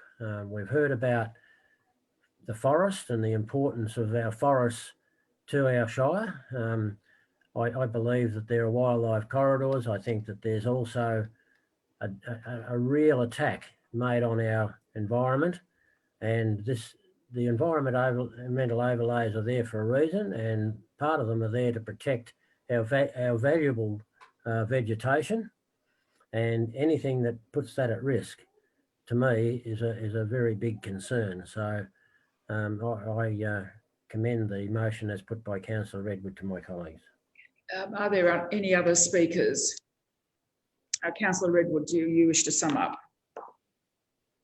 No. Okay, I will therefore put the alternative motion that Council, having caused notice under the planning application of Section 52, etc., refused to grant a planning permit for application PA 2668.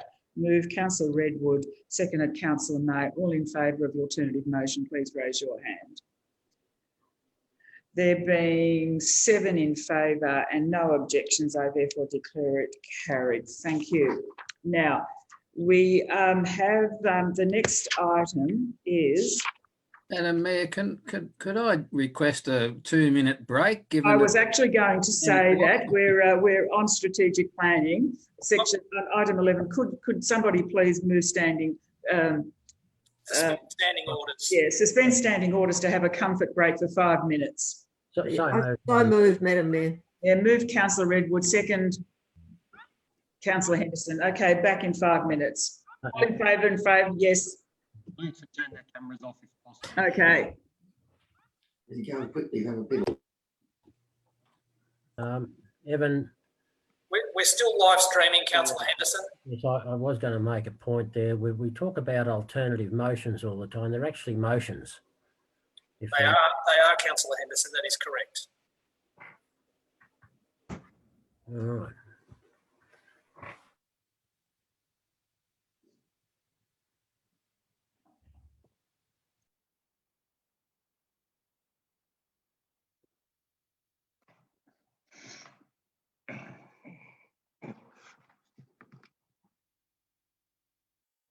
What were you worried about?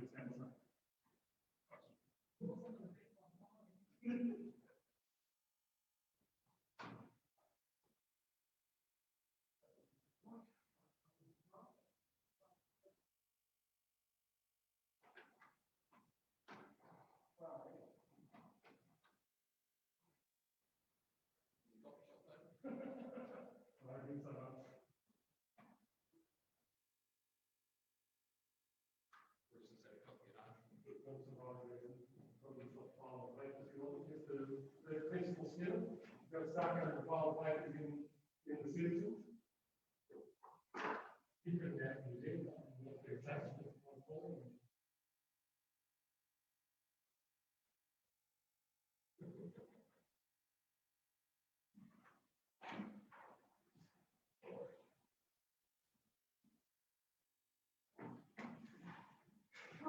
doing good. You're doing good. I have the interview.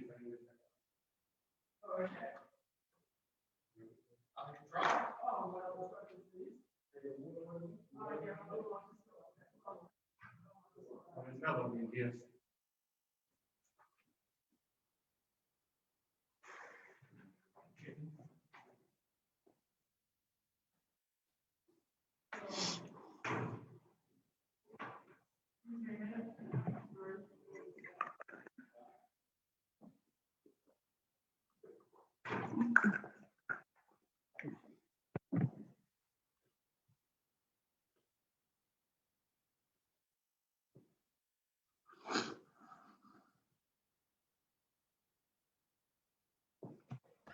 I decided I wasn't going to light the fire tonight because I figured that it was going to be too much getting up and sitting down and getting up and sitting down, but I'm beginning to regret it.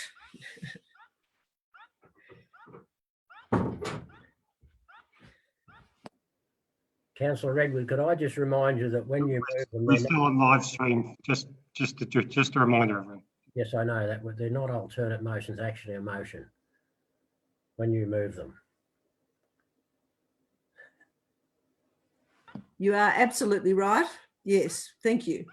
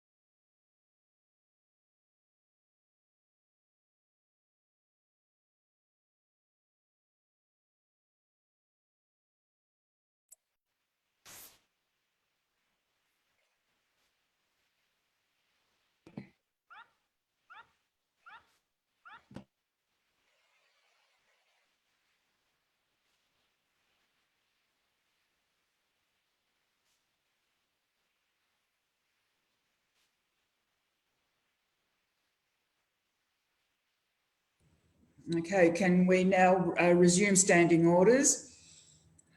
And do I need a mover and seconder? Yes. Move Councillor Henderson, second, and Councillor Robson. All in favour, resume standing orders, raise your hand, and all in favour, passed. Now, we go to item 11, which is strategic planning, Hepburn Planning Scheme Amendment, C80 HEPB, review of submissions and next step. I'd like to introduce Bronwyn South, Miss Bronwyn Southey, Manager Development and Community Safety, to introduce the report. Good evening, councillors. What a monumental occasion this is. Firstly, I'd just like to thank councillors for their support, the consultants and officers for all their efforts in constructing this and getting it to this point, so thank you. And in addition to that, I'd like to wish Councillor May, Redwood and Ewart all the best, and it's been a pleasure working with you.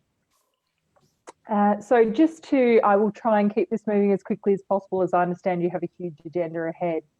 The purpose of this report is for council to consider the submissions received from the exhibition period and then to decide on whether to refer these to an independent panel. As you're aware, council has not updated its planning scheme for over 20 years, and there were many matters to cover. The amendment is closely aligned to the findings of the Planning Scheme Review, which Council adopted earlier this year. The amendment includes such much needed updates, such as 19 new local policies, a new municipal planning strategy, a recommended change from general residential zone to the neighbourhood residential zone in key townships.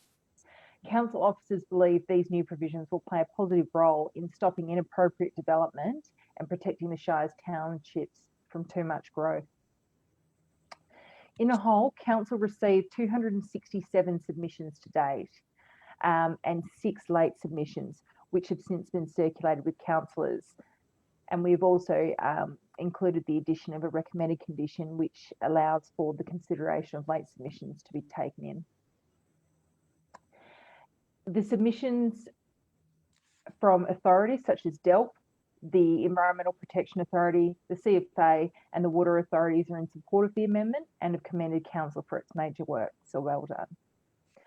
There are two key matters that the community has expressed concerns over. Firstly, the Design and Development Overlay 6, which proposes a density buffer around the Daylesford transfer station. Here, the community have urged Council to both abandon the amendment and to undertake further work on the environmental impacts of the transfer station and the former tip. The community are also concerned about property values and their rights to develop. Secondly, the significant landscape overlay, which proposes height limits and select permit triggers for landscapes to the west of the Shire. Here, the community have also expressed a strong interest that significant sites to the Dja Dja Wurrung be included. Council officers have carefully considered these submissions and are recommending that DD6 and SLO components of the amendment are abandoned for this time, whilst further work is undertaken. The recommendation, taken as read, is for submissions associated with the remaining parts of the amendment to proceed to an independent panel appointed by the Minister. Thank you, councillors. Thank you. I have a recommendation. The officer's recommendation is, and apparently I must read it all out. It is that Council having prepared and exhibited Amendment C80 HEPB to the Hepburn Planning Scheme under Section 19 of the Planning and Environment Act 1987, and having received and considered all written submissions made in response to Amendment C80 HEPB, 1. Request that the Minister for Planning appoint an independent panel under Part 8 of the Planning and Environment Act 1987 to consider all submissions to Amendment C80 HEPB. 2. On the basis of submissions received and to enable additional community and stakeholder consultation and further technical work to be undertaken by Council, advise the panel that the following parts of the amendment have been abandoned by the Planning Authority. Clause 43.02, Design and Development Overlay, Schedule 6, until further technical work has been completed on the amenity impacts of the transfer station to determine the extent of the buffer and to confirm revisions made to the proposed DD06 schedule, which respond appropriately to submissions received.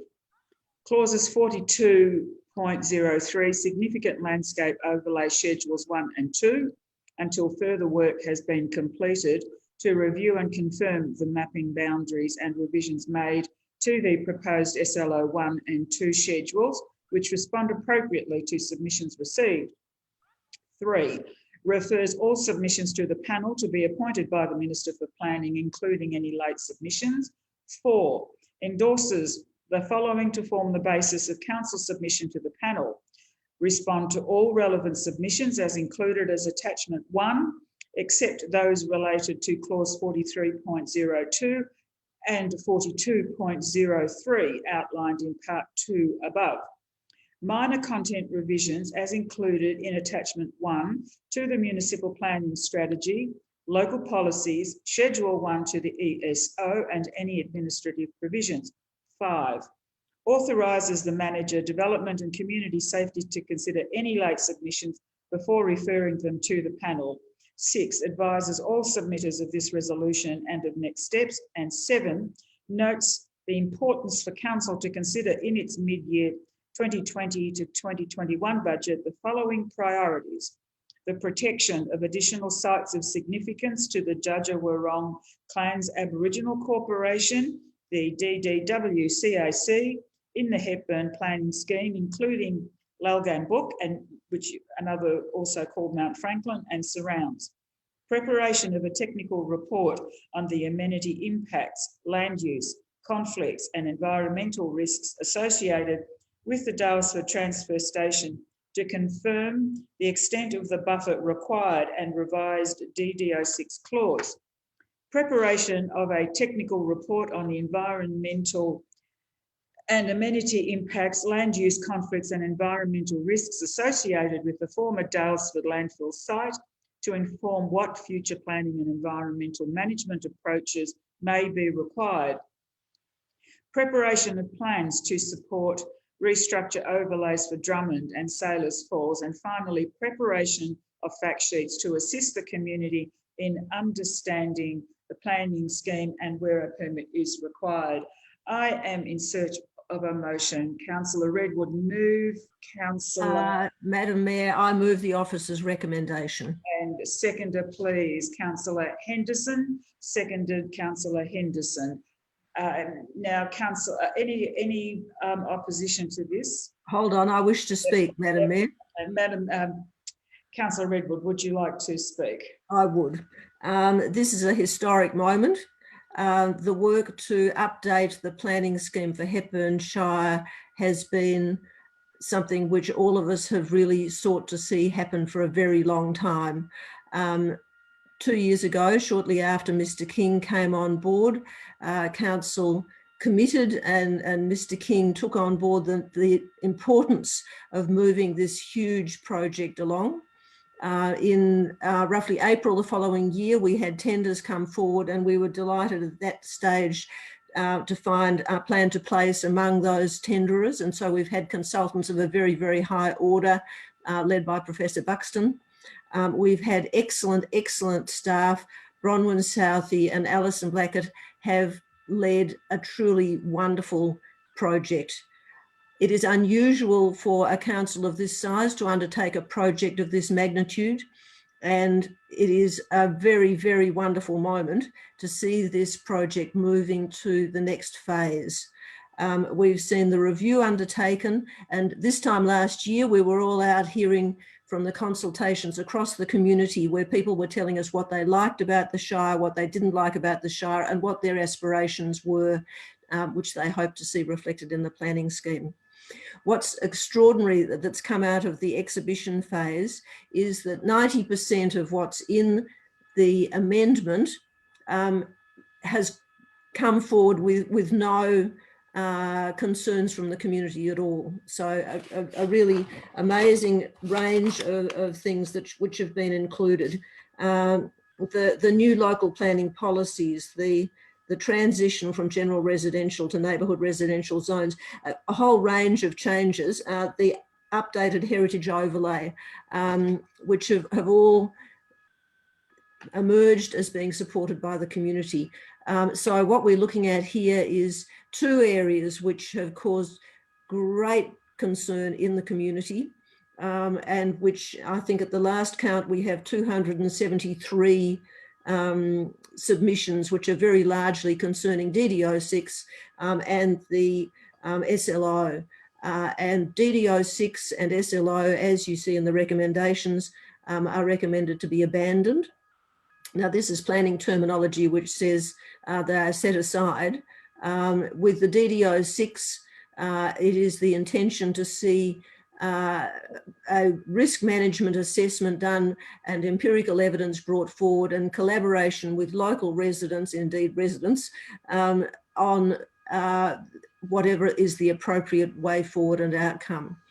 With the SLO, it's noted that the studies that have been done to date have really only concerned the eastern part of the state, of the Shire, and so there's some further work to be done to include the entire Shire in recommendations which would be brought forward, and at the same time addressing the concerns which have been put forward in submissions to the SLO and which have been the subject of workshops in recent times. So the recommendation that is before us tonight does recommend that the very greater bulk of the work that's emerged and been put on exhibition goes forward to the panel with these two areas of abandonment, and identifying at the same time what further work needs to be done to carry those areas forward. This is, I think, a truly excellent outcome from an enormous amount of work. And once again, I really want to commend the planning staff. And I also, I think, want to commend Mr. King for a certain amount of courage in taking this on, because it's an enormous thing to do. well, here we are, we're sitting here tonight and seeing the outcome, which is fantastic. So I commend the officer's recommendations, and in many ways I'm only sorry that I'm not going to be here to see the very good results of this for the planning processes for the Shire. But overall, what we will all see is the benefits for the Shire in terms of a planning scheme which addresses the aspirations of all stakeholders. Thank you. Thank you, Councillor Redwood. Councillor Henderson, do you wish to speak now, or would you like to reserve your right to speak? You're muted. Eventually.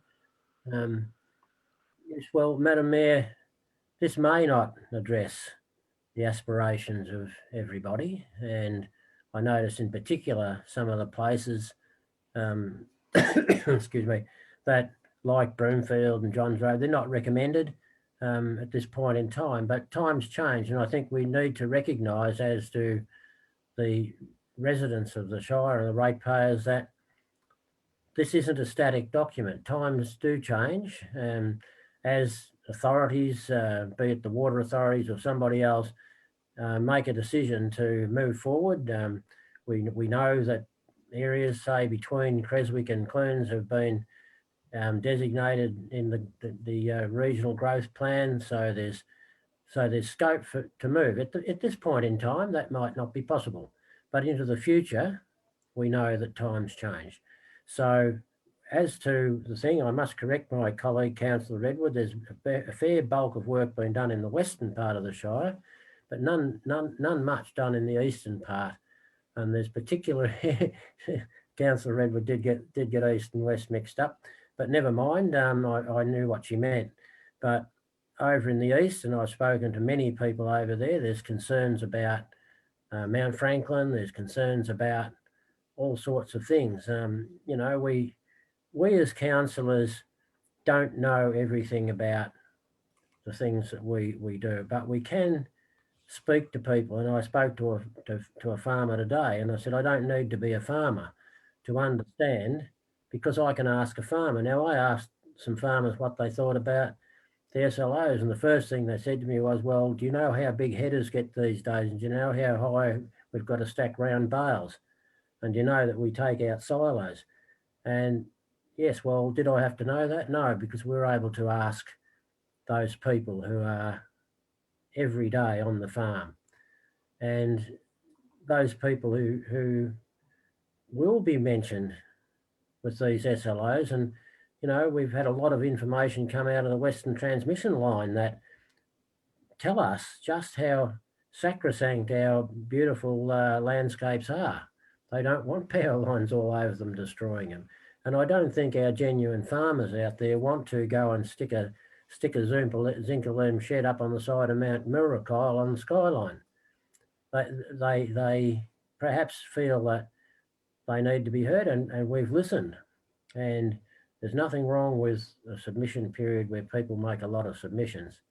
It is a bit sad that people get emotive, but then again, we're dealing with people who have their whole life savings sometimes tied up with their very livelihood. So it is important that we do get better at consulting. And we probably sit here and say, well, we've been at this for 18 months and people had a right to know and all that. Well, the fact is, whether they had a right to know, they didn't know. And so now we've gone through this process, and we'll go back to the communities. We'll get this right, but we won't take 20 odd years it's taken already, when we should have done this years and years ago. I remember in 2009, it all got too hard, so we gave it up. We shouldn't have. We should have pushed ahead. So it is a credit to our planners and a credit to our current CEO that we and the councillors that we decided to push ahead with this. Just a bit unfortunate that it's come at the time it has, but never mind. And the only thing is it isn't broken and wrecked if you can't fix it. And we can fix this, and we don't have to throw the baby out with the bathwater.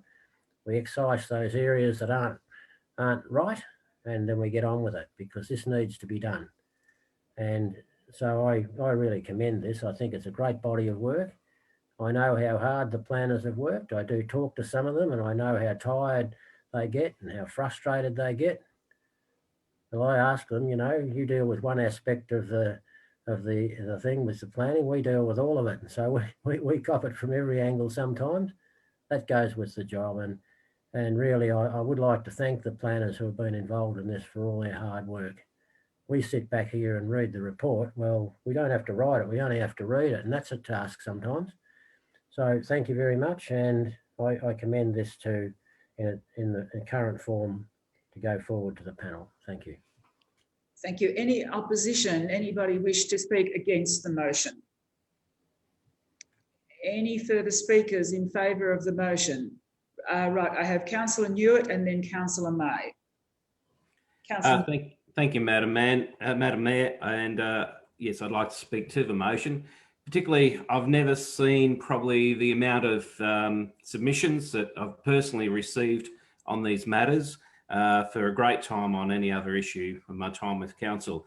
Quite clearly early on, I realised that what people were asking for was for a way that we could pause, take their views on board and find a way to go forward. And I don't have a problem with the fact that we've now decided to pull out and abandon those two parts so that we can put the rest of it forward.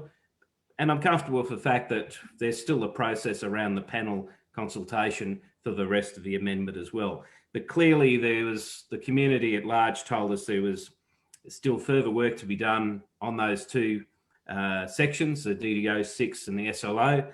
And I think to pause and listen and to continue to work forward, it's, as I said once before in a briefing, it's better that we move to the next stage with the community and not at odds with the community. So I commend the officers and my fellow councillors to find ourselves at the position where we are tonight, that we have found a way forward that I think will capture the intent and the wishes of most people. Thank you, Councillor Newitt. Councillor May. Yeah, thank you, Madam Mayor. I also support the recommendation as we see it tonight, with the exclusion of the contentious sections, I guess, the DDO and SLOs. And I think the fact that we've got this recommendation before us tonight is testament to the fact that people out there have been listened to and their views taken on board. And I think that's a credit to the council staff, the council officers, who obviously have spent an enormous amount of time on this. And I think also acknowledge their willingness to speak to the community groups over those contentious issues. And I'm sure that down the track, as same with Councillor Redwood, I won't be a councillor to see it, but I'm sure that there can be some rational and sensible things worked out with both of these issues. And I think it's also worth acknowledging the hard work and a lot of hours that some of our community members actually contributed to this, because I know people that have spent enormous amounts of time delving into the detail of some of this, and they should be acknowledged as well. But I'm happy to see this coming forward in its current format, and hopefully down the track, like I said, some practical and rational conclusions can be brought from it. So thank you. Any further speakers, please? No further speakers. Okay, I shall now put the motion. All in favour, please raise your hand so I can see them clearly. There being 7 votes in favour and no objections, I therefore declare it carried. And congratulations to everybody. It has been a monumental piece of work. So thank you to everyone. Okay, I now move to item 12 on the agenda, quality community infrastructure. 12.1, pedestrian crossing policy. Mr. Lucas, would you like to introduce the report? Madam Mayor, I have a conflict of interest here. You might want to put me in the naughty corner. Okay, would you like to go into the naughty corner? Mr. King, usher him out.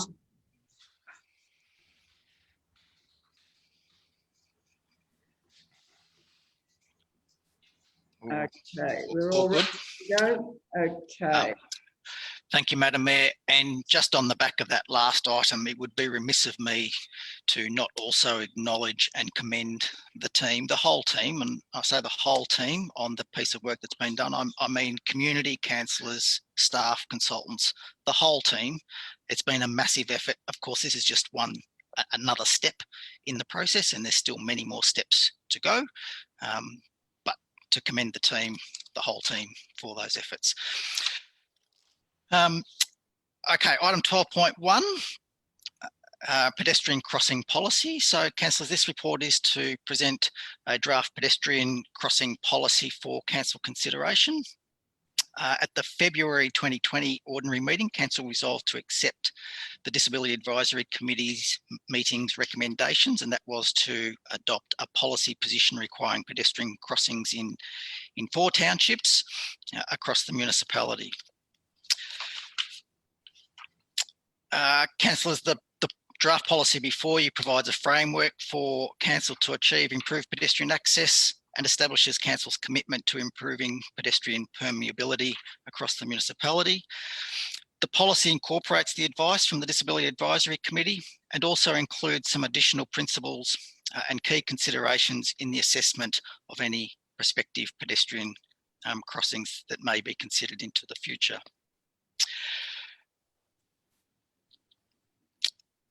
Councillors, the policy is presented tonight for your consideration, and there is an officer's recommendation on page 94 of your papers accordingly.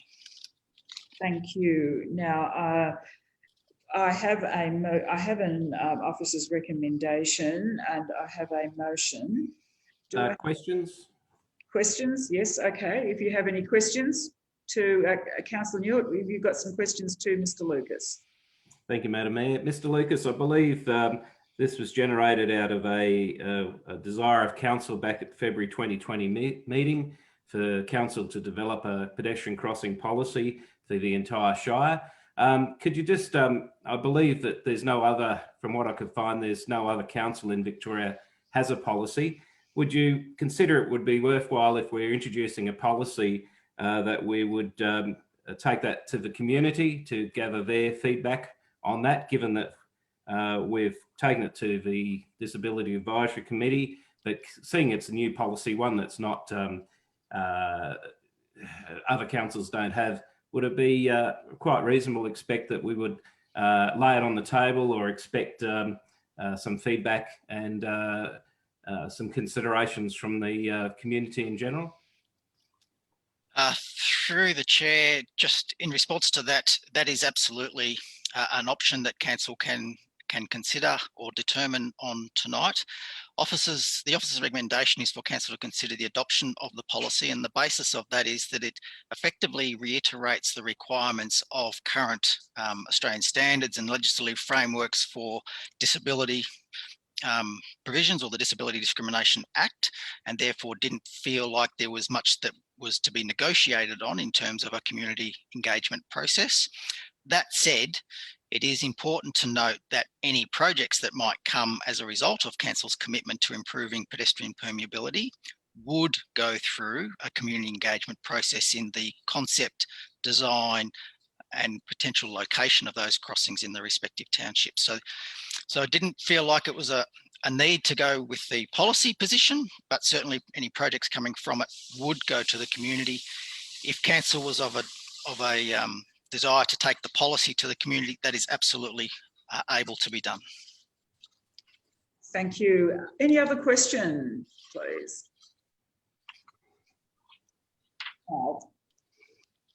Can I have a mover and seconder to the motion, or is there a discussion? Yes, Councillor Cottrell. Please unmute your microphone. Thank you. I'd like to move the officer's recommendation, Madam Mayor. Okay, so do we have a seconder to that, please? Seconder, Councillor Henderson. Okay, Councillor Cottrell, would you like to speak in favour of the motion?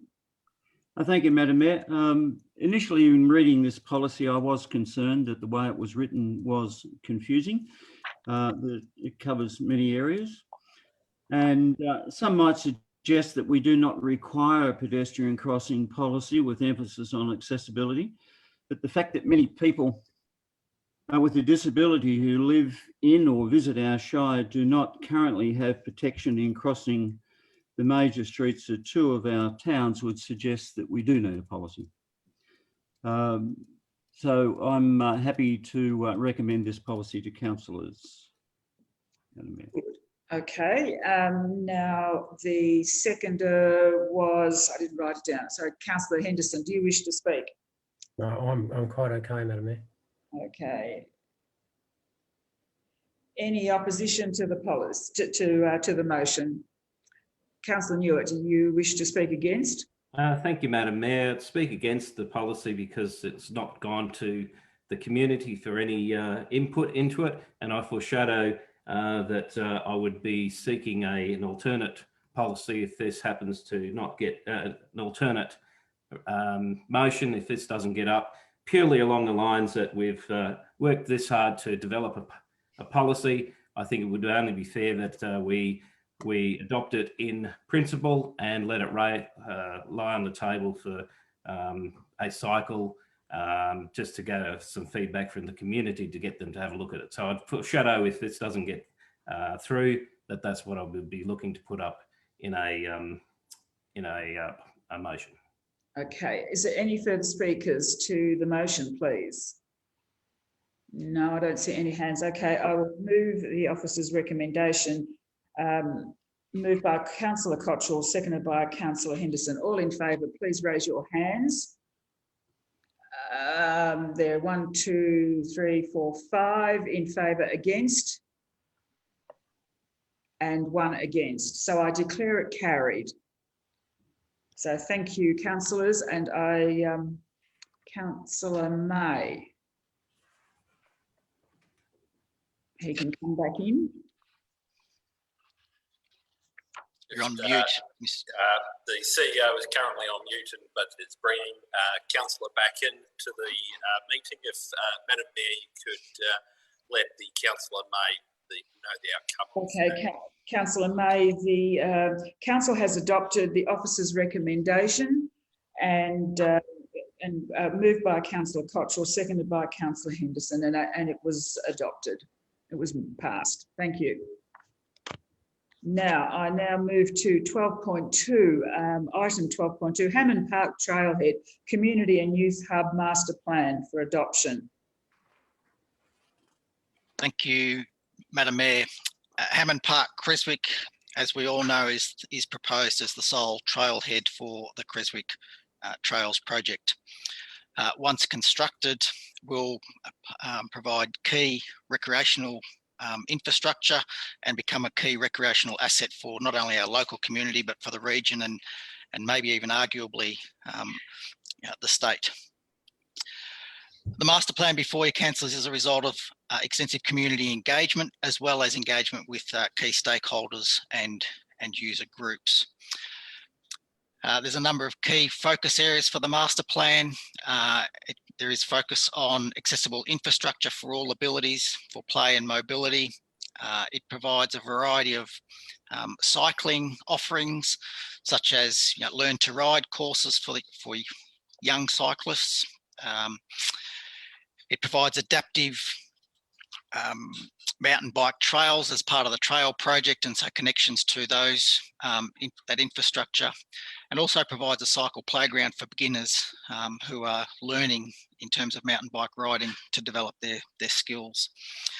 Councillors, one of the other massive opportunities that the master plan provides is about it developing the site to take advantage of significant events, both local events but state and national events as well, and there's already some planning work and previous events that have been held to that effect. Council, this is a significant piece of work that's been done. It's professionally prepared and presented to you tonight for adoption.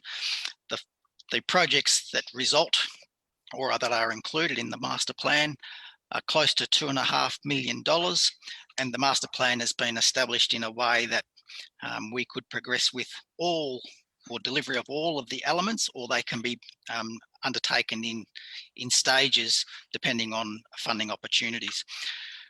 The officer's report, councillors, does make reference to a funding application that we have submitted to Sport and Recreation Victoria, and that funding has actually been unsuccessful. We are now aware of that.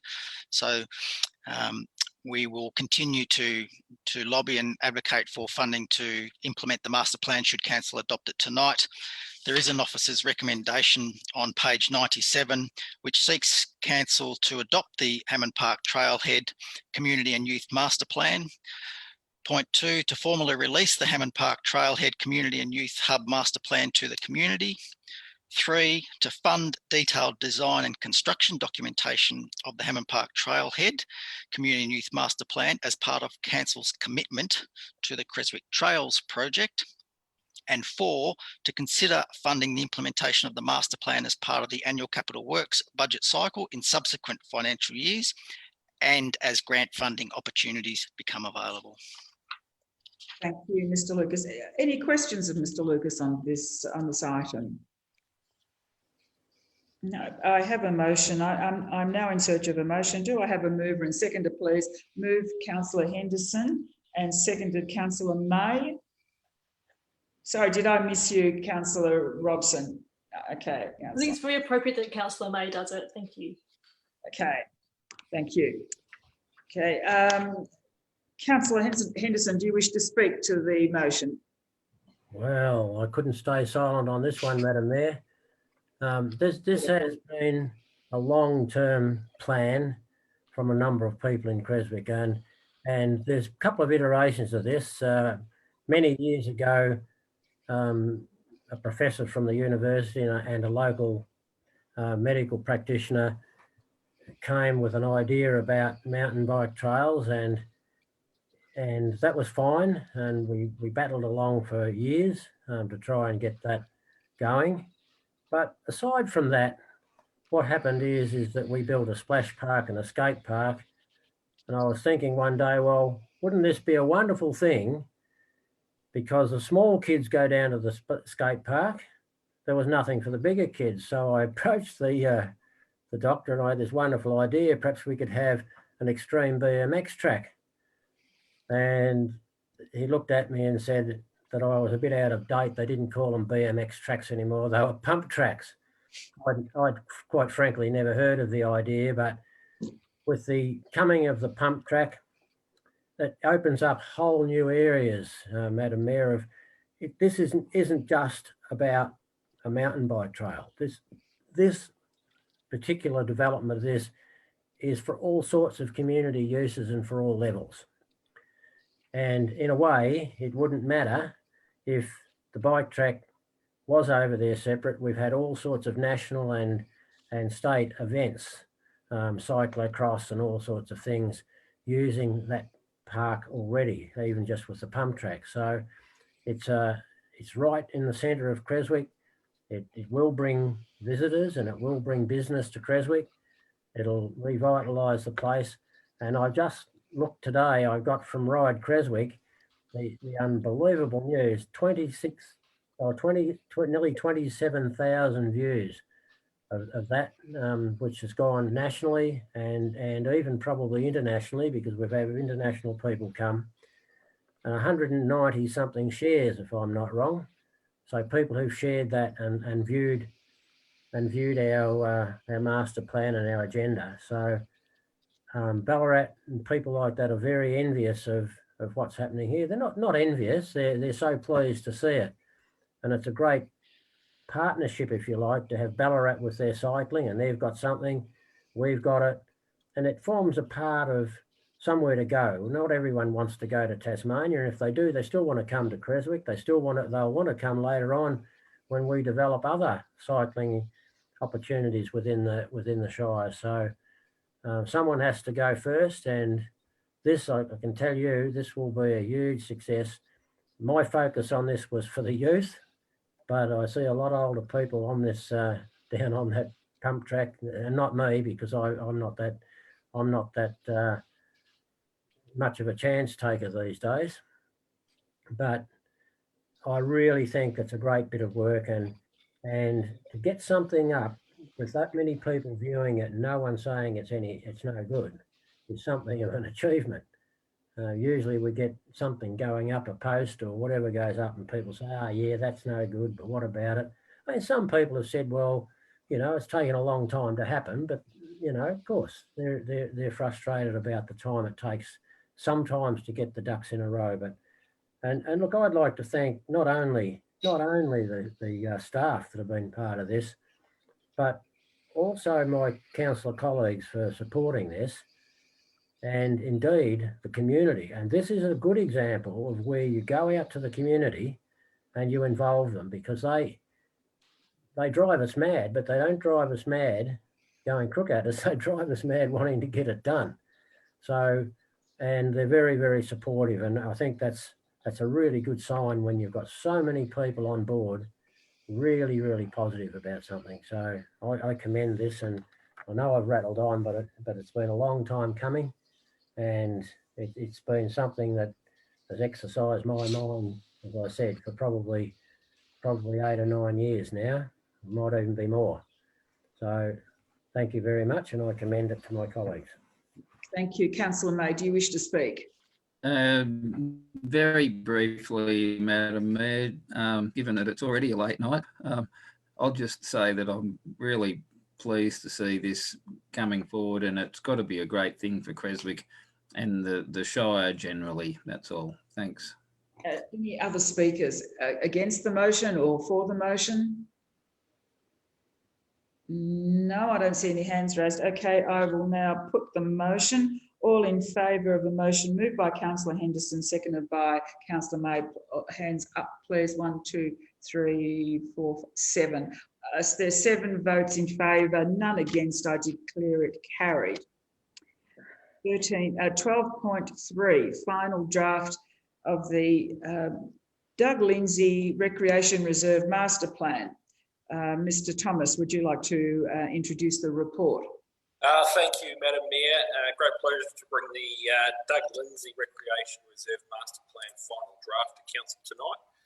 Council previously adopted the draft to go out for further community consultation. And once again, this really builds on our recreation master plans, our pipeline of projects and the development of quality master plans, so that we're shovel ready for projects, able to apply for grant funding and put a very much improved amenity into our recreation space, this time for the Doug Lindsay Recreation Reserve. Important to note that the design of the master plan has undergone significant consultation with the key users, and they are all very much in agreement and happy with the inclusions of the draft master plan. We've been out for further community consultation with a couple of feedbacks that we've been able to incorporate into the plan. Important to note that it's a list of long-term projects that will form part of that recreation master plan, but already there's projects lined up that will be able to be delivered. In this 2021 budget year, number of projects, including the delivery of stage 1 of the car parking and traffic management projects, and also that we're going to undertake, given some government funding through the federal government's local roads and community infrastructure program, installation of CCTV, a shared pathway, landscaping, security, lighting. So already getting on and delivering projects as part of this master plan development. And there'll be another number of other projects that we'll be able to apply for grants and put towards our future capital works. On page 105 of the agenda tonight is the officer's recommendation that council adopts the Doug Lindsay Recreation Reserve Master Plan. Thank you, Mr. Thomas. I'm in search of a motion. Do I have a mover and seconder, please? Councillor Henderson, and seconded, please. A seconder? Councillor May. Okay, thank you very much. Councillor Henderson, would you like to speak in favour of the motion? Thank you, Madam Mayor.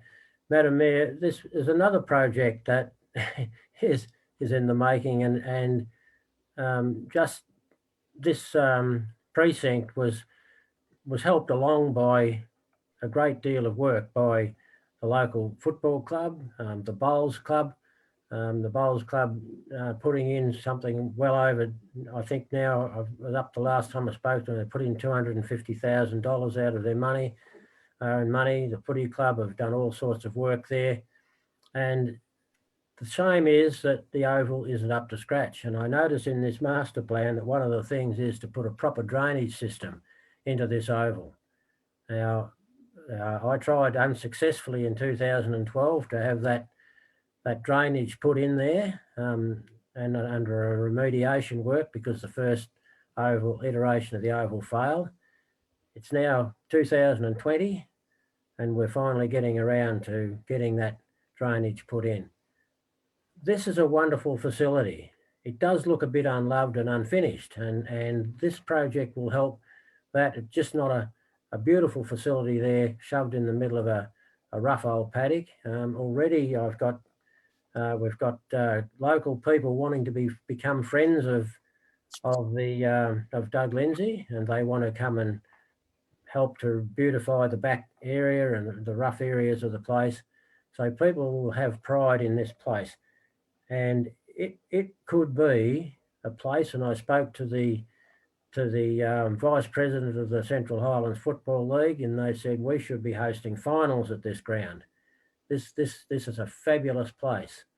Plenty of parking, but the Oval lets it down. Well, okay, it doesn't matter whose fault it is. If we can get on and fix it and do some good work, we'll have a wonderful place. And look, I hope that we'll have not just this facility, but other facilities as we get master plans and we get things done for other areas in the Shire. And I know I cop some criticism and for going over from Creswick and supporting the Victoria Park Centre, and it fell upon some rough times. But between Councillor Edward and myself, we managed to finally get some politicians to listen to us, and that got done. So these things seem big projects, but if you take them bit by bit, here we go. And so I think this is another fabulous thing for the people to be done, and not just for the Creswick people. This can be a regional place where finals and so on can be played. So I commend it. Thank you. Councillor May, do you wish to speak in favour of the motion? No, not at this stage, Madam Mayor, no. Any other speakers to the motion or in opposition, if you dare? Any speakers in favour? No? Okay. Councillor May, do you wish to take up the opportunity to speak or not? No? Okay. I therefore move the motion. Moved by Councillor Henderson, second Councillor May. All in favour, please raise your hand. 1, 2, 3. All 7 in favour and no opposition. I declare it carried. Thank you very much. 12.4, adoption of the Trentham Sports Ground Master Plan 2020. Thank you, Madam Mayor. And we go from one side of our beautiful Shire to the next and adopt a very similar report with the potential adoption of the Trentham Sports Ground Master Plan. Once again, building on our desires to plan projects, have master plans in process, adopted by Council that allows Council to have projects funded, shovel ready, looking for government support, and really looking forward to the development of a number of these recreation projects. This master plan has been ongoing for a little period of time, but we've now got it into a position where we can bring it to Council for final adoption. Council previously adopted the draft master plan, and we've been out for further community consultation. Once again, I'd like to mention that there's been significant consultation with the key users, the cricket and the football and the netball club, and the key users of the recreation reserve, including the committee of management, and they're entirely supportive of the master plan before Council tonight. Those that have been in the Trentham Sports Ground will no doubt attest that it needs a master plan and it needs some investment for future development, and this master plan really builds on that, and some future reports before Council tonight. As I noted, once it adopted, this plan will form part of our sport and active recreation infrastructure pipeline and form part of future council budget bids. The officer's recommendation on page 110 tonight is that council adopts the Trentham Sports Ground Master Plan of 2020. Thank you, Mr. Thomas. Now, are there any questions before we formally move the motion to Mr. Thomas? No. Okay. Can I have a mover and seconder for the to move the officer's recommendation, please? I have a mover, Councillor Fiona Robson, seconded, Councillor Henderson. Councillor Robson, do you wish to speak? Not at this stage, thank you. No, I wish I could. It's great. Councillor Henderson. Yes, well, maybe I can speak on your behalf, Madam Please Mayor. do. I think you'll know what I need to say. Since you're in the chair. Now, this is a long time coming, and this council has, for a long time, not only this council, but the previous council and the one before that, has been trying to find projects in Trentham and find projects that we can get funded. And here's a great opportunity for us to get the master plan ready, get this funded so that we can truly, really recognise and celebrate the fact that Trentham is a part and a part of our Hepburn Shire community. And I think this is a step towards making them feel that way. Not just telling them we're going to do something, but for making the step to say, here it is, we've got some agreement, let's go ahead and let's do something for Trentham. And it won't only be Trentham, there'll be people from, as I said, from Dalesford, there'll be people from Holcombe, there'll be people from everywhere come and want to be part of this pretty good development. And it'll be a community development, not just something for a footy club, it'll be for everyone. So I think the master plan is a really good one, and once again, developed with the community. So nothing wrong with bringing the community along with us. That's the way we get things done. So thank you very much, and I commend it. Any other speakers for the motion? No, I'll move the motion, moved by Councillor Robson and seconded by Councillor Henderson, all in favour of the officer's recommendation. There being 7 votes in favour and no opposition, I declare it carried. 12.5, Trentham Sports Ground Pavilion Redevelopment Project. Mr. Thomas, would you like to present the report? Thank you, Madam Mayor. And councillors, building on that adoption now of the master plan, council's officers have been able to undertake the concept design for the Trentham Sports Ground Pavilion Redevelopment Project. This was a key outcome of the draft master plan. The master plan identified that the existing main sports pavilion and the public amenities are inadequate and don't support the future growth and development, particularly of the sporting clubs at Trentham, but the Trentham community in greater. So as part of the work that's been undertaken, we've developed a concept plan for that development of that pavilion. Council had seen that draft item and we've been out to further consultation. We've worked really closely with our partners and Sport and Recreation Victoria on the design, bringing them along, making some tweaks to the changes to make sure that the design and the facilities is really helping the community out for the future, and Sport and Rec have been fantastic in that space.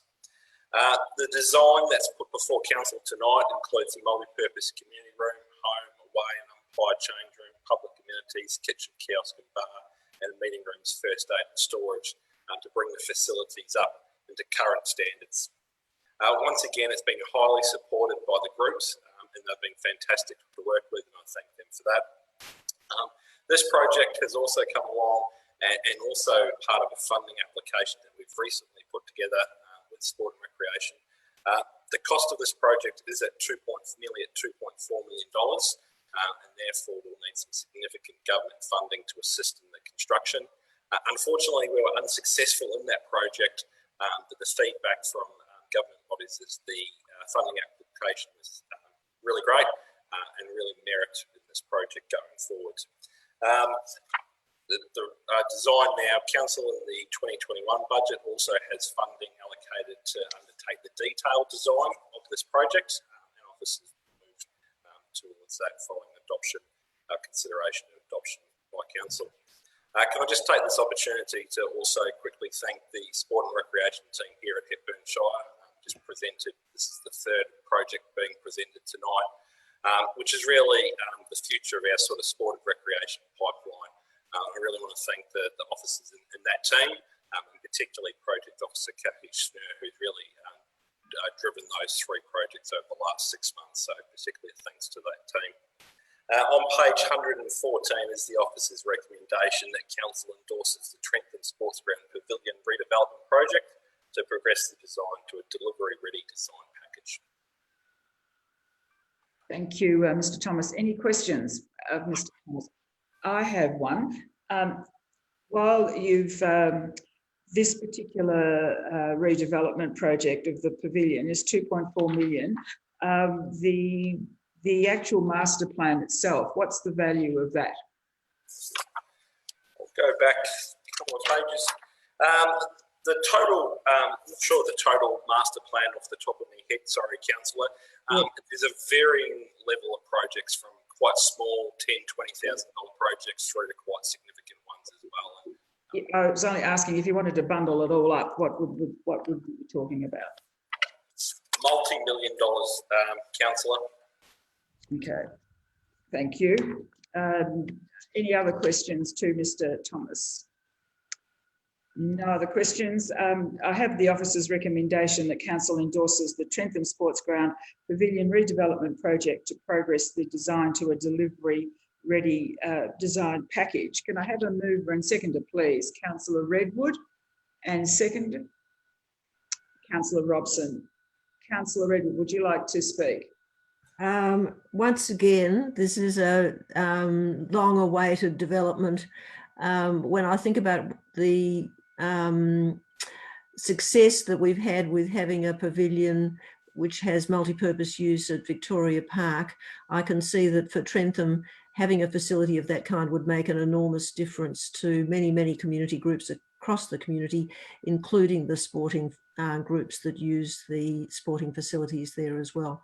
So an excellent step towards having that achieved, and hopefully the money will flow fairly soon as well. Thank you. Councillor Robson, do you wish to speak?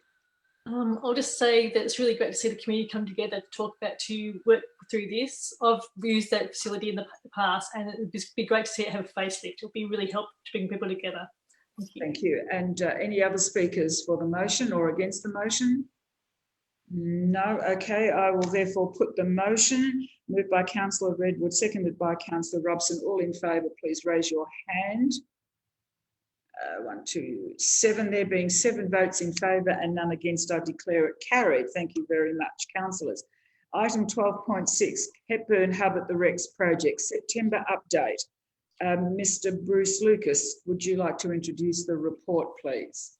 Thank you, Madam Mayor. The purpose of the report is to provide a project update to councillors for the Hepburn Hub at the Rex project. It's a monthly report that comes forward, and councillors will be well aware that the project scope includes library, community auditorium, co-working space, customer service, and council offices.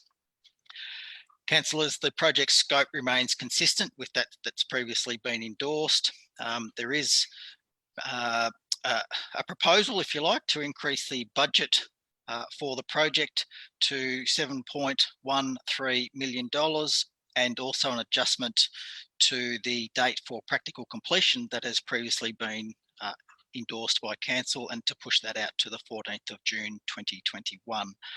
Councillors, the reason for those two adjustments are based on the progression of the project in accordance with the project plan, and on the basis that works proceed, and obviously that will be dependent upon the next item on tonight's agenda. Councillors, I'd say that the project scope is consistent with that's previously been endorsed by council, and I'll talk about that in terms of the floor area for the project. There are a couple of adjustments that have been proposed in the tender, which is being considered in the next item, to undertake some additional works as part of delivering the project, which includes repairs or replacement to the metal roof at the front of the building on Vincent Street, and also to waterproof the rear car park to ensure that we don't have water penetrating into the what will effectively become the office space. The changes to, and so that's what drives the financial variation that I make reference to, and the issue around the pushing out of the date for practical completion relates to the need for council to obtain an amendment to the current planning permit, and working with the proposed program of the preferred tenderer, should council award that contract in the next item, and taking account of the need to get that planning permit amendment, we would propose to push the completion date out to the 14th of June 2020. 2021. Take any questions, councillors. Questions. Through you, Madam Mayor, I'd like to ask a question. Yes, go ahead. Yes. Mr. Lucas, clearly whenever there's a cost overrun, there's a degree of concern, and we have looked at the reasons, and particularly you've identified them in the report, but I'm just wondering whether you can give us a benchmark for the costs of the project. And what I'm looking for here is some reassurance that the amount of money that we're spending on the project equates with what we would spend either in terms of the tender outlook or in terms of the square meterage, so that that's something which can give us some assurance that the project itself is going to be costing what might reasonably be expected in terms of ballpark. Yes. Thank you, Councillor Redwood, and happy to provide some background to that. And I'll make reference to the quantity surveyors work that was done prior to council going to tender. And I'm pleased to say, without going into too much detail and compromising probity concerns, if you like, with the tender process, the tender submissions that we got centre around the quantity surveyor's estimate for the project, and would indicate that the unit rates that we've got to deliver this project are competitive, and they are very consistent, and give great comfort that the cost to deliver this project is in accordance with what you would expect to deliver this project for in any other location. And had we started out and called tenders at the outset for a package of works, I have a high level of confidence that we would have been incurring costs of this type at the beginning. One of the primary variances in the costing that you see in this report tonight, councillors, is around the value of the works already completed. And what the tender process has enabled us to do is to put a value on that, which substantiates the report that we got from our quantity surveyor. And I guess the value of the work completed compared to the money that council's actually spent to deliver that work don't align. And that's in effect where we see a funding shortfall in the report tonight. Thank you. Any questions of Mr. Lucas? Any further questions? Yes, Councillor Henderson.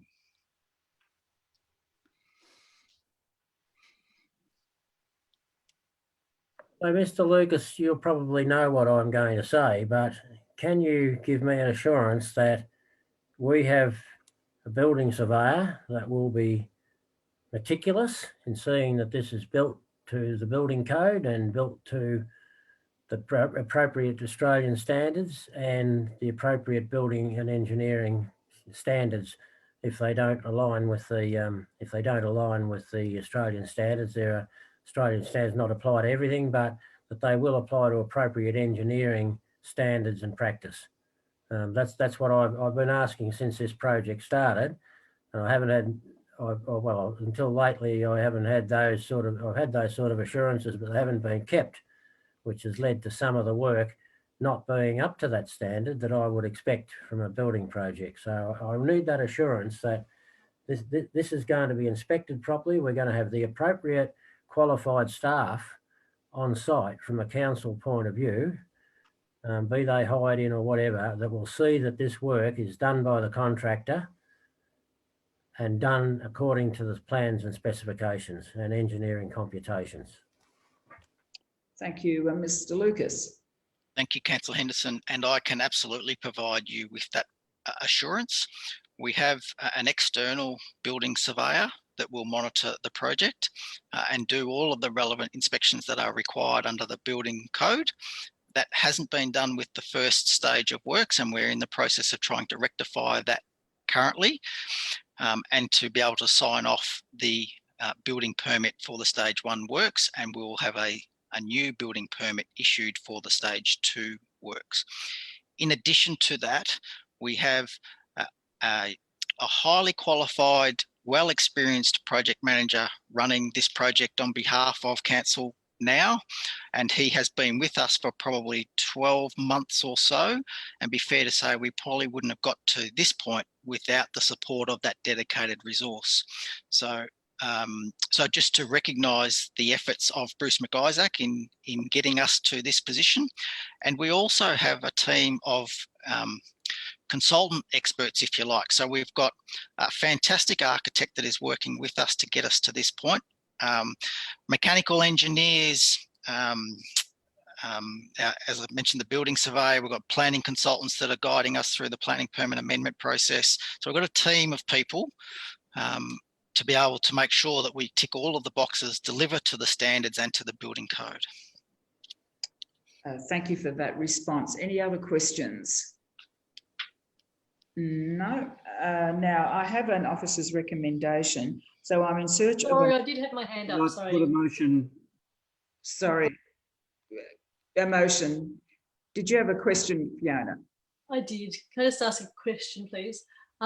This came, or the change of scope and change of budget came to council in February, and we were really keen to make sure we had a budget that was going to handle the whole thing. So if you just, I know you've spoken a little bit about the quantity surveyors estimate, and also the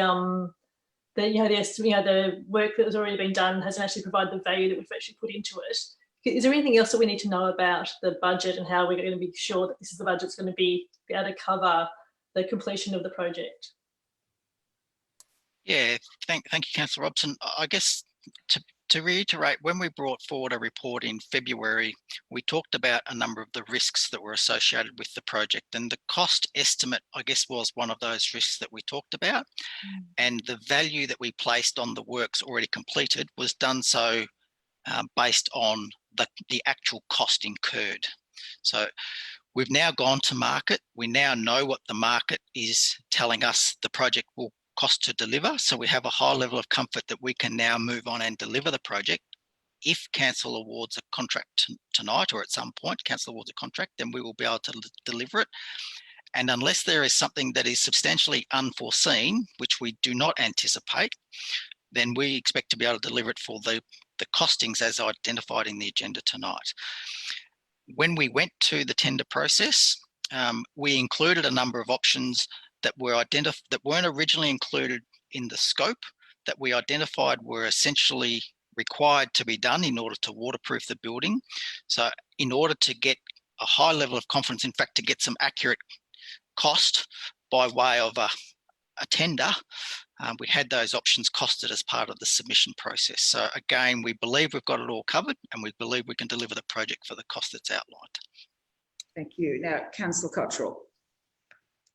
If there are no other questions, Madam Mayor, I'd just like to put the motion and recommend the officer's recommendation with the addition of a 5th point. And if I could read out the 5th point. The 5th point is recognise the advice of the Director of Corporate and Community Services that the valuation of the Hepburn Hub for the 2019-20 financial year is the purchase price of and the cost of current works, in brackets, works in progress, or WIP, close brackets. Next dot point, WIP, work in progress, will be the valuation of the asset until the project is completed. Next dot point, following completion of the project, a qualified independent valuer will be appointed to undertake evaluation as part of the year-end audit process. Next dot point, the valuation will review all factors but would be likely to value the asset based on the capitalisation of net income approach to be the most appropriate valuation methodology for fair value. And the final dot point, the valuation amount and calculation of the capitalisation rate and all associated variables will be presented to A, the Audit and Risk Committee, and B, Council as part of the year-end financial statement process. I'm happy to second, Madam Mayor. Thank you. Seconder as amended. Yes. Councillor Cottrell, do you wish to speak in favour of your motion? Thank you, Madam Mayor.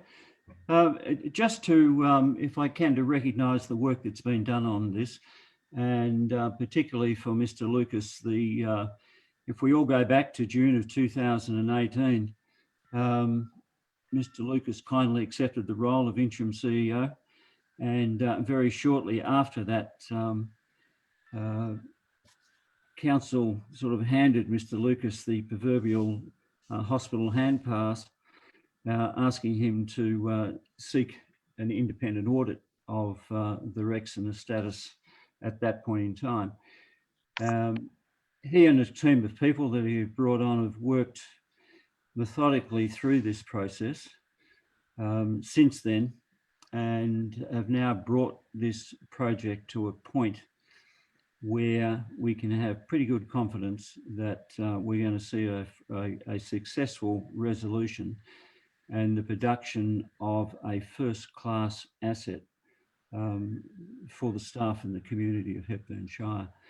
So it really is a fantastic achievement, enormous amount of work, and a lot of that's gone on behind the scenes, and with reports coming to us on a regular basis. But so to Bruce and the team that you have working with you, that a really amazing piece of work.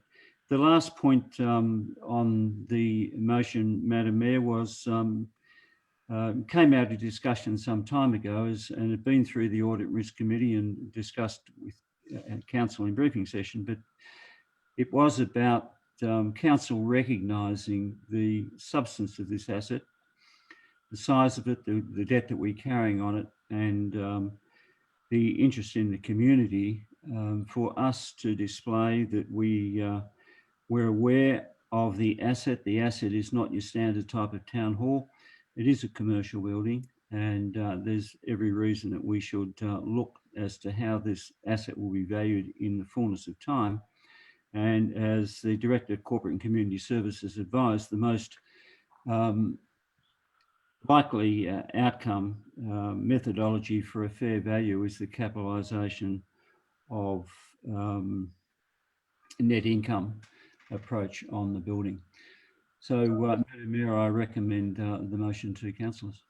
Thank you. Councillor Redwood, do you wish to speak? Yes, in supporting Councillor Cottrell's amended motion, I want to note that the vision which started this project still remains, that the pragmatism that's been brought to bear has been excellent. The project, it's no secret, got off to a very, very poor start, and it's been in recovery mode ever since then.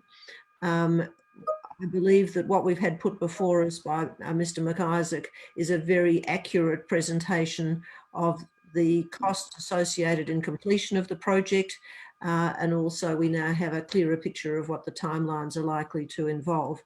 Let's not forget that what we're going to be providing is an absolutely excellent staff administration accommodation, which is where we started off, that we're also going to have a fantastic library, and we'll have other associated community facilities there as well.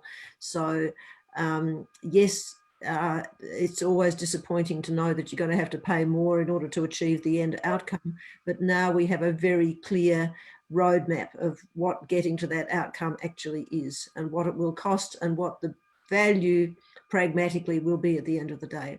Thank you. Thank you, Councillor Redwood. Are there other speakers any speakers against the motion?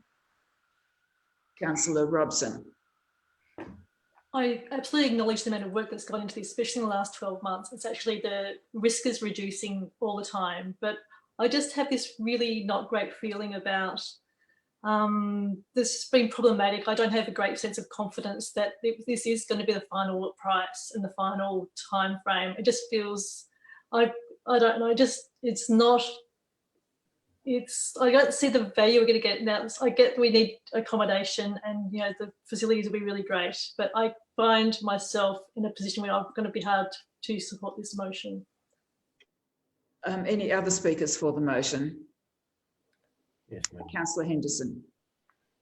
Well, Madam Mayor, I've heard what my colleagues have said, and I'll go back to the original idea. I wasn't always a very great supporter of this particular project, but council made a decision, and when council makes a decision, win, lose or draw, you pick up your rifle and you become a soldier and you carry it and you fight the fight, and that's what we've had to do. Many of us have fought with our consciences over this particular building, and I know when I first got to see the thing, I know that some people's jaws dropped and said, what a wonderful thing.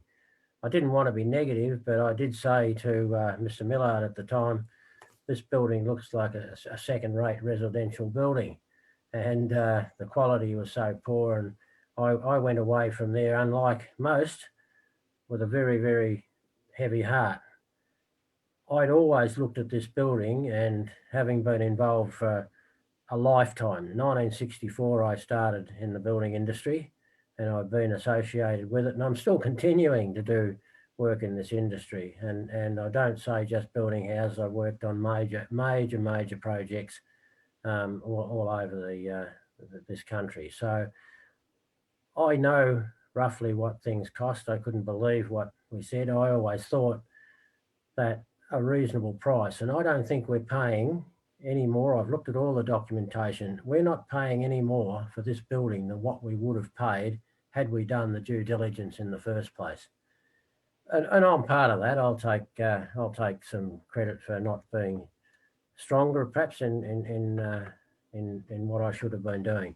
But however, the truth is, apart from some works that had to be done again because they weren't done properly, this building isn't costing us any more than if we set out to build a hub in a heritage building in its position. And people can come and go, people can say what they like. I'm not going to be the one that says at this stage I don't support this motion, because who's going to tell the people that we're going to sell a gutted building, half finished, for less than what we pay for it? Who's going to tell the theatre group, well, okay, we agreed to $100,000. We moved it to 130. Now it's costing $500,000. Who's to tell them they're not going to have it? Who's going to tell the staff they don't have a place they can go back to their little rat holes in passages and, you know, little nooks and crannies to do their work? It certainly isn't me. And I don't like paying out ratepayers' money any more than anybody else. In fact, I like to think that it's my money. And it is actually. I pay a fair bit of rates in this shire. I don't like to see my money spent on something just to throw it away and waste it because somehow we've got to spend a bit more money. I've hardly ever seen a building project that something doesn't crop up that you have to spend money on, and particularly an older building, particularly a heritage building. There are always things behind walls that you can't find and that you don't see and you don't scope.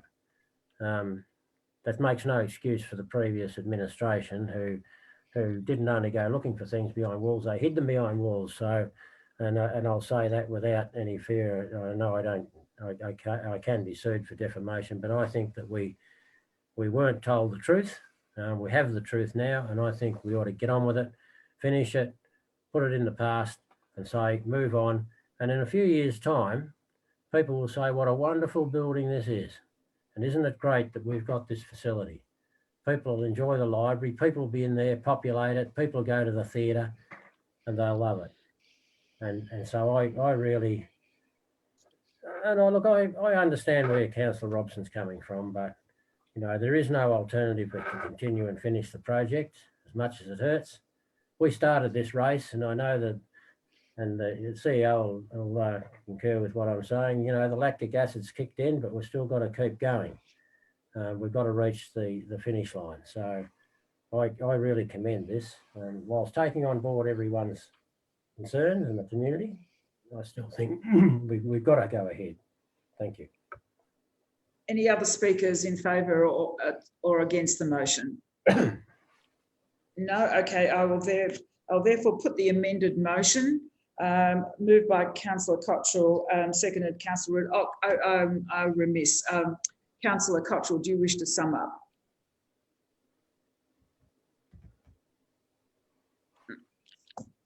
You're muted. The great cry of the 21st century. Yes, Councillor Cottrell. Thank you, Madam Mayor. Yes, certainly I support Councillor Redwood and Councillor Henderson's comments. They're very pertinent. This has a history, this building. And I think in terms of the valuation, one of the things that really has sparked me in terms of valuation, that when this building was purchased, the Local Government Act didn't require councils to value a property. And out of the industry I come from, 101 when you're dealing with real estate is you get a valuation. Otherwise, you have no benchmark whatsoever on what you're paying for the asset that you get. And if we go back to this building, I think Mr. Lucas has referred to it as originally put together as a car park, an underground car park. That failed. It was converted into a retail tenancy. That failed. The owners sought to convert it into apartments. That didn't get over the line. So here we had a building that no one wanted to own and couldn't do anything with. It had a very checkered history, and we've sought to pay a price for it. Whether it was a good price or bad price, we'll never know at the time. But the fact that a valuation wasn't called for that asset, I think is unfortunate. It's good to see that the Local Government Act has now been upgraded to the fact that if we were doing this again, we would be forced to go and get a valuation. I think that is absolutely critical when you're dealing with real estate, because you have no sense of benchmark for the asset. Thank you, Madam Mayor. Thank you, Councillor Cottrell. So I'll now put the motion. All in favour, please raise your hand. 1, 2, 3, 4, 5, 6. Against the motion? 1. I declare the motion carried. Thank you. Motoring along, 12.7, awarding of contract HEPBU.RFT 2020.102 Hepburn Hub at the Rex, Stage 2 building works related to the previous motion. Mr. Lucas, would you like to introduce the report, please? Yeah, thank you, Madam Mayor. And again, this is continuing on with the Hepburn Hub at the Rex project, and this one is for council to consider awarding a contract to progress the works that we've just discussed at length, if you like, in the previous project update report. It is for the awarding of a contract to deliver the Stage 2 building works. And councillors will recall that we have been referring to, if you like, Stage 1, which is the completion of the early works, and Stage 2, which is to complete all of the remaining works. On the 18th of February 2020, council endorsed the Hepburn Hub at the Hepburn Hub at the Rex project plan, and Stage 2 main works included all of the remaining works to successfully deliver the scope of the project. Since then, the design of the Stage 2 has been completed, tender documentation has been prepared, and we have released those works into the market, or called publicly for tenders. In addition to the core scope that was agreed by council, as I referenced in the earlier item, a number of additional tender options were sought to ensure that the building remains watertight. This component has added an additional $221,000, or just over $221,000 to the project cost, and a further shortfall of just over $500,000 was identified due to the valuation of the previous works. Councillors, through the public tender process, 8 tender submissions were received, and I have to say the 8 submissions received were all of a high quality, very competitive and professional submissions that have been received. And if you like, I could say it made it a little difficult for the tender evaluation panel to go through the process. Having said that, all 8 tenders underwent a comprehensive evaluation process, and we went through a number of stages of shortlisting. In addition to that, we had a number of interviews for the shortlisted preferred tenderers, if you like, and we've now arrived at a preferred tenderer for the delivery of the project should council wish to proceed. The outcome, the detailed outcome, if you like, of the tender evaluation is covered off in the attached confidential tender evaluation report. And councillors, the officer's recommendation is in 6 parts, and I'll try and read through it quickly. That council, 1, awards a contract for the fixed lump sum of $4,682,826 exclusive of GST to J Hutchinson Proprietary Limited, including, and then there are 4 dot points that make up that number. 2, refers the shortfall of $740,000, including the $221,040 for the additional tender options for consideration in the mid-year budget review. 3, endorses the administration of the value management savings and the construction contingency by the project control group within the overall contract sum and the project scope previously endorsed. Authorises council officers to make variations to the contract in excess of the awarded contract value within officer delegation and approved expenditure. Approves the signing and sealing of the contract documents. And 6, resolves that the confidential evaluation report remain confidential and that the minutes record the successful tenderer and the accepted tender price. Thank you. Thank you, Mr. Lucas. Are there any questions to Mr. Lucas on this tender? Councillor Henderson. Yes, thank you, Madam Mayor. Mr. Lucas, these variations that we're talking about, where we say the officers to make variations to the contract in excess of the awarded contract value. Now, I could take the negative view and say how long's a piece of string, but I will ask you, any of those variations, will they be approved subject to a bill of quantities and not just some builder taking advantage or contractor taking advantage of us? There's obviously these works will be done, and I hope, and I asked this question many years ago, do we have a bill of quantities for this job? Because that's the specific plan specifications and the bill of quantities, very, very important way of keeping track of building costs.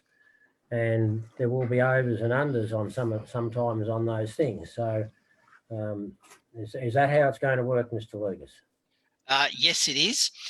We have already commenced discussions with the preferred tenderer, in fact, with all of the shortlisted tenderers around what value management options we might be looking at to make savings. And there may be some small variances as we work through the project. For example, we are still working through a couple of minor queries with the local cinema group. There are some queries that we're still working through with the Disability Advisory Committee and providing responses back to them. Where there are savings, we are looking to absolutely achieve them, and we're doing that at the outset for the project, not during the construction. So we'll sit down and have detailed discussions with the preferred tenderer should they be awarded the contract tonight to see where we can make those savings. And also, as I said, where there are minor changes required within the contingency component of the project, then the officer's recommendation is seeking council to authorise officers to make those variations within the constraints of the project budget and within the constraints of council officers' delegation. Thank you, Mr. Lucas. Other questions? Councillor Redwood. No, Madam Mayor, I move the officer's recommendation. Thank you. And seconded, can I have a seconder, please?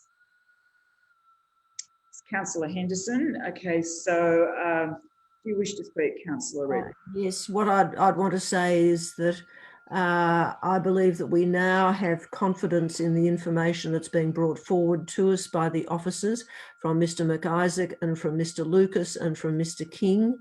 I believe that the work being done to control the project through the project control group is sound. I believe the external monitoring is in place, And so I believe that we can have confidence if we enter into this undertaking tonight, that the procurement process has been properly and scrupulously undertaken, and that it is a responsible decision to take. Thank you. Councillor Henderson, do you wish to add anything? Probably right, Madam Mayor. I can't, sorry, I didn't hear you. I'm right, Madam Mayor. I've asked all the questions. And, Okay. Do you wish to speak in favour of the motion? well, I seconded it, Madam Mayor. Yeah, you seconded. Yeah. I don't want to speak. Okay. Any other speakers for or against this particular motion to award the tender? No, I shall now put the motion. The motion is as read out by Mr. Lucas, that the tender is awarded to J. Hutchinson Proprietary Limited and includes a figure. So all in favour, please raise your hand. 1, 2, 3, 4, 5, 6. Against? And Councillor Robson abstaining. Okay, so the 6 in favour, 1 abstention, but the motion is carried. Thank you. I now move to 12.8, which is awarding of contract HEPBU.RFT 2020.135 for Creswick Lawrence Road reconstruction, Creswick North. Mr. Lucas. Thank you, Madam Mayor, and it's nice to see a number of contracts coming forward over the last month or two, and including tonight as well, to progress our capital works program for this year. This report seeking council to consider the awarding of a contract for the construction of 2.2 kilometres of the Creswick Lawrence Road, Creswick North. The outcome, sorry, councillors, for construction of road, Creswick Lawrence Road, Creswick North. We've gone through a public tender process, councillors. We received a number of submissions. I think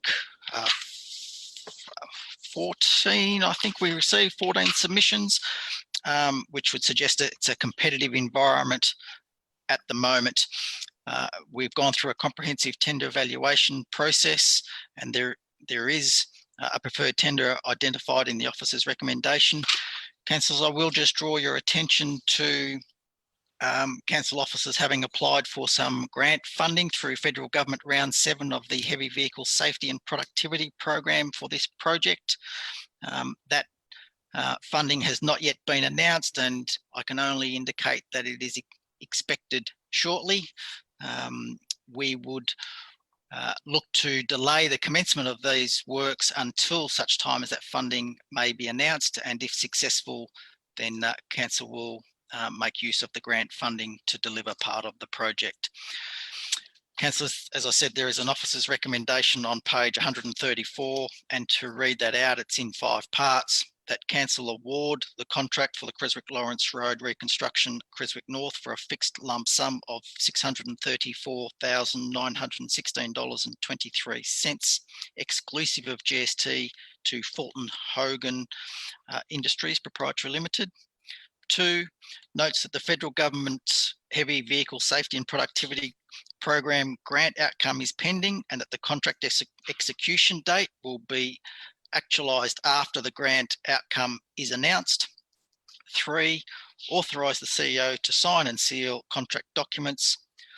4, authorise council officers to make variations and additions to the contract in excess of the awarded contract value within officer delegation and approved budgets. And 5, resolve that the tender evaluation report remain confidential. Thank you, Mr. Lucas. Now, do I have a mover and seconder for the motion, please? Move Councillor May, and seconded Councillor Newitt. Councillor May, do you wish to speak? No, Madam Mayor. No, Councillor Newitt, do you wish to speak? No, thank you, Madam Mayor. Any other councillors wish to speak? No. Okay, I shall now put the motion. All in favour, please raise your hands.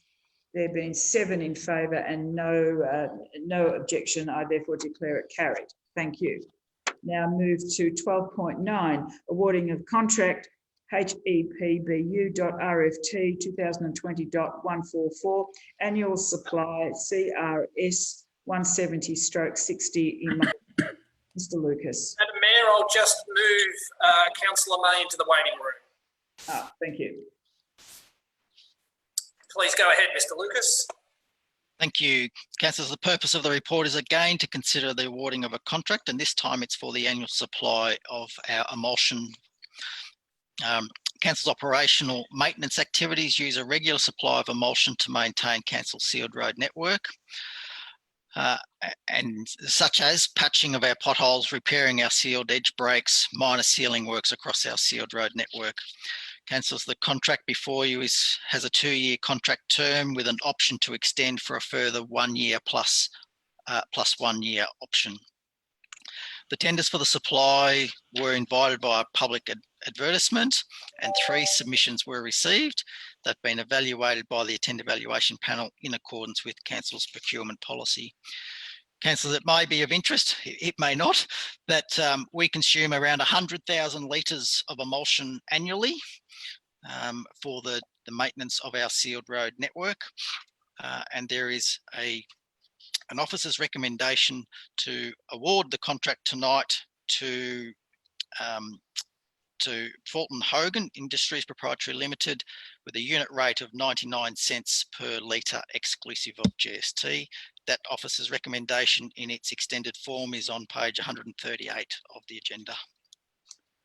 Thank you. Now, do I have any questions, first of all, to Mr. Lucas? No. Can I have a mover and seconder for the officer's recommendation, please? Moved. Can I have a mover? Councillor Henderson, and a seconder, Councillor Robson. Councillor Henderson, do you wish to speak? No, thank you, Madam Mayor. Councillor Robson, do you wish to speak? No. Any other councillors wish to speak for or against the motion? No. I will put the motion. All in favour, please raise your hands. There are 6 in favour. Councillor Newitt, are you in favour? Or, yeah, 6 in favour and no opposition. I therefore declare it carried. Councillor May can be shown back into the meeting, please.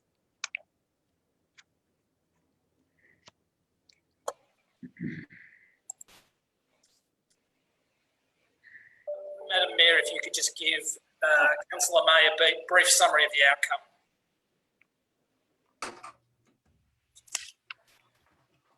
Thank you, Councillor May. Just to summarise what happened, the councillors moved and seconded and was adopted the officer's recommendation that the awarding of the contract goes to Fulton Hogan Industries Proprietary Limited. Thank you.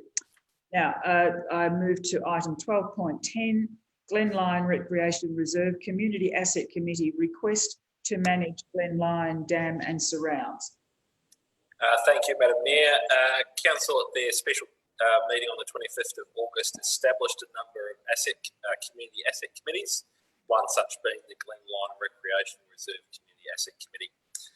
We've since received a request from that committee that the council consider and that committee be requested to be granted responsibility for the management of the Glenlyon Dam and surrounds.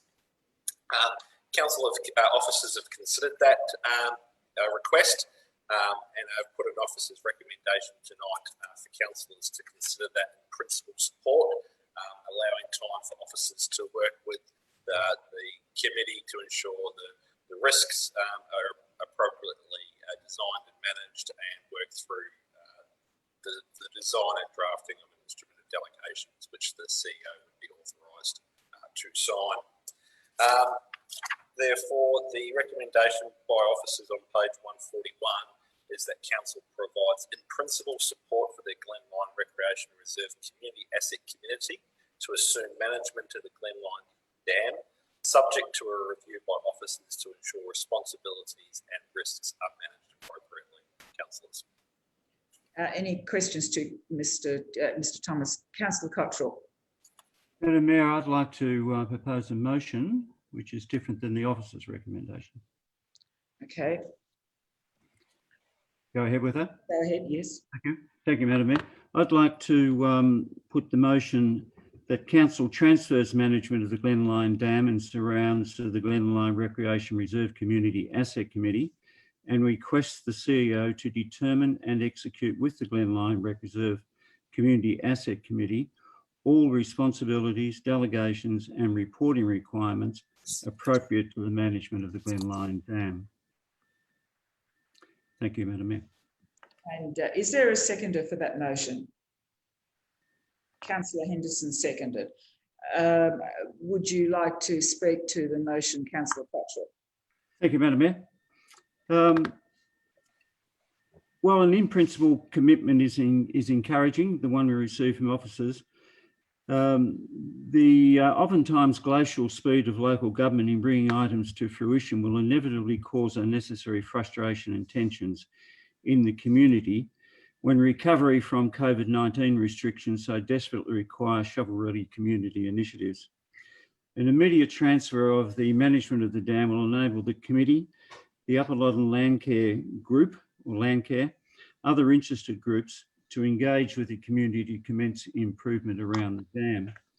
And some other important issues to support, Madam Mayor. The Glenline Dam has previously been under the remit of the Glenline Recreation Reserve Management Committee, referred to as the committee. It was handed back due to a lack of support from council at the time in maintaining steep land and overgrowth in areas of the precinct. These areas have since been remedied by council and are now able to be maintained. Membership of the committee has historically and currently does include a committee member from Landcare. The current and long-standing member is a scientist, chemist, environmentalist with extensive background in land remediation. The committee and Landcare Partnership have successfully worked together on land remediation along the Loddon River waterway and surrounds, and over the past decade, Landcare has successfully developed the Glenline BioLink walk extending from the Dalesford Malmsbury Road along the Loddon River surrounds, abutting the reserve to Dysart Street, with plans for its extension to the Glenline Dam. The committee and Landcare Partnership have for some time been developing plans for improvement of the surrounds of the Glenline Dam, including removal of noxious and invasive weeds and trees, installation of an accessible pathway around the perimeter of the dam, design and installation of accessible fishing platforms, and the design and installation of hides to observe wildlife. This planning has involved working with the Landcare Victoria network on funding opportunities. Also, Landcare have taken its membership back to its grassroots of a broader constituency and expanded its scope from Glenline town centric to include the rural and adjoining communities. This revitalised Landcare membership includes many local farmers, some from pioneering families who bring past involvement with the dam and the requisite experience and expertise in land management and the capability and equipment needed.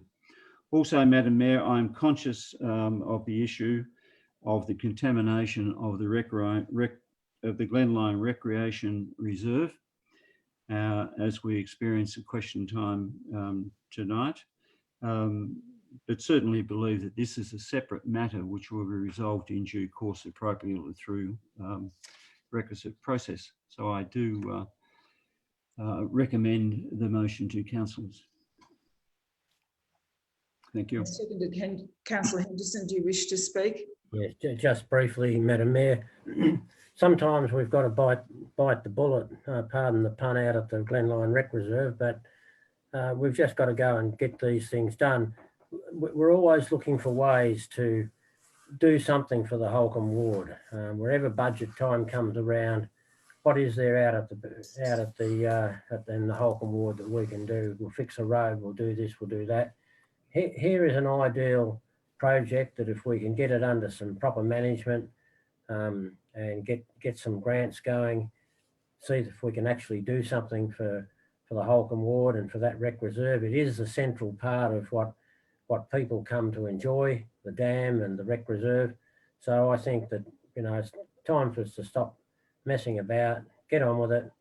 And look, people, no matter what we do, people will be annoyed because, you know, they have a particular view. Well, I think it's land under our management. We should be making the decision and we should be getting that under the control, not of council, but we should be getting it back under the control of that proper asset management group out there at, who actually are put forward from the community and get that involved. Landcare's done a fabulous job, as Councillor Cottrell said. I went out there planting trees with the group there. Fabulous group of people, and they really care about the environment and want to get on with it. So I commend the motion. Thank you, Councillor Henderson. Any speakers in favour or against the motion? Councillor Redwood. And then Councillor Newitt. Councillor Redwood, you're muted. Madam Mayor, I understand where Councillor Cottrell's coming from and wanting to see this matter sort of put to bed now, it being the last council meeting for the term. But I think the officer's recommendation is better. I'd feel more comfortable if you did have an in principle direction you were going and you went out and you consulted with the various groups and then put it together, rather than having it, well, here it is, like it or lump it. Seems to me to be a not very sensitive way of dealing with things. So you're voting in. So you are speaking against the motion. I am speaking against the motion. I prefer the officer's recommendation. Okay, Councillor Newitt. Thank you, Madam Mayor. Look, this goes to governance. I think what the officers have recommended was an appropriate way forward. I think it was a timely and fairly fast response. But it also, they're not saying the officer's recommendation wasn't about not doing this. It was about ensuring that the right responsibility and risks are managed appropriately.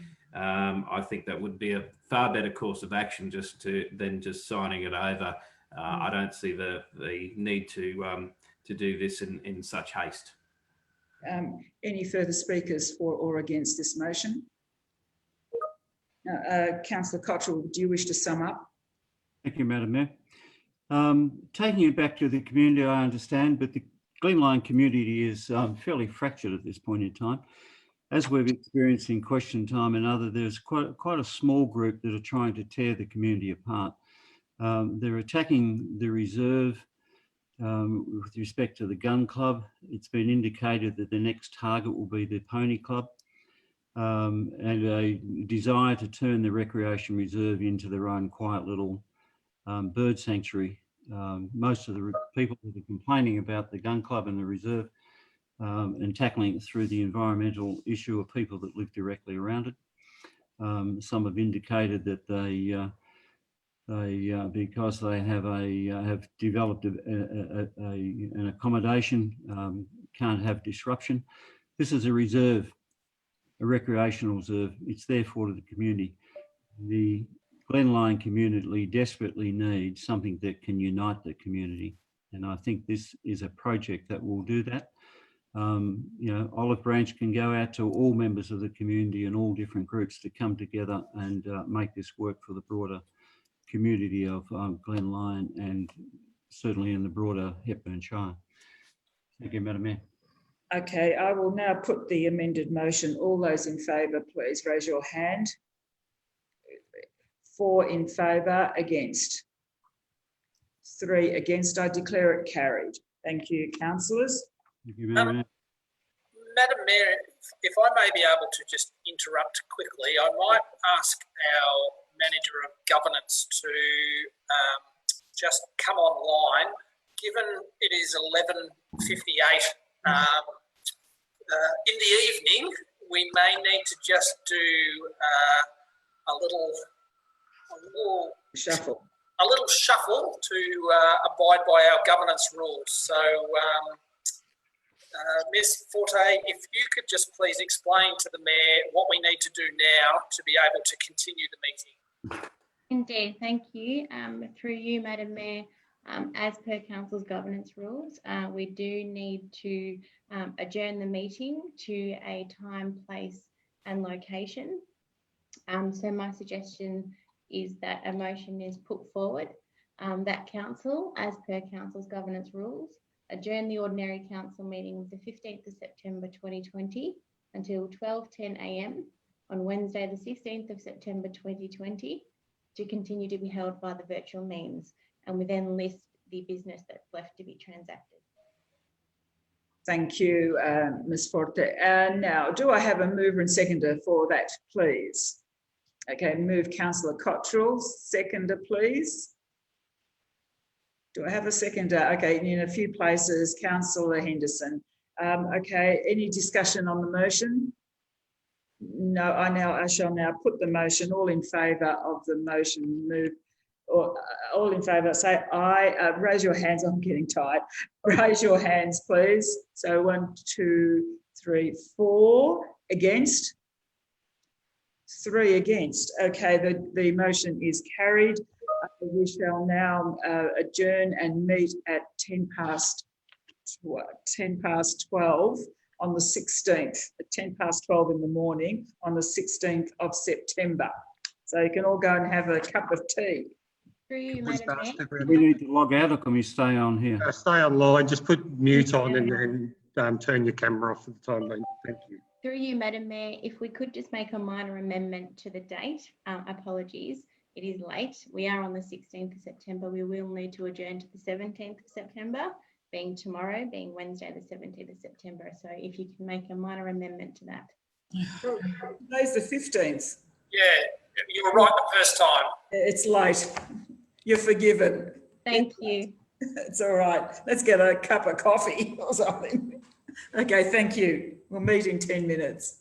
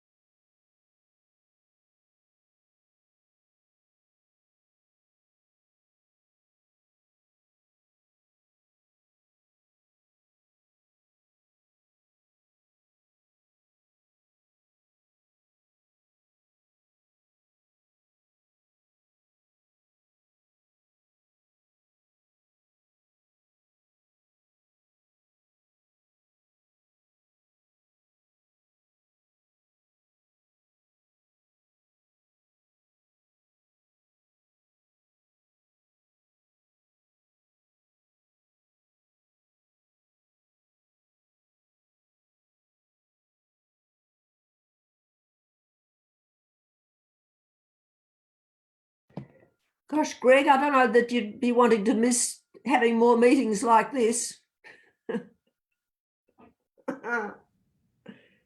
So what would we have done though, had we not reconvened? What would happen then? They'd have to hold over all those reports until December.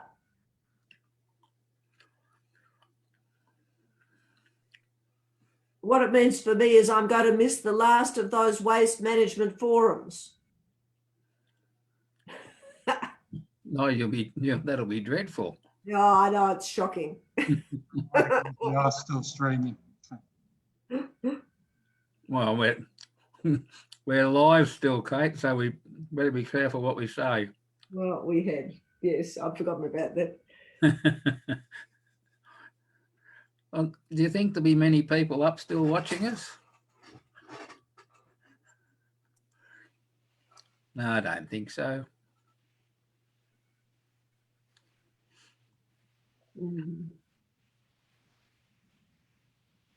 Well, you're on mute. Don, you're on mute. Yeah, well, you're not, because you're live broadcasting still. I've just been told somebody is up and watching, and they're watching what you're saying. We will resume shortly, councillors.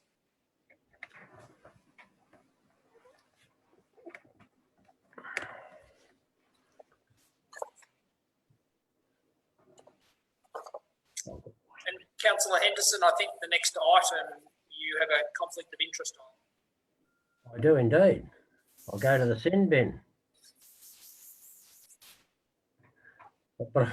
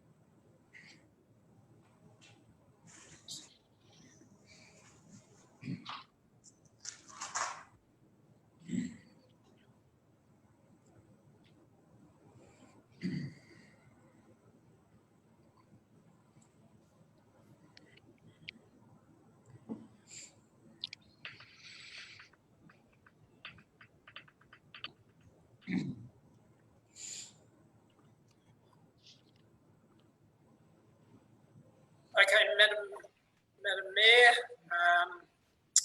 we're all councillors are back present. Councillor Henderson has a conflict of interest on the next item, so I've put him in the waiting room. Okay. So councillors do need to pass, I believe, a resolution to resume now. I'll just check with Ms Forte just to double check that. Is it a resolution? Councillor Redwood, do you have a question? No, I was just going to move that we resume standing orders. I think Ms Forte has some proposed words. Yeah. Yes. I'll just bring Councillor Henderson back into the meeting. Councillor Henderson, we just need to move council needs to move a motion to resume, and I'll just ask Ms Forte to give us the wording around that, and then I'll put you into the waiting room for your conflict of interest on the next item. Okay. Ms Forte, would you like to give us some guidance, please? Indeed, not a worry. Through you, Madam Mayor, the proposed resumption motion would be that the meeting of the Ordinary Council meeting that was adjourned the 16th of September 2020 be resumed at 12:10 on Wednesday the 16th of September 2020 to continue to transact the council business as listed in the Ordinary Council meeting agenda for the 15th of September 2020. And that ensures that the business that's left to be remained can be carried over and transacted at this meeting. Thank you. Now, do I have a mover and seconder, please, to the motion? Councillor Redwood moves. Can I have a seconder, please? Councillor Cottrell, second. Any discussion required for this this motion? Councillor Redwood, do you wish to speak? No. And Councillor Cottrell? No. Okay. I therefore move the motion as agreed. All in favour, please raise your hand. 1, 2, 3, 4, 5, 6, 7. All in, 7 votes in favour, no votes against. I therefore declare it carried. Thank you. I now, Councillor, who's got a conflict of interest? Councillor Henderson has been moved into the waiting room, Madam Mayor. Thank you. Okay, I now move to item 13.1, which is under the heading Active and Engaged Communities. 13.1 is Local Law Number 2, Community Reference Groups, appointment of members. Mr. Lucas, would you like to present the report, please? Thank you, Madam Mayor. The report provides Council with the nominations received for the Local Law Number 2 Community Reference Groups and the recommended Local Law Number 2 Community Reference Group membership that is proposed as a result. In February 2020, Council resolved in part to commit to engaging with the community in the development of guidelines and policies associated with the implementation of the General Local Law Number 2. And there were 3 areas or 3 focus areas that were identified as part of that Council determination, and they were for firewood collection, salvaging at the transfer stations, and thirdly for planting on verges. And in July 2020, Council endorsed the terms of reference for that process to commence. Expressions of interest have now been invited in line with the endorsed terms of reference, and a number of nominations have been received for each of the 3 areas. Councillors, the breadth of experience and the interest across the nominations is fantastic and will provide Council with a great platform to develop a set of guidelines in partnership with the community. There is an officer's recommendation on page 144 of your agenda papers, which lists the nominations for each of the 3 areas. Thank you, Mr. Lucas. Any questions to Mr. Lucas on the membership of the committee? Councillor Cox.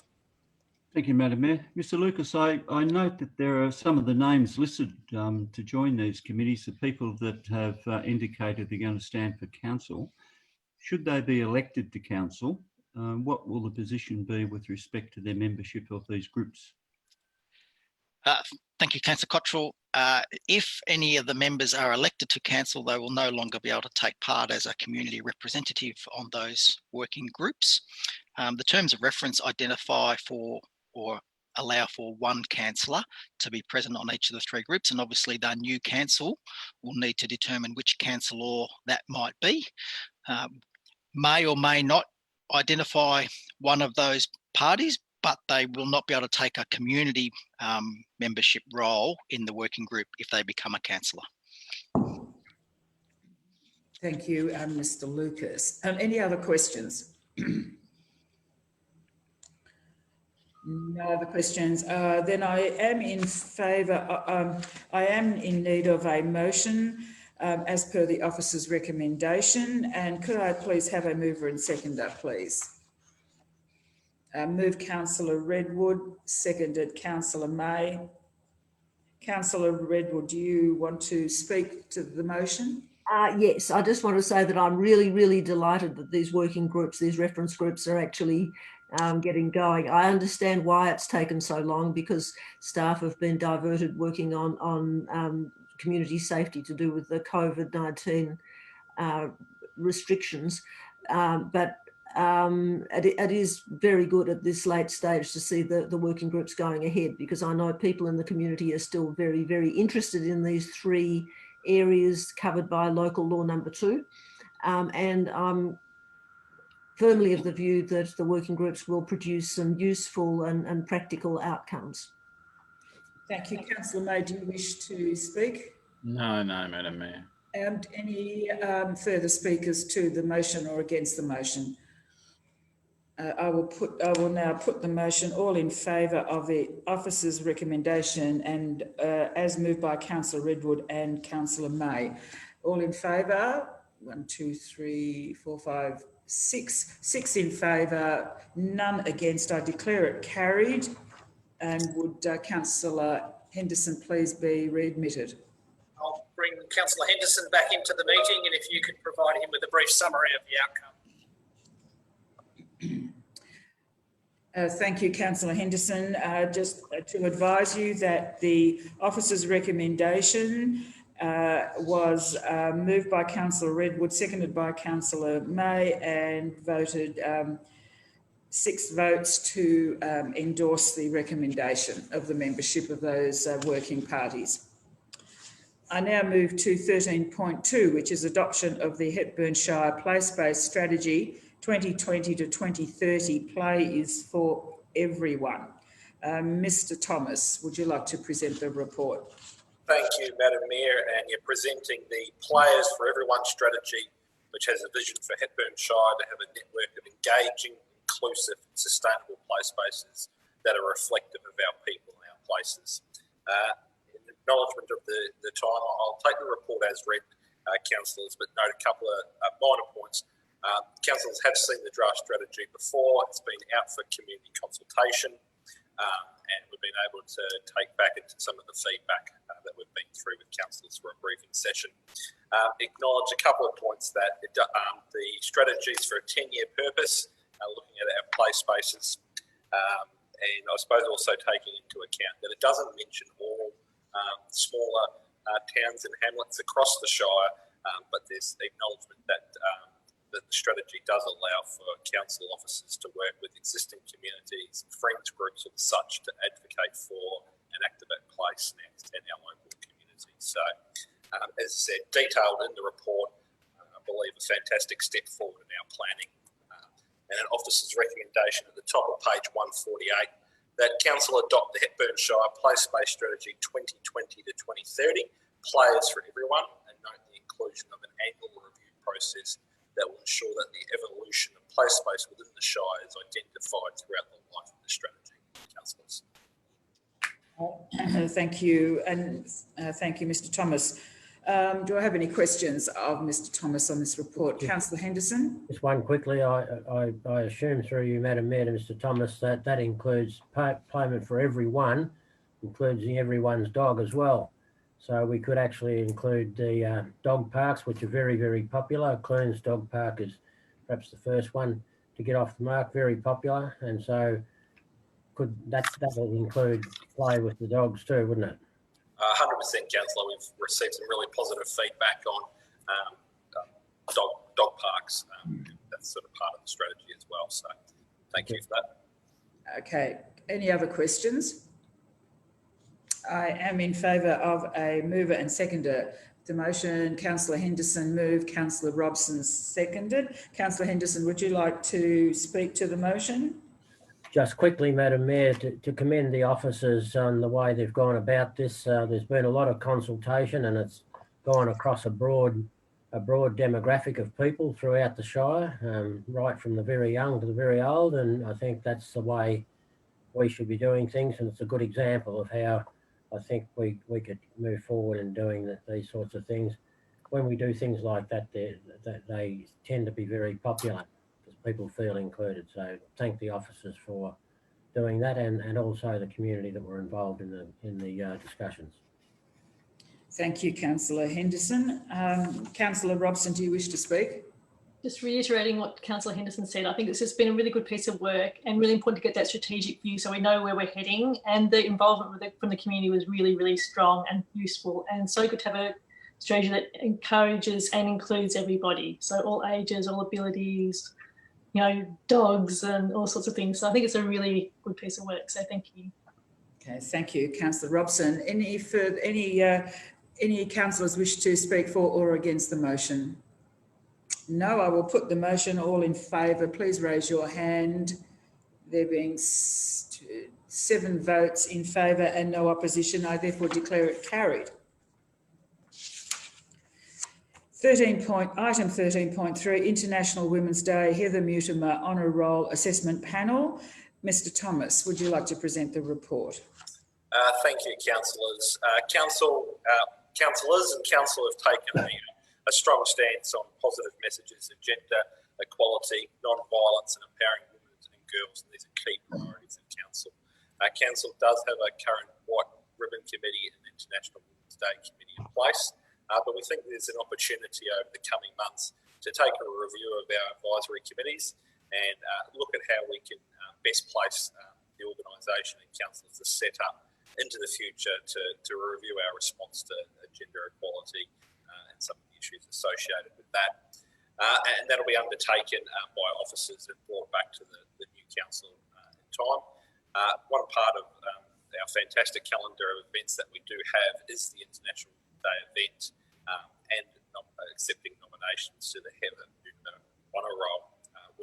Officers are proposing that continues for the year, and the recommendation really is about letting council and the community know that will continue, appointing a couple of members to a selection panel for the honour roll, and also noting that we will attempt to undertake the event, International Women's Day in March, obviously subject to COVID restrictions. So officers' recommendation on page 153 is that council notes the process to progress the 2021 Heather Mutimer International Women's Day honour roll nomination and event, appoints an interim selection panel of 2 former International Women's Day Committee members, Sue Craven and Robin Rogers, plus 2 councillors to be determined at the November statutory council meeting, and agrees that the appointed panel recommends to council a subsequent council meeting inductees to the Heather Mutimer International Women's Roll for 2021, and notes that council officers will conduct a review of the International Women's Day Committee and other associated gender equality initiatives, including the White Ribbon Committee, and propose a structure moving forward. Councillors. Thank you, Mr Thomas. Any questions to Mr Thomas? I move the officer's recommendation, Madam Mayor. And do I have a seconder, please? Councillor Henderson. Do you wish to speak, Councillor Edward? Yes, I want to say that essentially this is a procedural recommendation, which is absolutely fine because there need to be arrangements put in place to make sure that the recommendations for the honour roll go forward in a timely fashion. So that's absolutely fine, and the people recommended, I think, are very able to do that. And I commend the energy that's going into rationalising the advisory committee system, because I think unless you keep re-energising these sorts of advisory bodies, they tend to suffer from entropy. So I think that's really very good. That's all. Thank you, Councillor Redwood. Councillor Henderson, do you wish to? No. Any further speakers? Is that Councillor Robson? Do you wish to Thank speak? you. I just want to say that I really want to reiterate the 4th point about reviewing how we're actually going about doing things around this whole area, is bringing together different roles and the different, so to bring a more strategic view, so actually make some big differences in our community around gender equality and reducing violence generally. I think there's a huge amount of opportunity we've got around that. So thanks to the officers for recognising that and bringing it together. Thank you, Councillor Robson. Any other speakers in favour or against the motion, please? No takers. I will therefore move the motion moved by Councillor Redwood, Councillor Henderson, in line with the officer's recommendation. All in favour, please raise your hands. There are 7 votes in favour, no opposition. I therefore declare it carried. Now move to 13.4, Glenline Public Art Project Public Art Advisory Committee recommendations. Mr. Thomas, would you like to present the report? Well, thank you, Madam Mayor. Hepburn Shire has a range of public art places and is committed to enhancing the region through a robust public art program and currently has an annual public art program. The Glenline community was the next group in the range that we've now been around the Shire. An expressions of interest process has been undertaken nationally, and council officers have worked with our Public Art Advisory Committee on that process through the expressions of interest, shortlisting, interview, and now provides a recommendation to council. The recommendation that the Public Art Advisory Committee makes to council tonight, as part of the officer's recommendation, is the appointment of Yu Feng Chi's concept of the drop, a 2.5 metre high reflective stainless steel sculpture in the form of a giant water droplet, which alludes to the water element of the Glenline Dam and pays homage to the beauty and nature and our relationship to water. And the council report does include some details of the artist's concepts. It's funded within council's public art budget, and the officer's recommendation is on page 156, which council endorses the Public Art Advisory Committee's recommendation to award Glenline Public Art Commission totaling $30,000 to artist Yang Feng Chiu to produce and install the drop public art sculpture at the Glenline Dam. Thank you, councillors. Thank you, Mr. Thomas. Any questions of Mr. Thomas? No. I am in search of a motion to this effect. Could I please have a mover, Councillor Cottrell, second Councillor Redwood. Councillor Cottrell, do you wish to speak to the motion? Thank you, Madam Mayor.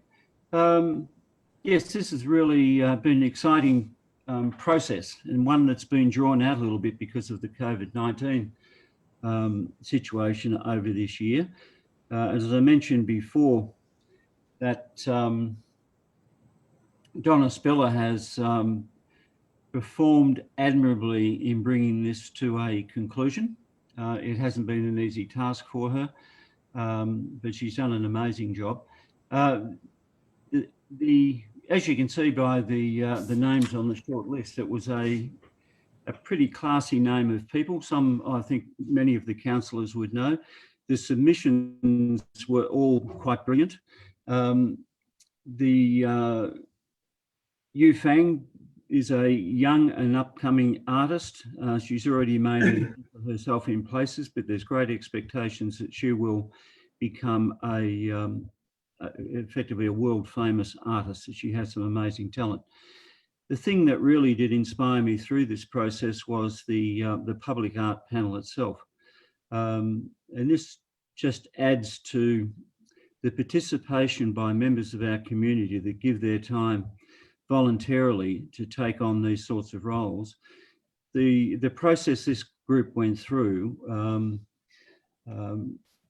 I say from an outsider, I was just chairing this group, but their capability to remain highly objective through the process. There are times when you thought that they had favourites and with artists, but when it came to the crunch and they had to sit down and really analyse the quality of the art that was being presented and how it would apply for the area, they went through a really detailed and diligent process to come up with Yu Feng. It was a close contest. There were some very good presentations that were sitting in front of the committee, but they did a sterling job and handled themselves admirably. The outcome, I think, will be brilliant at the dam. The choice that was presented from Yu Feng were choice of two. One a more rusted metal to go in a slightly different location, and this one to go at the dam. It'll be quite a feature, and I'm sure immediately it's installed, it will become a piece that will draw people from within Hepburn Shire and from well outside Hepburn Shire. I'm sure there will be a lot of people coming up from Melbourne to look at this piece of art. So a great outcome. and really recommend it to the council. Thank you. Thank you, Councillor Cottrell. Councillor Redwood, do you wish to speak? Any further speakers to the motion? Okay, I therefore move the motion moved by Councillor Cottrell, and seconded by Councillor Redwood. All in favour, please raise your hands. There have been 7 votes in favour and none against. None against. I therefore declare it carried. I move on to item 13.5, which is the review of the Australia Day event 2021 and awards. Thank you, Councillor. It's also reasonably procedural. This just confirms Office's recommendation to Council to continue to hold the Australia Day celebration on Australia Day Eve, as this Council has for 14 plus years.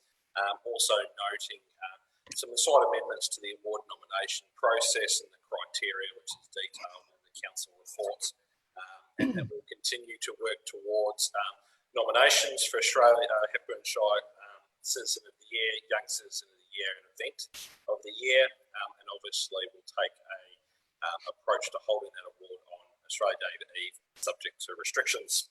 The Office's recommendation on page 161 that Council adopts the Australia Day Awards guidance document.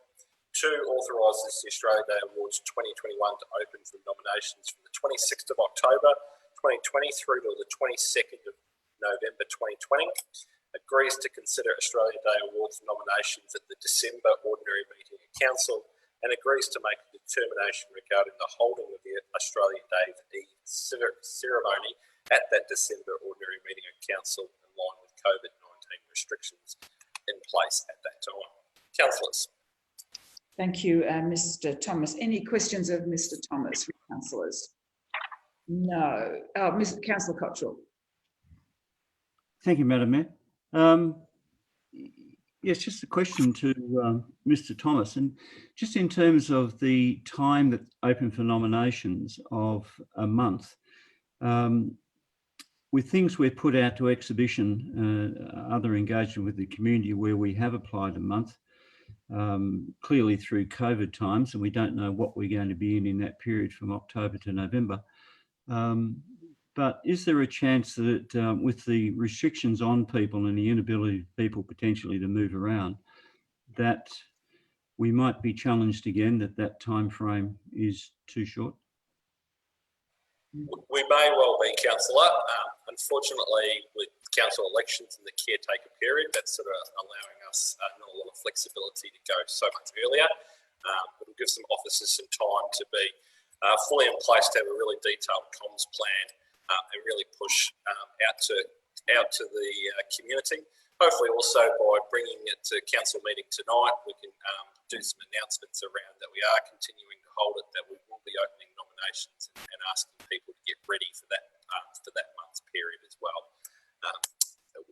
We will then have to consider where we're at the end of that in terms of nominations, and the guidance documents provides opportunities through if there are no nominations or such to come back to a full council and not through the selection panel. That early lead up notice, that'll be important. That'll be good. Thank you. Now, did I see your hand up, Councillor Robson, for a question? Yeah. Thank you.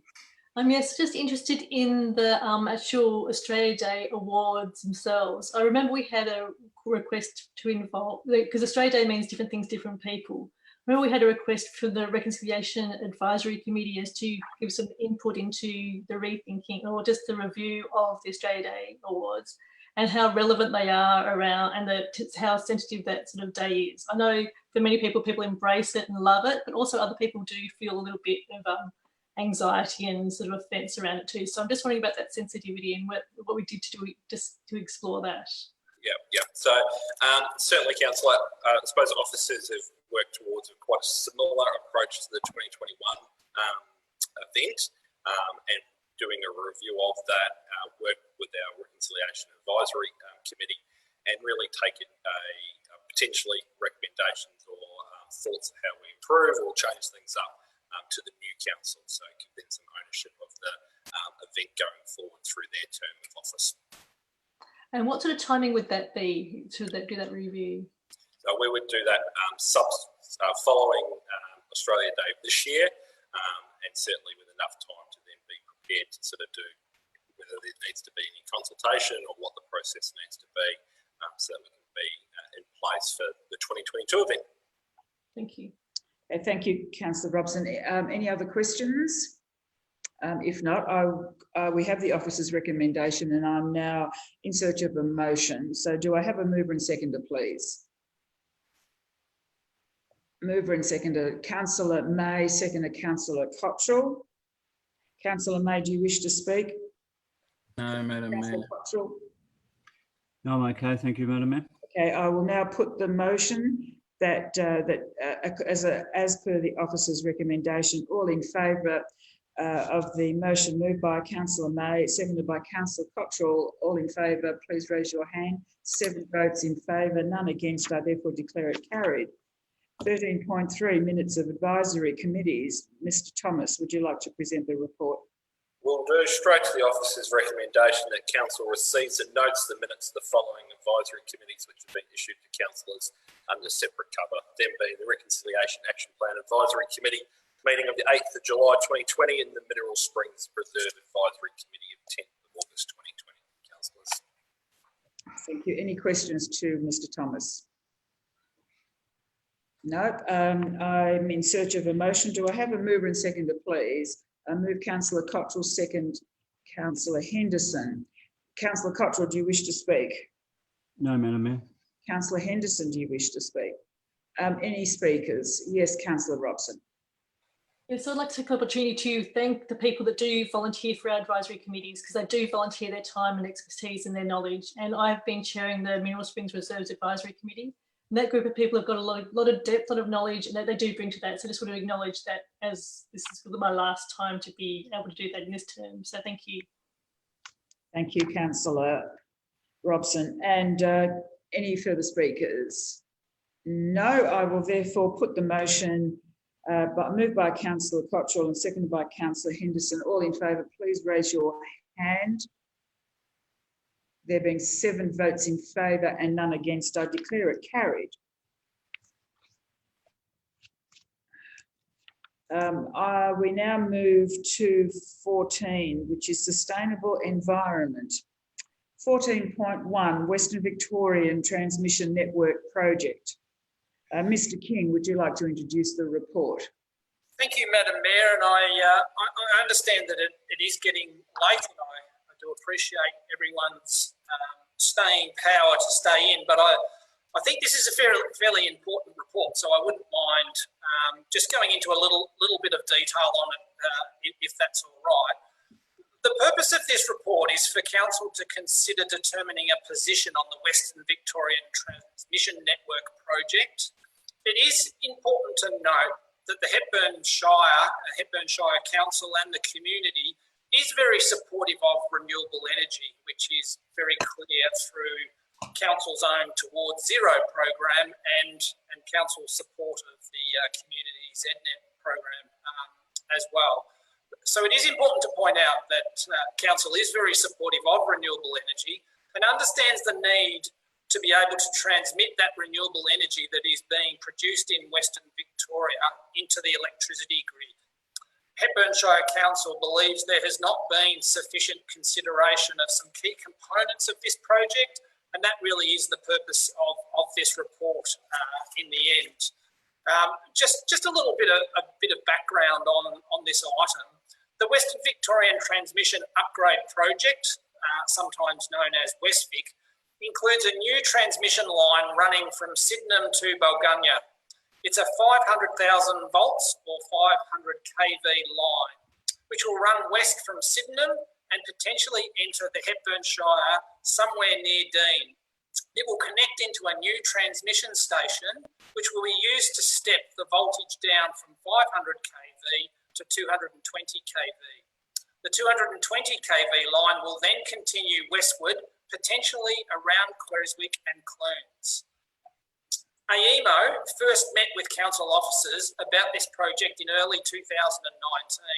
At that time and throughout the project, concerns have been raised about the proposed route, impact on community, impact on environment, impact on heritage, and impact on bushfire. Because of the complicated nature of the process to inform AEMO's report, the RIT-T process, it only looked at the economic and technical viability. These concerns, the concerns raised regarding community impact, environment, heritage and bushfire were always met with responses that is not being looked at right now. AusNet have been engaged to deliver the Western Victorian Transmission Network project, but it must now be delivered within the constraints of the tender specification and AusNet's expectations and costings. This means that the other project aspects, as mentioned before, location, community benefit, environmental impact, bushfire impact, which were promised to be addressed at later stages, must now be looked at through a lens of what AusNet are happy to do and what they have quoted to deliver. Serious concerns have been raised regarding community and visual amenity impacts, impacts on farming practices and cultural heritage. Repeated requests have been made to understand why undergrounding the project was not considered, or if it was considered, why it was not selected as the most appropriate construction methodology. The officer's recommendation is as stated on page 167, and it's important that I just go through those because it makes them very clear. I suppose it puts a very clear position in front of council, that council supports renewable energy and the need to access it. That council demands the undergrounding of the Western Victorian Transmission Network project.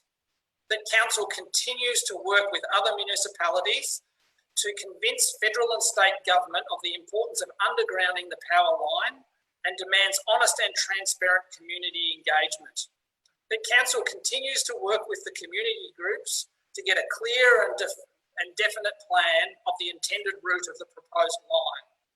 The council makes it known to AEMO, AusNet, Mondo and governments the potential damage to the significant landscape and heritage sites within the Hepburn Shire, as well as the damage to the rights to productively farm. That council takes all steps deemed necessary to put a strong submission regarding the environmental effects statement, and that council states that Hepburn Shire Council fully supports renewable energy in ways that do not cause damage to the Hepburn Shire and its residents. Thank you, Mr. King. Any questions to Mr. King? It's very important. No questions. Yes, Councillor May. I was just happy to move the recommendation, Madam Mayor. Okay. Do I have a seconder, Councillor Newitt? All right. Do you wish to speak to the motion, Councillor May? Yes, I do, Madam Mayor. Firstly, I'd like to thank Evan for his report tonight and thank him very much on behalf of the community for his cooperation and work that he's doing on this project. Also, Bronwyn Southey and Bruce Lucas for their work, as well as probably other council officers. And it's a difficult one, there's no doubt about it. I think this is a really good recommendation because what it does is sets out or establishes a very firm position that the Shire is taking on these transmission towers. And I noticed in the recommendation, the thing that I'm especially pleased to see is that we working with the community groups, and that's something that I've been pushing pretty hard for, and I think will be very beneficial down the track. The other bits, I guess, are the continuing correspondence with governments and other authorities, and the fact that we're planning a strong submission to the environmental effects statement. So hopefully, you know, and hopefully these things will be acted on down the track, and hopefully they will make some sort of contribution to seeing this project potentially reassessed and rescoped. Thank you, Councillor May. Councillor Newitt, do you wish to speak? Thank you, Madam Mayor. Just to add to Greg, Greg covered it off pretty well. Evan, I think it's a very well-founded and well thought out recommendation. I get troubled, I guess, when I hear people say that it's a lay down misère, it's going to happen. I don't believe that's true. And if you just take that path, then it will be a lay down misère. And I think what we're demonstrating is that we're taking the numbers and the concerns that our community have brought to us to make sure that we get the best possible outcome for our shire, for our residents, and for the accessibility of the power as well. So I think every opportunity we should take to take this issue to task, and I think this is a very structured and well thought out document to put that up as a case. Thank you, Councillor Newitt. Yes, I thought I saw your hand, Councillor Henderson. Yes, would you like to speak? I'll sleep yet. Yes, Madam Mayor, I couldn't have put these words better myself, I'm sure, since probably I crafted most of that resolution, but it's very important to put in there that we don't ask things, we demand of them. And I think it's time that we did demand some action, and we demanded of our politicians. I watched or attended the meetings, on Catherine King and Bev MacArthur and others. And I must say that there's been a bit of politicising of this, not by Catherine King, but quite frankly, I don't care who's building it and who is. And I've said on the meeting, all politicians are fair game as far as I'm concerned. And we might think that the cheapest price is to put it above ground. Now, at this point in time, it might be cheaper, but what the impact is on our small rural communities and our farmers, and the view of our significant landscapes and heritage. And I think in thinking about this, that was one of the concerns. And I have put it before that this is not going through a wheat farm up in the Wimmera or Mallee, where you've got large tracts of land and a relative, a couple of 100 metres or half a kilometre isn't that much through one of those paddocks. When you start putting it through the small holdings out around Dean, Mollingep, Blampede, through the other areas around through Kingston and Creswick, it's a significant tract of land, and it has a severe impact not only on our landscapes and so on and our avenue of honour, but it has an impact on those farmers. We've already had some discussions about, are they allowed to put travelling irrigators underneath those power lines? Now just imagine if you were to, and the short answer is that they're not very happy about the fact, or not too sure that you can use those irrigators underneath those big power lines. So what will you do when you've got a farmer out at Dean or Blampede with a paddock full of spuds that he can't irrigate? I mean, this is the traditional way that they're farmed, and they should have their right to farm preserved. And I think that this is to be commended, and I'm sure that the people I've spoken to do think it's important that the council makes its position well known and well documented and well enunciated. And I think that this motion does that. And so I'm hope that we can do this unanimously and on behalf of the people affected. Thank you. Thank you, Councillor Henderson. Any other speakers? Okay, I will now put the motion. All in favour, please raise your hand. There being 7 votes in favour and none against, I declare it carried. Vibrant economy, 15.1, amendment to fees and charges, food, health and accommodations. Would you please present the report? Thank you, Madam Mayor. Obviously, the last 6 months have been an extremely trying situation and period for a number of people, and particularly our business community here within the Hepburn Shire. And especially given our high reliance on hospitality, accommodation services and tourism as well. We're bringing this report to councillors today to consider a discount to a number of fees associated with the Food Act and the Public Health and Wellbeing Act. When council adopted its budget earlier this financial year, we very much did a budget as usual situation, and thank councillors for that journey going through. But as part of that, we were really clear that some of the impacts of COVID would become known in the months to come. And I suppose this is the start of this process. Officers are bringing tonight a proposal to councils to reduce by 50% those fees and charges to our food and accommodation businesses for their registrations for what would be the 21 calendar year as part of the 2021 financial year. The total reduction of a 50% discount, if adopted by council, relates to about $65,000, and officers would suggest that we consider that impact as part of the mid-year budget. Obviously, as the state goes through the reopening phase, we're hoping our businesses and our communities can get back on their feet, and we hope that an offer like this from the organisation through councillors really is well received by our business community.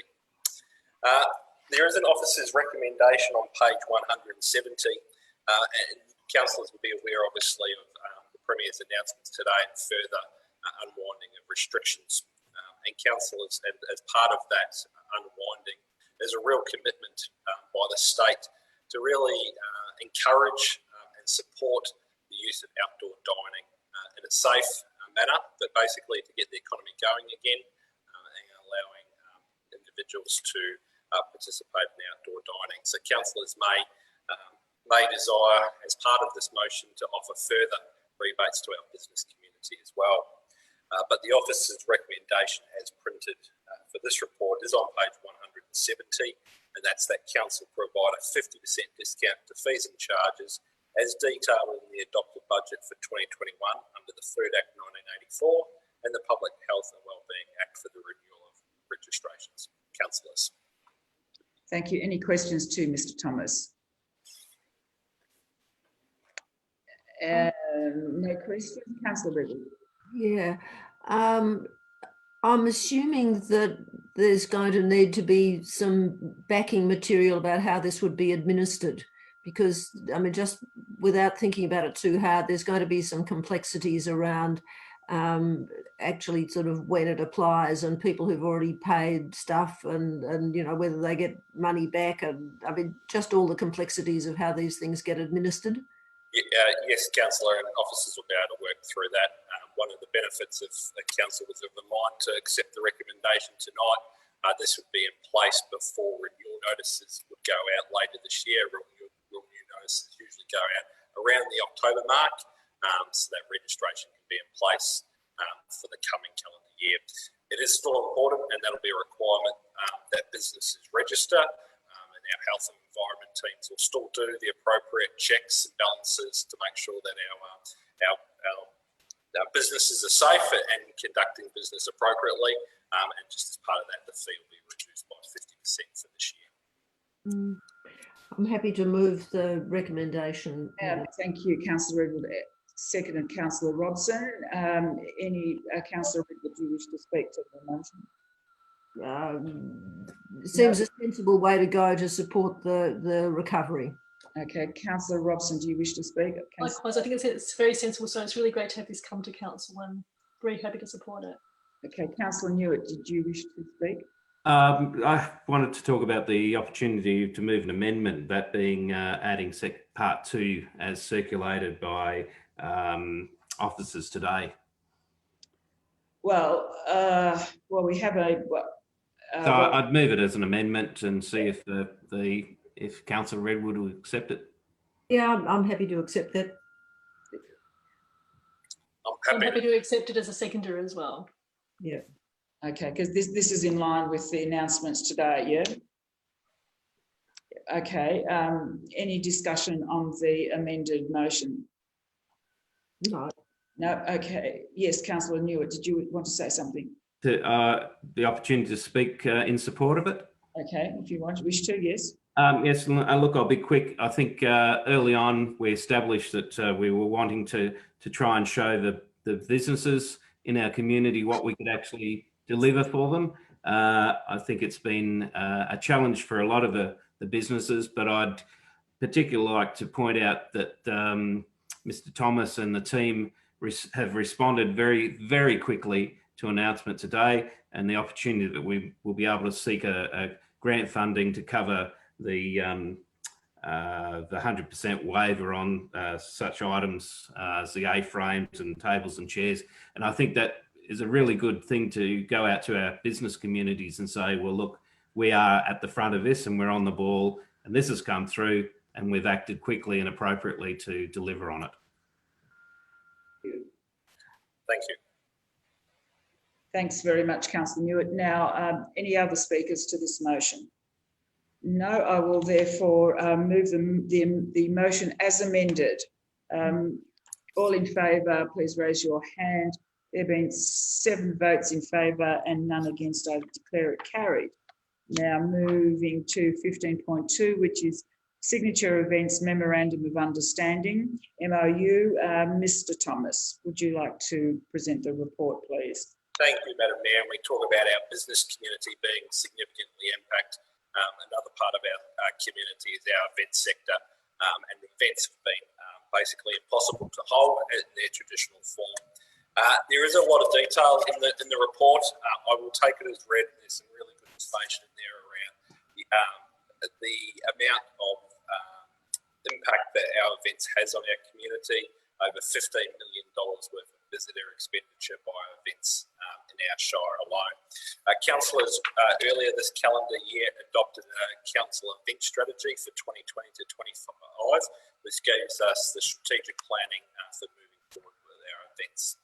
As part of that includes what we call signature or iconic events. And tonight I bring to Councillor a recommendation for Council to enter into memorandum of understanding with 3 of our signature or iconic events, those being Chill Out Festival, Plumes Booktown and the Great Trentham Spudfest. As noted during the report, we've been through a process. The recommendation before tonight is for Council to enter into 5-year terms for these to be entered into by the CEO.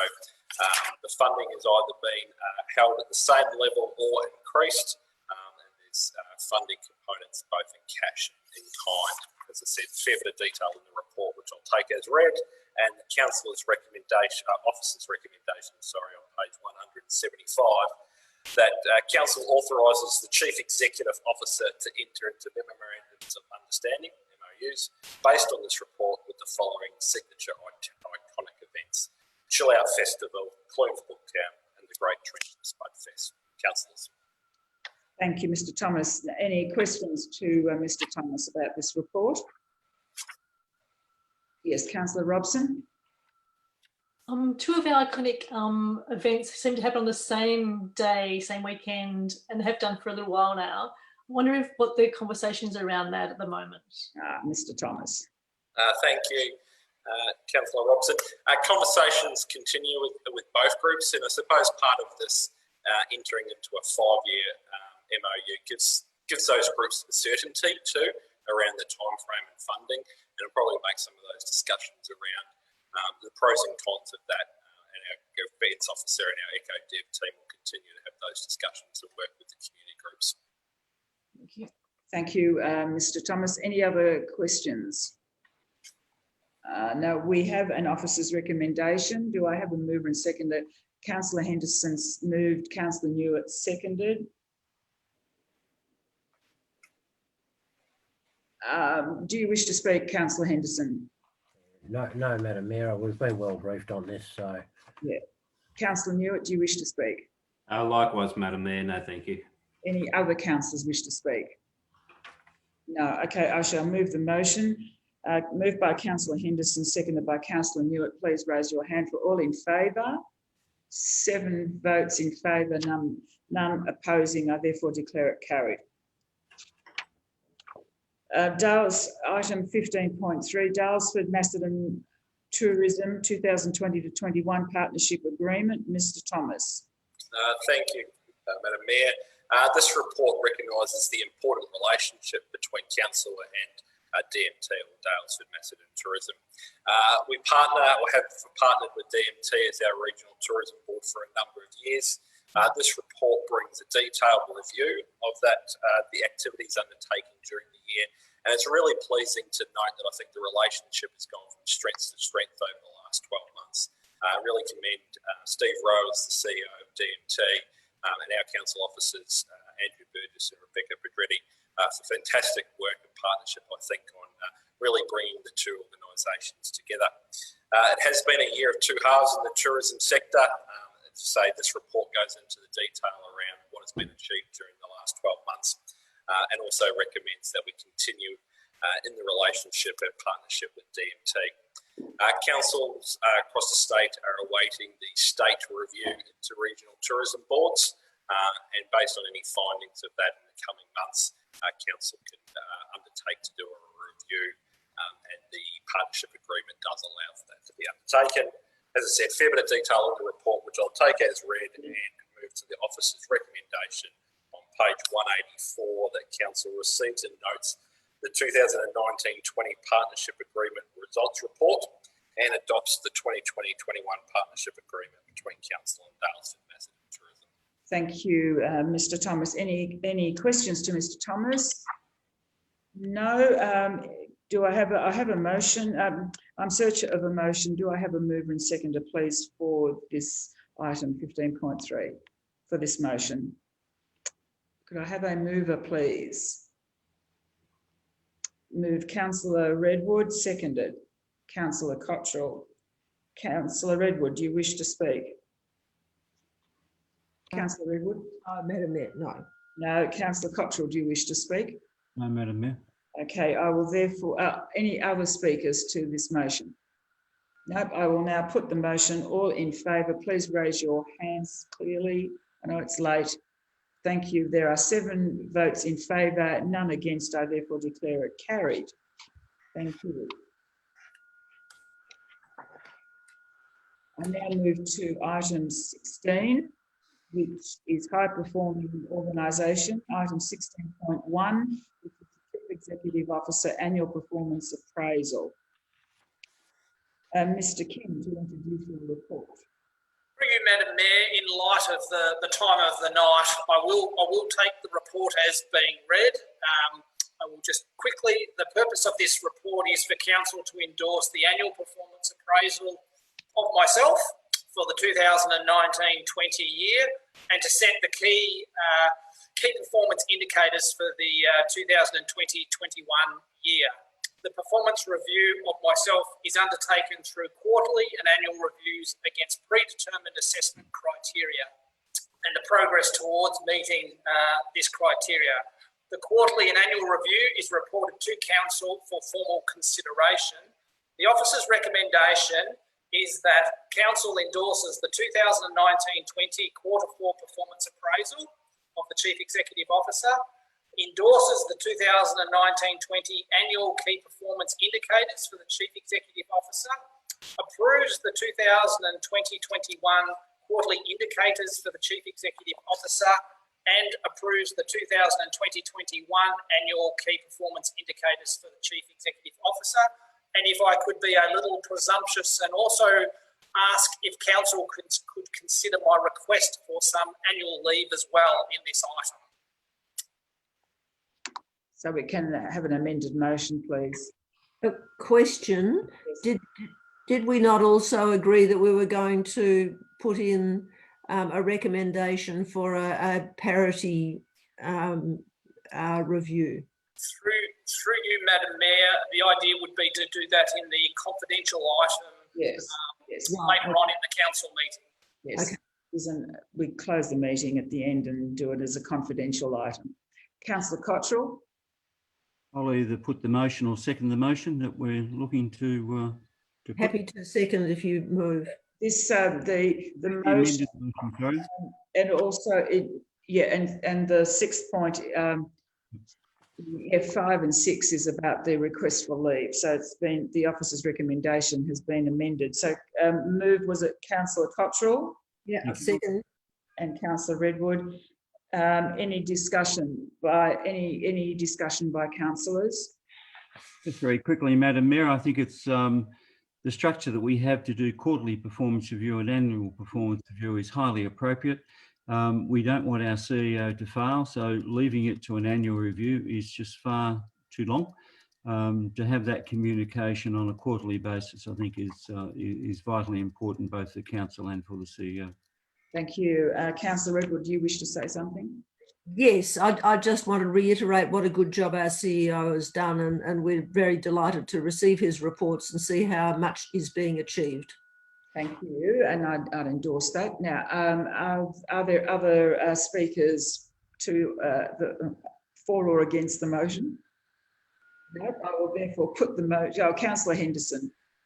Yes, Madam Mayor, I'd just like to endorse what my colleagues have said, but I know it's late, but to introduce a bit of humour, I actually think that we should add there somewhere that the CEO be handing his computer and his mobile phone, so that he's not tempted to go putting out emails. But look, you know, we should reward good effort, and we should make sure that our officers do get the time off that they really deserve. And we all like a holiday. I'm going to take one of these days, but I guess the amount of work that gets done and the fact that the CEO sitting here tonight with us mugs really tells us that of the commitment. So a holiday is well overdue, Mr. CEO, and I think that we should be very mindful not to be asking any questions, to go and enjoy the fishing. It's not a light-hearted recommendation, Madam Mayor, that we take the computer and phone off the CEO when he goes on. It's probably not. Now, okay, any other speakers? Otherwise, I'll put the motion. I'll put the amended motion. All in favour, please raise your hand. 7 in favour, no opposition. I therefore declare it carried and have a terrific holiday. 16.2, customer request update. Mr. Thomas. Regular report, Madam Mayor. Officer's recommendation on page 194 that council notes the update on customer requests for August 2020. Okay, and take it as read. Can I have a mover and seconder to the motion, please? I have an officer's recommendation. Move Councillor May, second. Can I have a seconder, Councillor Robson? And Councillor May, do you wish to speak? Councillor Robson? No, I will now put the motion. All in favour, please raise your hand. There being 7 in favour and no objections, I therefore declare it carried. Development and Community Safety Report. Mr. Lucas, would you like to present your report? Thank you, Madam Mayor. And again, another regular report. I will take the report as read, but whilst I have the floor, councillors, this is the last item that I have on the agenda this evening. So I just wanted to take the opportunity, whilst I could, to thank you all for your support and guidance over the past 4 years, and wish you all well with whatever your endeavours are beyond tonight. So just to acknowledge that and thank you for it. Councillors, I'll take the report as read. As I said, there are some additional stats in this particular report based on some discussion in recent months around the numbers of dog attacks and some work that is being done and continues to be done in terms of the feral cat concerns that have been raised. I won't go through them in detail. Happy to take any questions. Any questions to Mr. Lucas? No, there are none. I have an officer's recommendation. So can I have a mover and seconder, please? Move Councillor May, second Councillor Newitt. Councillor May, do you wish to speak? No. Councillor Newitt, do you wish to speak? No, thank you, Madam Mayor. Any other councillors wish to speak? Okay, I'll therefore move the motion. All in favour, please raise your hand. There are 7 votes in favour, no objections. I declare it carried. 16.4, public interest. Disclosure procedure for Hepburn Shire Council. Mr. Thomas, would you like to present the report? Thank you, Madam Mayor. Present this one for councillors and take it as read.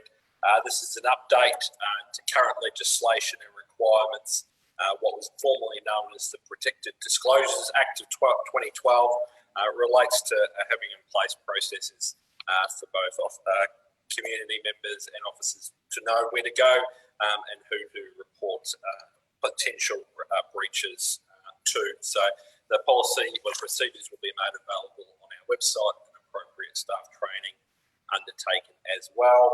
I'll take it as read and move to the officer's recommendation that Council adopts the public interest disclosure procedures for Hepburn Shire Council. Thank you, Mr. Thomas. Any questions of Mr. Thomas on this matter? No, I now need, I am in search of a motion. Do I have a mover and seconder, please? A mover first. Councillor Robson, a seconder, please. Councillor Newitt. Councillor Robson, do you wish to speak on this motion? No. Councillor Newitt, do you wish to speak? No, thank you. Okay, any councillors wish to speak? Okay, I'll therefore put the motion. Please raise your hand. All in favour? And there being no opposition, I declare it carried. 16.5, draft 2019-20 financial and performance statements, which was embargoed until 6 p.m. today, Tuesday. Now, Mr. Thomas, would you like to present your report?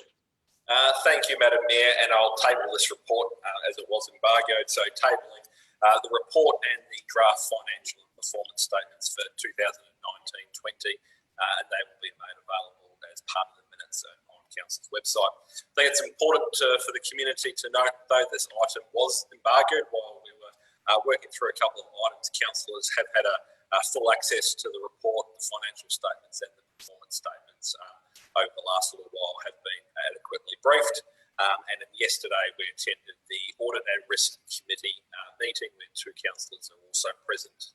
I presented these financial and performance statements and as also in attendance were representatives of VARGO at that meeting. And while will form part of the Audit and Risk Committee minutes that will come to a subsequent council meeting, the reports were presented and the Audit and Risk Advisory Committee recommending to council that council authorise two councillors to approve the financial statements. I'll go into a little bit of detail just in light of the time, but a fair bit of detail in the report around our financial performance for 2019-20 and our position. Obviously, the impacts of COVID are starting to be felt as an organisation. This will continue well into the 2021 year and going from there. Obviously, some of the items that have been affected to start with is probably in our interest income and also in our rental income being felt. Councillors have also made a number of other opportunities to offer financial assistance to individuals, and the major one that sort of through the 19-20 year was deferring some part of the rate instalments by a month. So there's been a slight increase in our receivables. Council has recorded an operating surplus of $1.87 million. It's important to note that a council needs to make a surplus. Council needs to make an operating surplus to fund its capital works expenditure, repayments of debts, and ensure that we're in a financially sustainable position. As is detailed in the report, our income and expenditures remain reasonably static and quite close to budget as well. There obviously is a number of carried forward projects which will be subject to a subsequent report before council tonight, but really pleasing that council delivered $9.4 million of capital works, which was up 20% on the previous two financial years. And hopefully both council and the community are seeing some of the investment in both resources, that planning of master plans and project design and project methods and investments are really starting to pay dividends with projects being delivered on the ground. VARGO issue a number of financial sustainability. So VARGO is the Victorian Auditor General's Office. They're detailed also in the report. We are in the low risk rating for all categories, bar one, we're a medium risk rating, really showing that council is in a strong financial position, but needing with an eye to the future. Just really particularly like to draw that out. The cash position, taking into account all cash and investments of council at 30th of June 2020. It is a point in time. We do have cash assets of $20.3 million, which is significant for a small rural council. However, it really should be noted, and that is detailed in the financial statements, which have been independently audited. When you take into account our carry forwards and other allocations for trust funds and reserves and the like, our unrestricted cash is actually $1.3 million, which is not a large amount for an organisation and will need to be carefully managed over the coming years.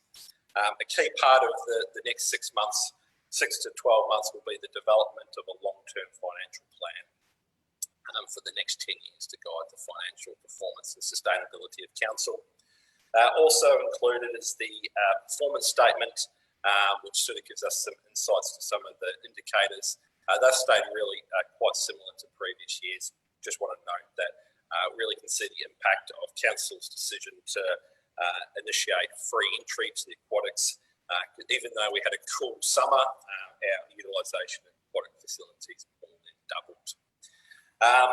It would be remiss of me to not thank the organisation that has to do a lot of work over the last couple of months to put together a set of financial statements, and particularly that of the finance team and Rob Ellis, acting manager of finance. There is an officer's recommendation included in your agenda, and I will bring it up for both councillors and the community so that you're aware of that, and I'll read it out. 2 seconds.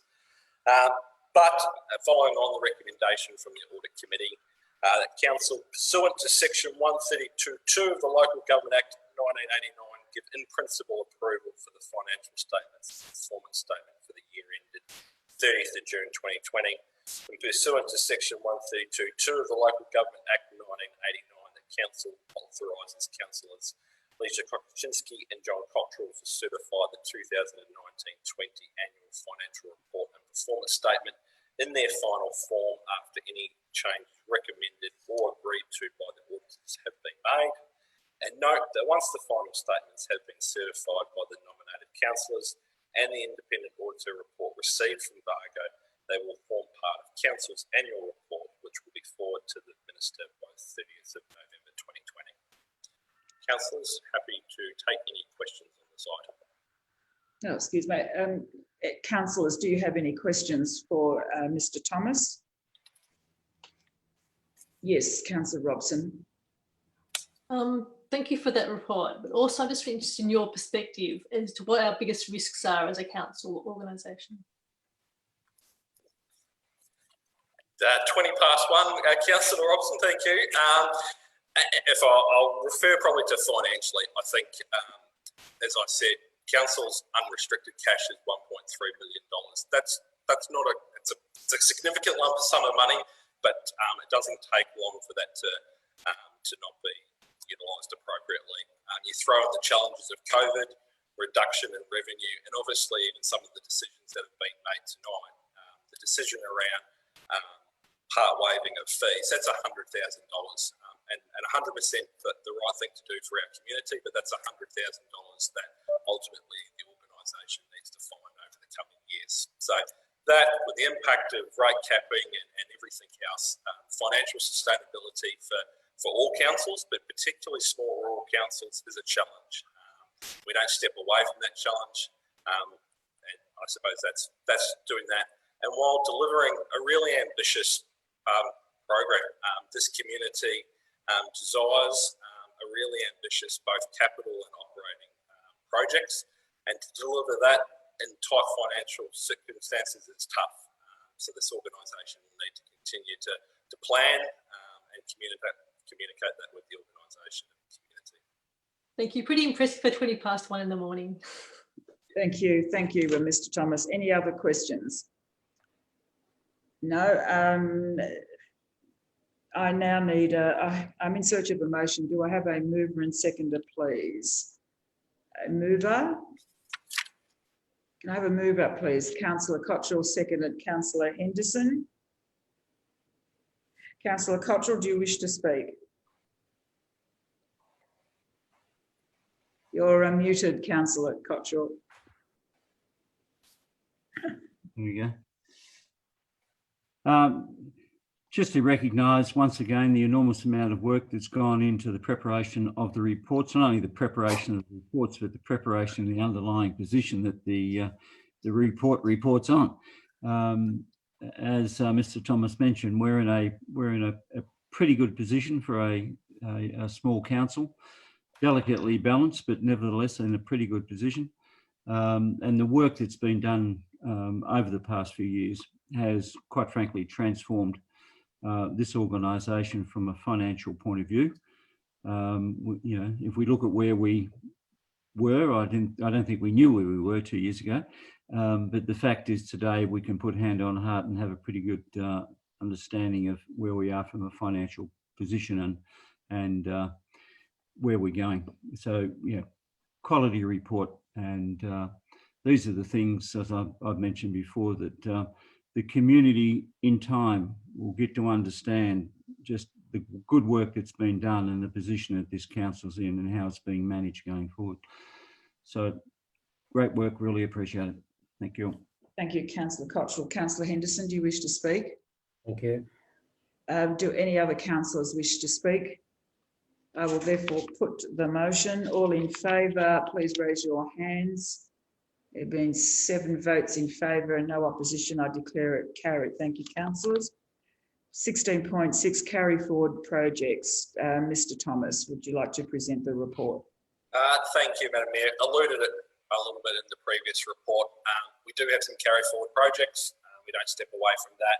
This report goes into those details. What was pleasing, obviously, is the cash balance is there, and those projects will roll over and be completed as partly in this financial year, and officers are committed to that. 30th of June is a point in time, so like any sort of point in time, there's reporting to do. Net carry forwards across capital works, operational projects and recurrent funding is recommended at just over $9.6 million. When you go through the report, you'll see 136 capital projects, which is phenomenal for a small rural council. And carry forwards can sometimes be distorted by a number of multi-year projects. So projects which will be transformational, including the Daylesford Pool and Civic Plaza, the Hepburn Hub, and that includes Town Hall. There's lots of work been going on in the months since 30th of June, and you'll now find a number of these projects have been already completed. The recommendation before council is adopted. We'll then have these reports form part of that quarterly ongoing reporting and reported during the 2021 financial year. So without further ado, the officer's recommendation on page 214 of your agenda is that council approves the capital works, non-recurrent operational projects and the operational projects as listed in the report's attachments and commenced in the 2019-2020 financial year as carried forward projects to be delivered in 2021. Councillors. Thank you. Any questions of Mr. Thomas? No, I am now in search of a motion. Do I have a mover and seconder? Moved Councillor Robson, seconded Councillor Redwood. Do you wish to speak, Councillor Robson? Councillor Redwood, do you wish to speak? Very supportive of the report and approving the amounts put forward, and just wanting to confirm that the actual figures quoted reconcile. Bradley, I'm assuming they do. They do and have been subject to audit. Thank you. Okay. Any other speakers for the motion or against the motion? Okay, I will therefore put the motion. All in favour, please raise your hand. There being 7 votes in favour and no opposition, I declare it carried. 16.7, recommendations from the Audit and Risk Advisory Committee held on 27th of July 2020. Mr. Thomas. Just going to move straight to the officer's recommendation, councillors, that council receives the draft minutes of the Audit and Risk Advisory Committee meeting that was held on the 27th of July 2020 and notes the recommendations and resolutions of the Audit and Risk Advisory Committee that were moved at that meeting on the 27th of July 2020 and that are detailed in the body of this council report. Any questions of Mr. Thomas?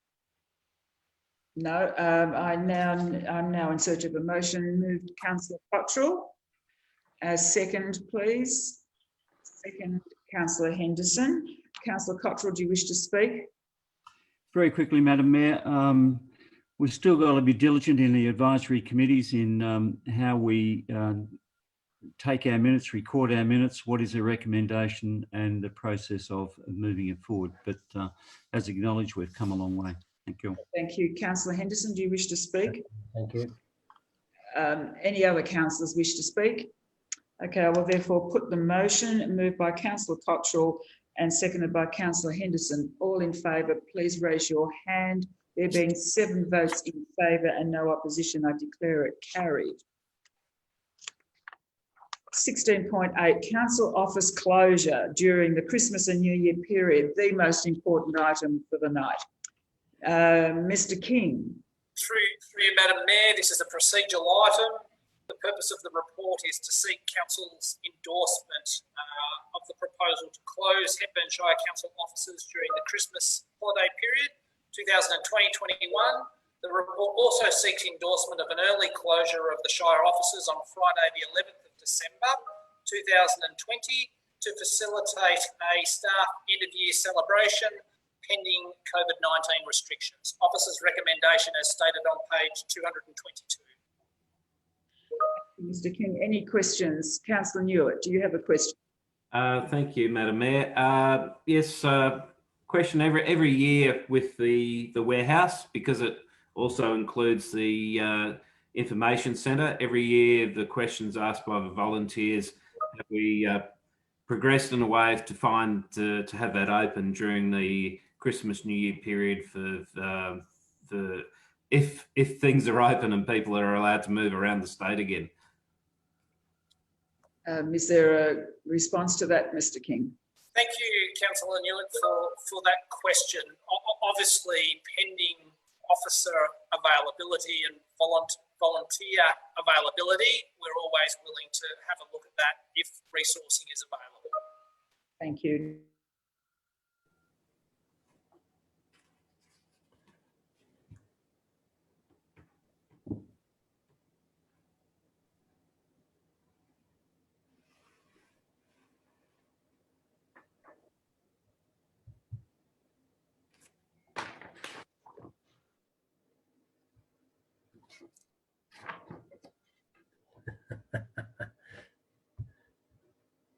You're frozen or asleep?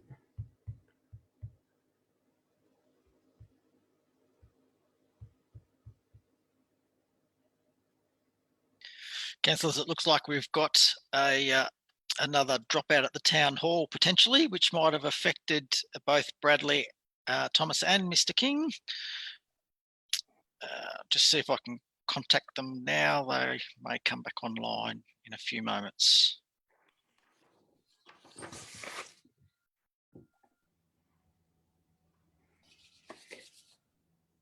I didn't think the question was that difficult. Madam Mayor, it's Kristen speaking. Just to let you know, they have cut out, luckily because I am a co-host, the meeting is still streamed and we don't have to adjourn. So we will just wait for them to jump back online. So that's Chris, Evan and Bradley.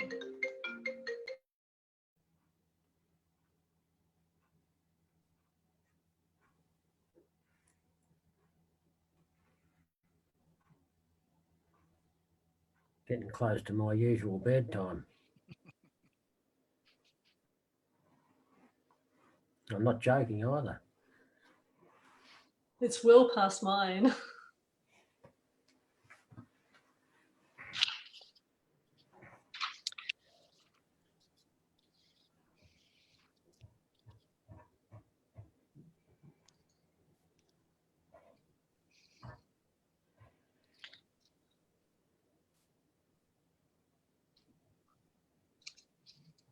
Councillors just received some information from Bradley that they have dropped out. They're working towards mitigating the issue, so hopefully they'll be back on very shortly. And to confirm, it is the mayor as well that has dropped out, as you note on the screen.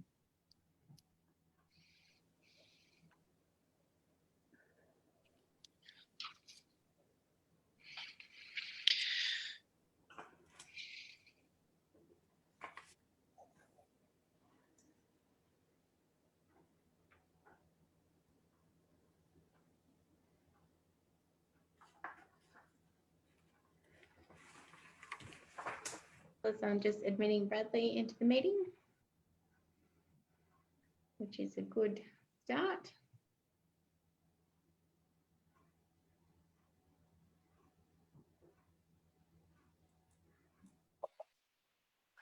Excellent. There we go.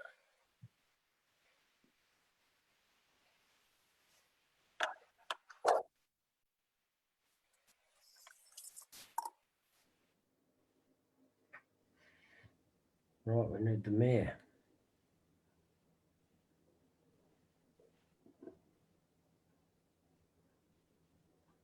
Just bear with us. We're just having a couple of technical issues at the town hall. We're nearly there.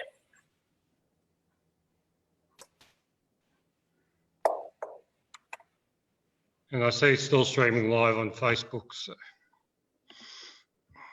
just wanted to confirm that. Just admitting the mayor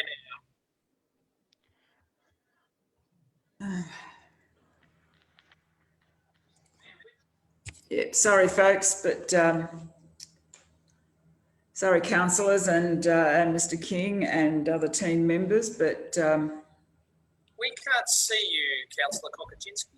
oh, okay. Well, my video's on. All good now. We can see you and we can hear you, Madam Mayor.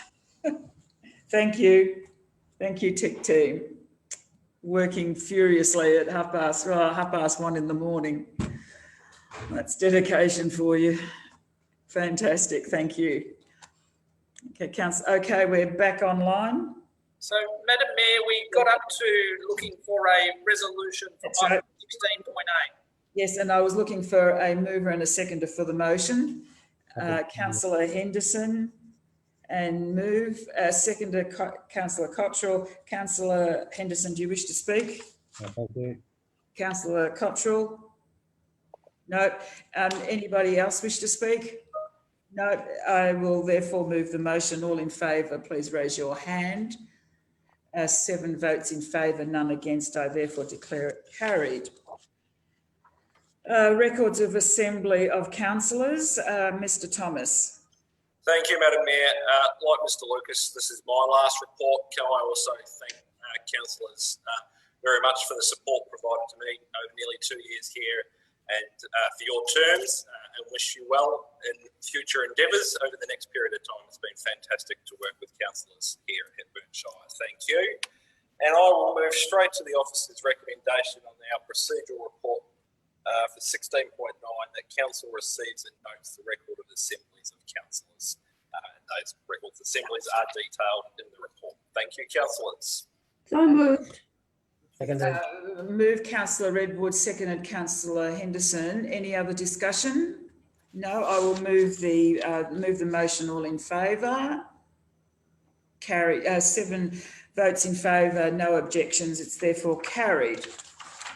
Now, I close the meeting. I now must close the meeting to the public and I acknowledge that there is a confidential matter that Council will need to consider tonight as outlined in the confidential ordinary council meeting agenda for 15 September 2020. I am now seeking a motion to close the meeting to the public pursuant to section 66(2)(a) of the Local Government Act 2020. Please note that should a motion be carried to move the meeting into confidential, then the meeting will cease to be live streamed and this meeting will no longer be available for the community to view or record it. Councillors, I'm now seeking a mover and a seconder to move the motion to close the meeting to the public.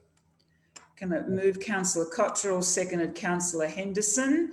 I'll now put the motion. All in favour? 7 votes in favour, none against. I declare it carried. Thank you. I now therefore close the meeting to the public and now we need to move into the confidential. So through you, Madam Mayor, we'll log out of this meeting and log into a new meeting to ensure that we go into a confidential meeting. Thank you. That's correct. And Kristen, if you end the meeting, that'll stop the feed now. Thank you very much.